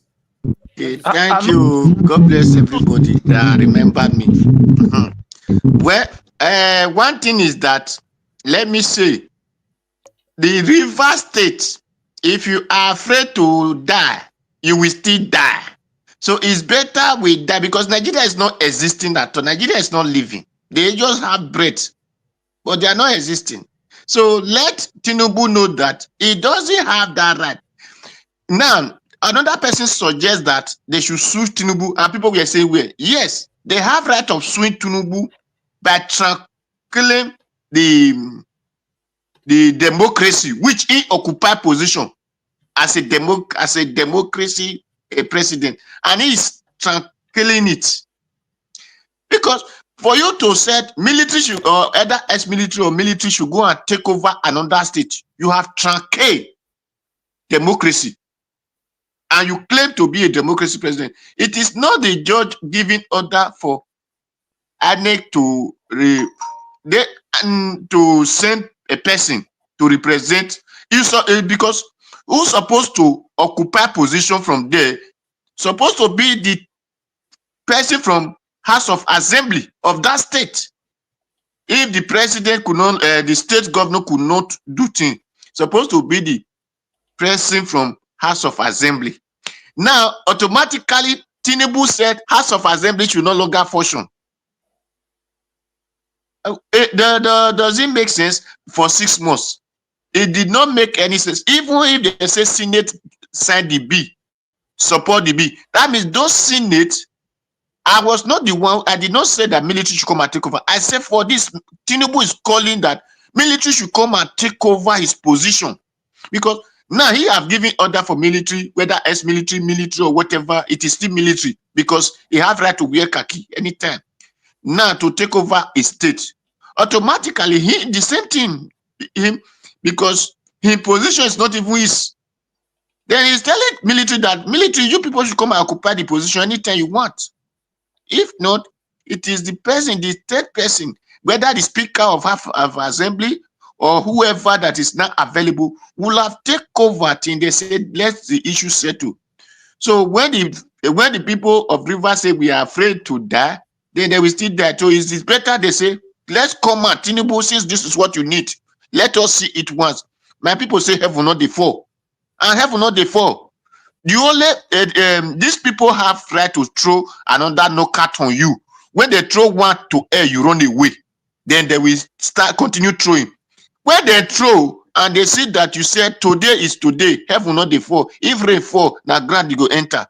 They will restrict from that they are knockout because they don't know the next person. When my people say, who throws stone inside the market don't know who the stone will meet, whether it is his mother, it is his children, or it's whatever. So they will not try it. But the reason that they are doing so is if they throw that knockout, everybody just keep on race. They say, okay, these people doesn't have that mind. My dear, this one don't pass. Be careful. So it is the right of. Okay, thank you. Thank you, sir. Thank you very much. Thank you. Okay, the Grace King, finally, 2 minutes, sir. Okay, thank you again for giving me another 2 minutes. Grace King, another second 2 minutes, so. Okay, Grace King. Leave and Okay, now after Grace King, I'm giving you guys 15 minutes to talk and interject yourselves. 15 minutes, starting with Grace King. So we could stop him. If he used 10 minutes for inside that 15 minutes, he not concern me. Grace King, thank you, sir. Okay, thank you very much. The way things are now, like what Mr. Oduwa rightly said, Benima will say no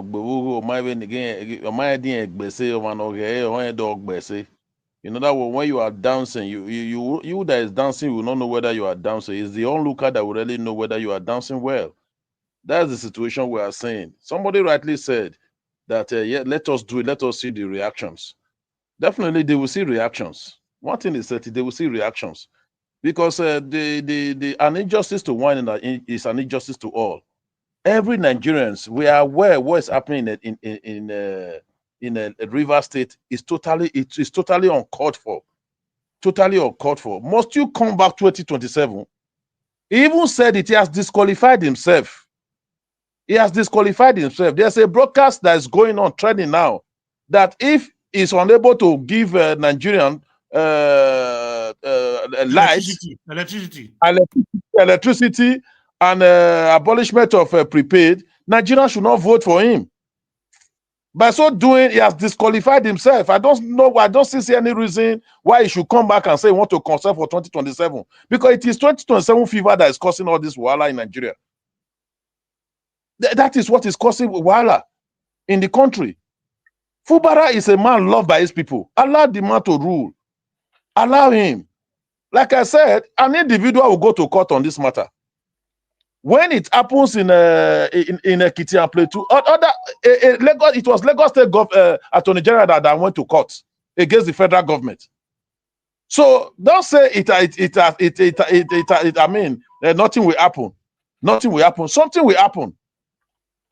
Look at what the young copper, whoever thought the voice of a copper will go viral the way it went.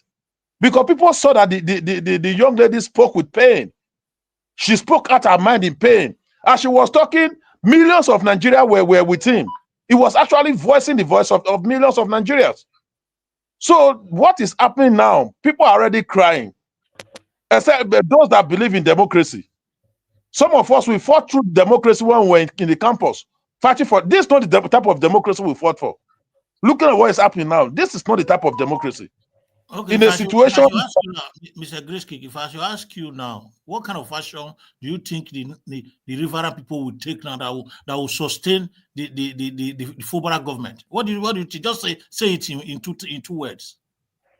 No, the first thing definitely we're in public. The first thing is to take legal action. Like I've said it, whatever the president did is illegal. The president, there's no provision in the constitution that gave the president right. Let me stop you there. In talking about legality, is our judicial system legally?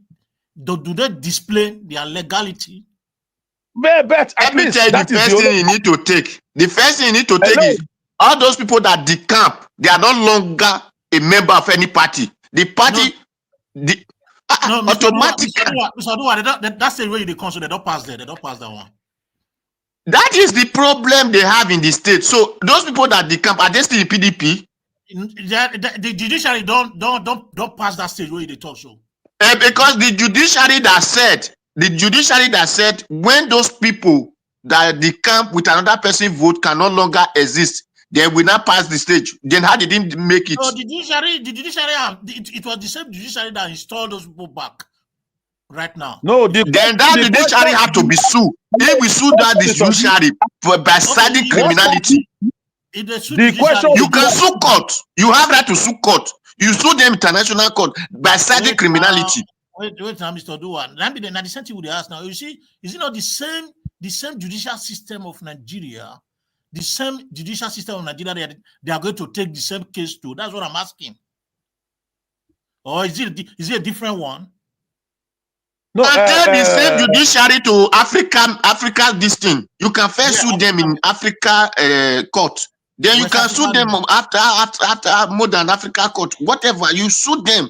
First, you need to use the judiciary to learn to start example. It's not gonna work. It's not gonna work.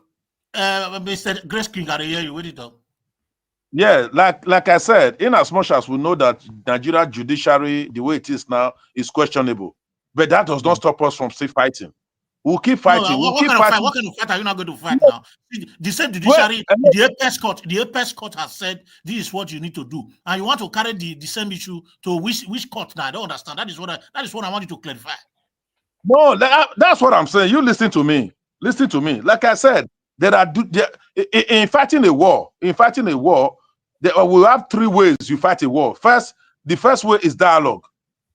The other side of the triangle is using every connection or influence.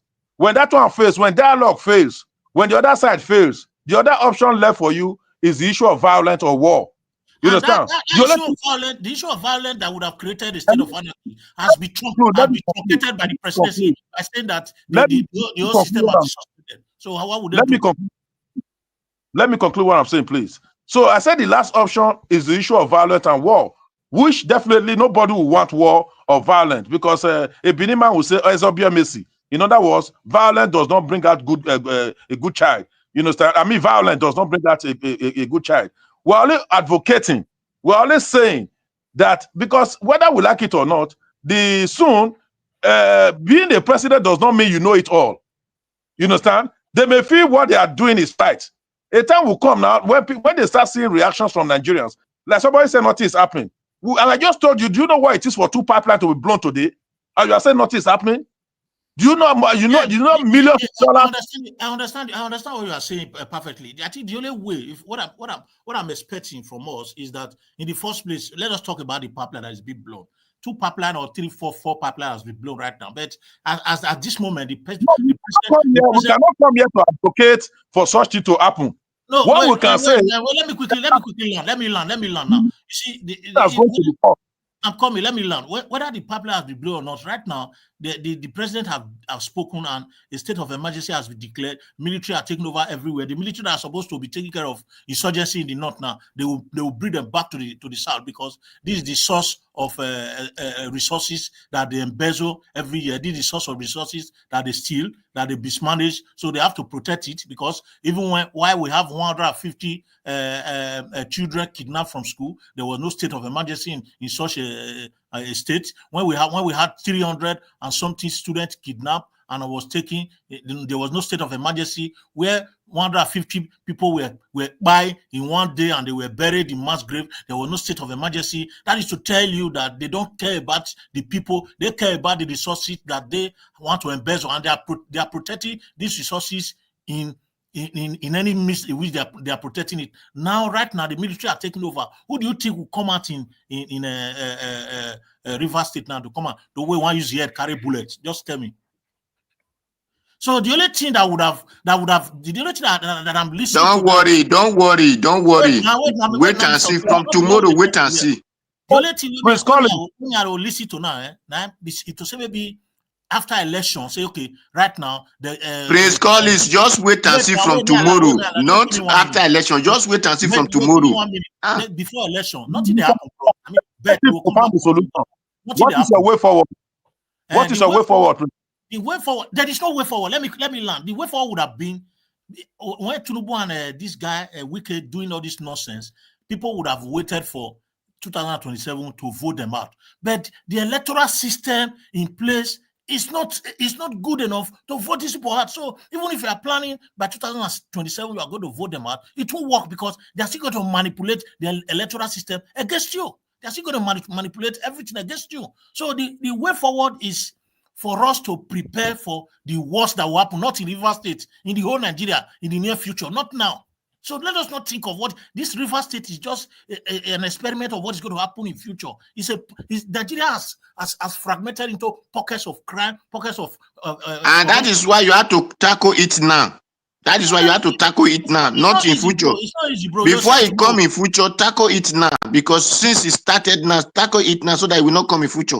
Is it me and you that's going to tackle it? It's not me and you, bro. That's what I'm telling you. These people that will not tackle it. It's me and you that need to tackle it. Because the person that is giving it to you will not tackle it. He must give it to you. So you have to tackle the person not to give it to you. Exactly. Mr. Odua, you're right. It's teaching time, says 9. Okay, let's see what happens tomorrow. We'll come here tomorrow. Let's see.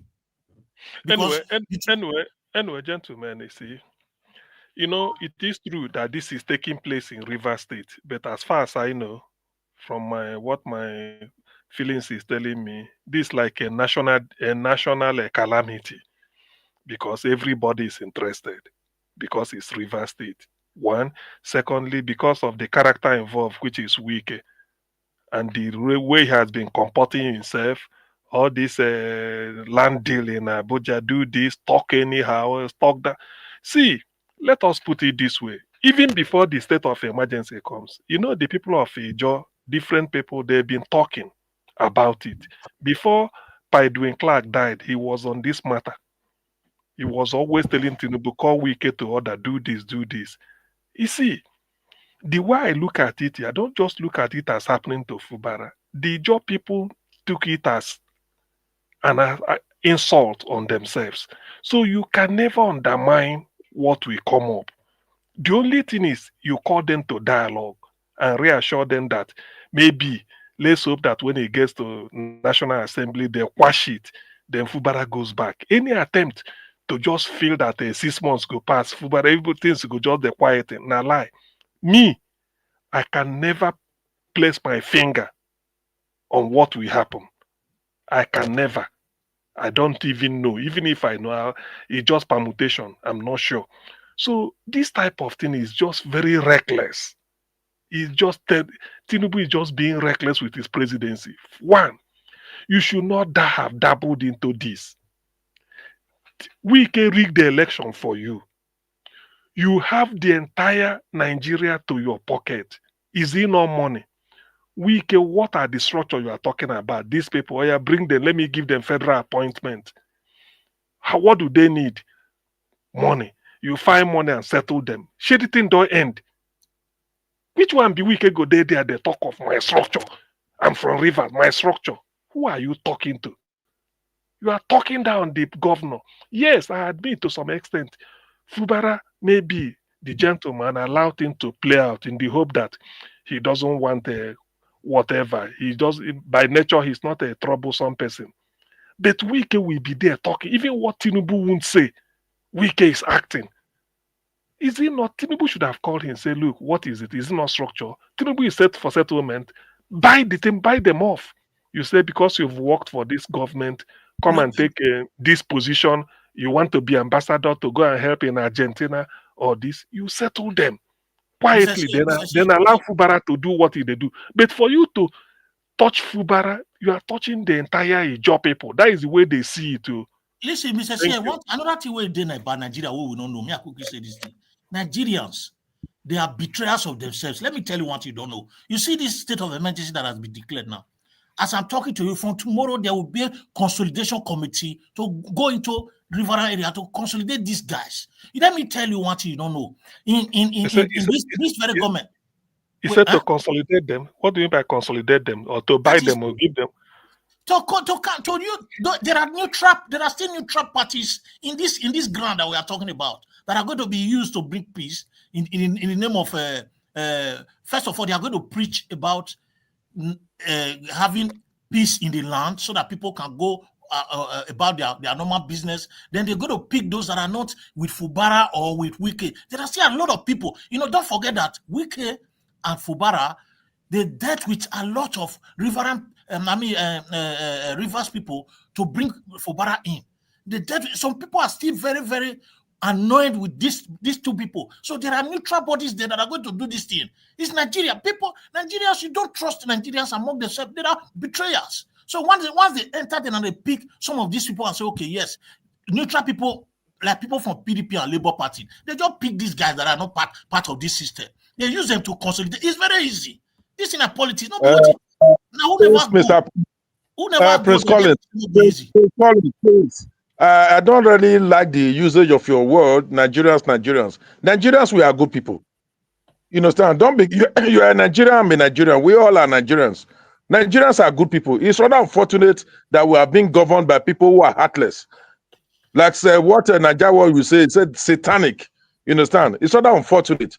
But that does not mean that we do not have sense of humor. We do not know what to do anymore.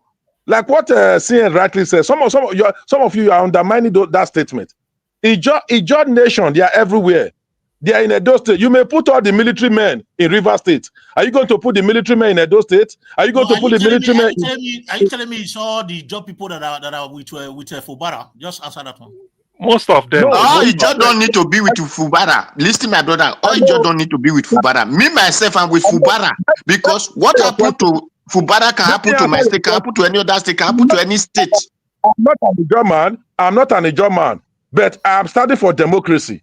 I'm standing for any true type of democracy. We know what they are doing to Fubara now, or whatever that's happening in River State is a threat to democracy. That is what we are saying. It can happen in any state. It can happen in any state. It might be your own tomorrow. The Edo said it is only the foolish servants, sir. Listen.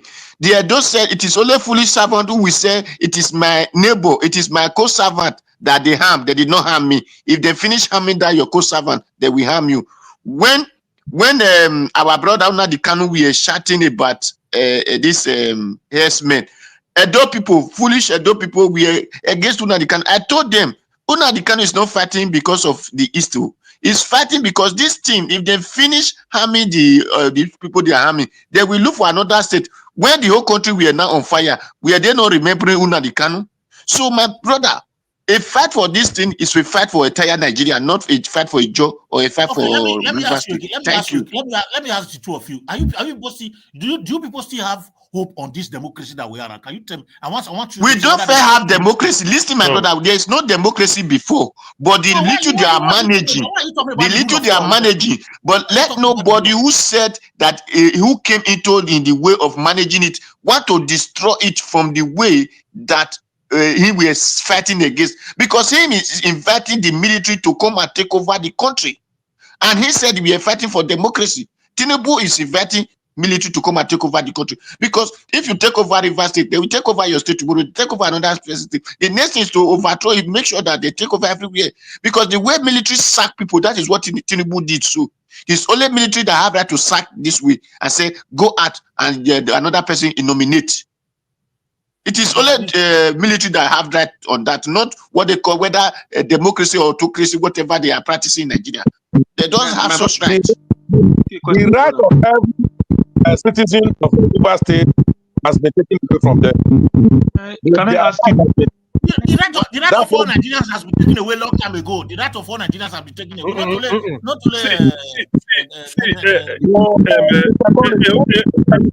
In White Panther, there's a way you stretch it, it appears as if we don't know what we're saying. The people of River State elected a governor, elected representatives. Then you there, Abuja, just go Komota without due process. You say you have right. The problem I get with you, and the problem I get with all of them, if they don't elect them, they force them for them. Then people. Listen. INEC no announce. If they don't elect, INEC no announce. INEC no announce. Wait. You see the president of America. Just give me one day. You see the president of America.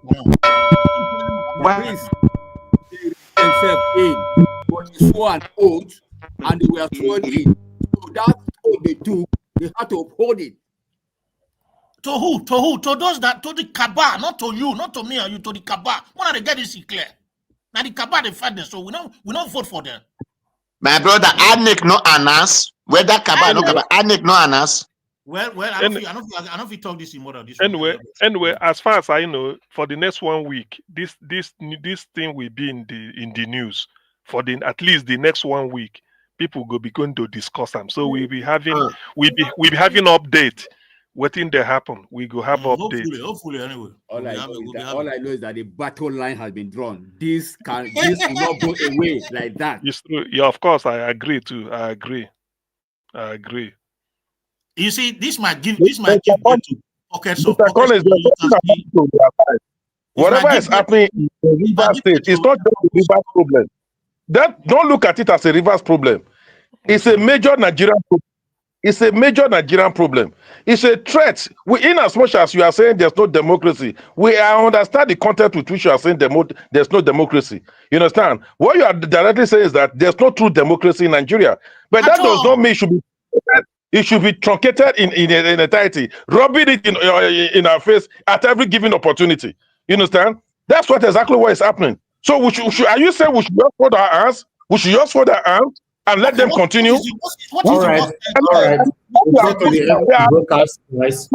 Nigerians are advocating. Nigerians are fighting. We are fighting through our voices.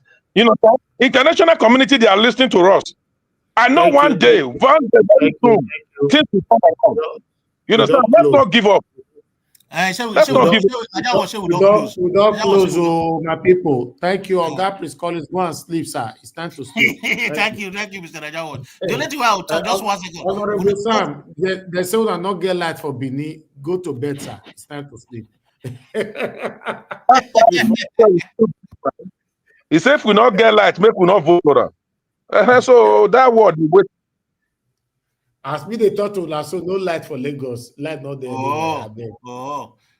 Mr. Sam, I understand you, but what are they talking? No slap where they will keep person way pass the raw person election where you vote. No slap way pass that one. All right. Thank you very much, my people. Although a lot of people reacted to the other short videos that I brought here, I could not showcase none. But tomorrow now will be another day. Why is Black Panther calling this time? Now, I don't like people who try to be breaking yoke, breaking boundaries like this. Why must you Black Panther? Tell us a White Panther don't replace him. Tell us a White Panther don't replace him. I recall my voice. I lost my voice. You lost your voice. Now they call this kind of time for 12 o'clock. Yes, make I call now. We don't revoke the building for PDP secretariat. When I shout here, we cannot do another thing again. You don't revoke the building for secretariat. We cannot revoke PDP office. PDP is no longer existing in Abuja. All of they laugh. All of they laugh. Thank you, my brother. So you can see that Wike is becoming mad. Crazy just enter in head, Abi. Few people have captured Nigeria. Few people. I beg you, my people, let's continue tomorrow again, because obviously there will be a lot of breaking news tomorrow. A lot of people will react to this, so we'll take it from there. But for now, 5 hours is enough. Don't say we don't do 5 hours. Even Madarita, they break yoke this kind of time. Madarita, no, they sleep for Canada. Naija Wash, is it possible for a Black Panther to turn to a White Panther? No, they're different people. Oh, this one another Panther. This one. Now Panther, is it another Panther? Hello, Madarita. Madarita, you know they sleep. Mr. Elvis, we just start afternoon now. What did they talk? Don't use your afternoon to spoil our own for this side, madam. They say Rivers State, they don't remove governor for that side. I beg, I go sleep. I love it. Prepare black soup.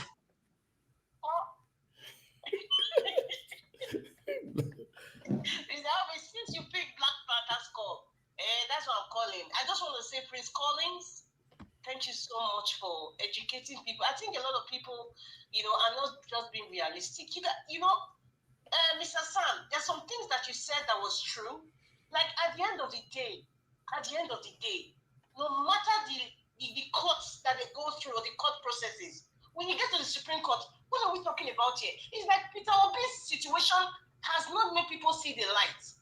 So people are hoping, do we have a judiciary? You people are still believing we have a judiciary. Do we even have a nation? Nigeria is being ruled like a cartel. Okay. The area we start to realize it better. There's no system of government. Good night. Thank you. Good night, Madam Black Soup. There's something you must realize. When Abacha was ruling, nobody ever knew Adamapo would come from one place. Adamapo came from... He cannot work on Tinubu and your rest. The grace king, I like you. You don't give up.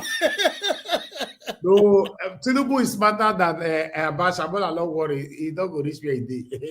No, if you not ways, I just use that as a case study. You understand? Where Abacha was, nobody ever thought. But when it was time, as they were planning, God was planning. When it was time, something will happen. Nigeria cannot remain. Be solution. The smartest president I believe we've ever had in Nigeria. Now your day, so for in case no. Now your day, so Jagaba, Epa Jagaba. Peter Obi says Chief Bola Tinubu. I never see anything. I don't know. Thank you very much, my people. I beg, let's continue again tomorrow. I know say we have short videos to put in for you guys as well. So our work continues immediately. We end this as well. So it be as it get. Even as we talk now, there are so many updates everywhere. So stick with us, subscribe to our channel, hit the notification bell in case we upload videos. You'll be notified. Our live broadcast is already there. You all know that it's 7 p.m. every day, but these are video that we're uploading. You might be missing out because not everything we can talk about. For example, now I have, let me check. I have 6 important short videos that I wanted to showcase today. Remember that when we came to this broadcast, the breaking news never happened. We don't start broadcast before the breaking news happened. So because of that breaking news now, a lot of videos that I came in with on this particular broadcast have all been put aside. You see? So tomorrow down and I'll come showcase them. Yeah. Tinubu 8 say may they carry that NYSC gear, may they sentence out to death. But on that statement, a lot of Nigerians have reacted. These are part of the things I wanted to talk about earlier on. But tomorrow is another day, or rather later on. My people, I don't know the one whole day, so yeah, I want to pack my luggage, so make I go where I come from, because this Nigeria, I be like saying they want to set time and place, and I don't want to be part of it. Thank you very much, my people. I appreciate you all. I really like to bless you that. We got to the end of the book. And those of you that supported the channel today, Don Anthony, thank you very much. Appreciate you. I don't get the time to appreciate you now earlier on. Thank you, Sue Berry. God bless you, man. I really do appreciate you. You did it twice. Isaac Ojo, thank you very much. And your wonderful text as well, Sir Elvis. Thank you so much. Thank you, everyone. Mute yourself. Don't they cough, they do everything. They just mute yourself. Stay mute. And thank you. Okay, my people, we'll come to the end of the broadcast. I'll see you guys again, fingers crossed, later on, so that we can continue. Obviously, tonight broadcast will be very, very hot because there will be loads of updates that we need. Because obviously, a lot of people will react to what has just happened now. Wait till we know. Now, as we see them, that's all they carry on. They're going to give enough for a year. My people, we're going to have a good night and take care. Bye for now.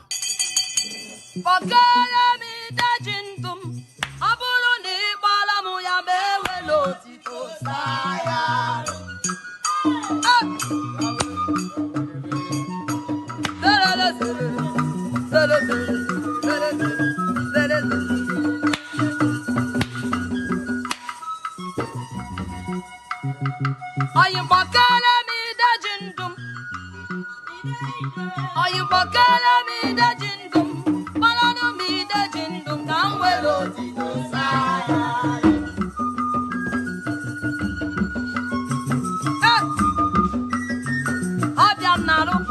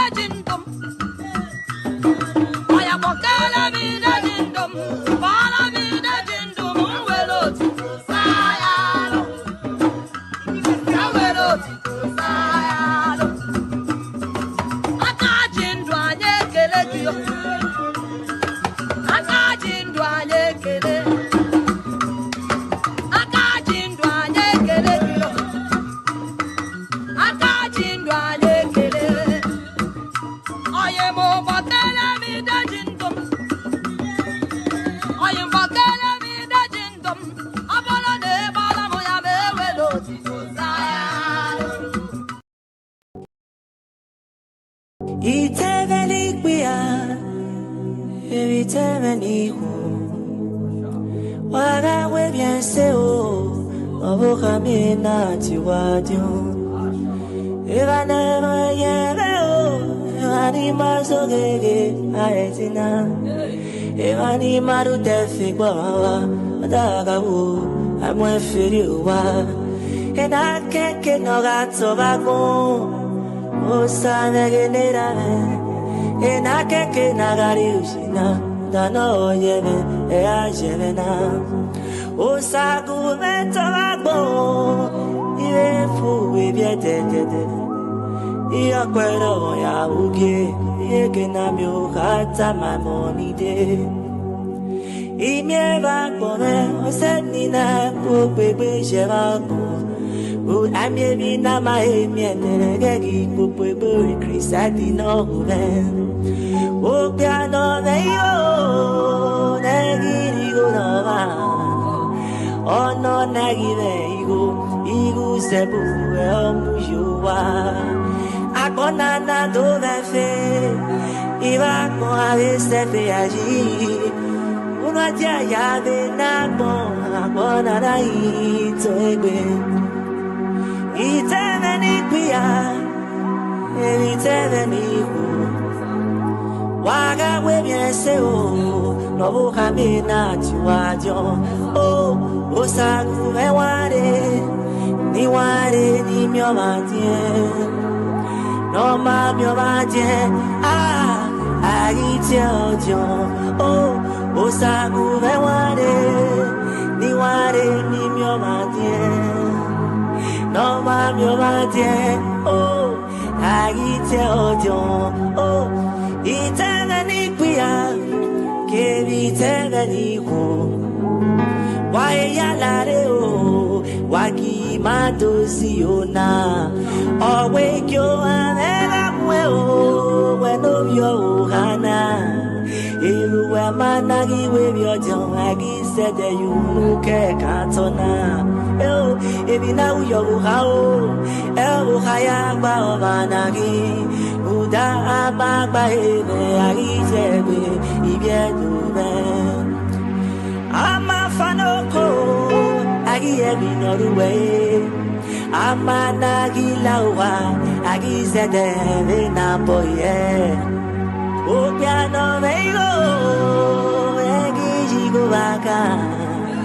Eya ugo aye, ono na anu sake agon.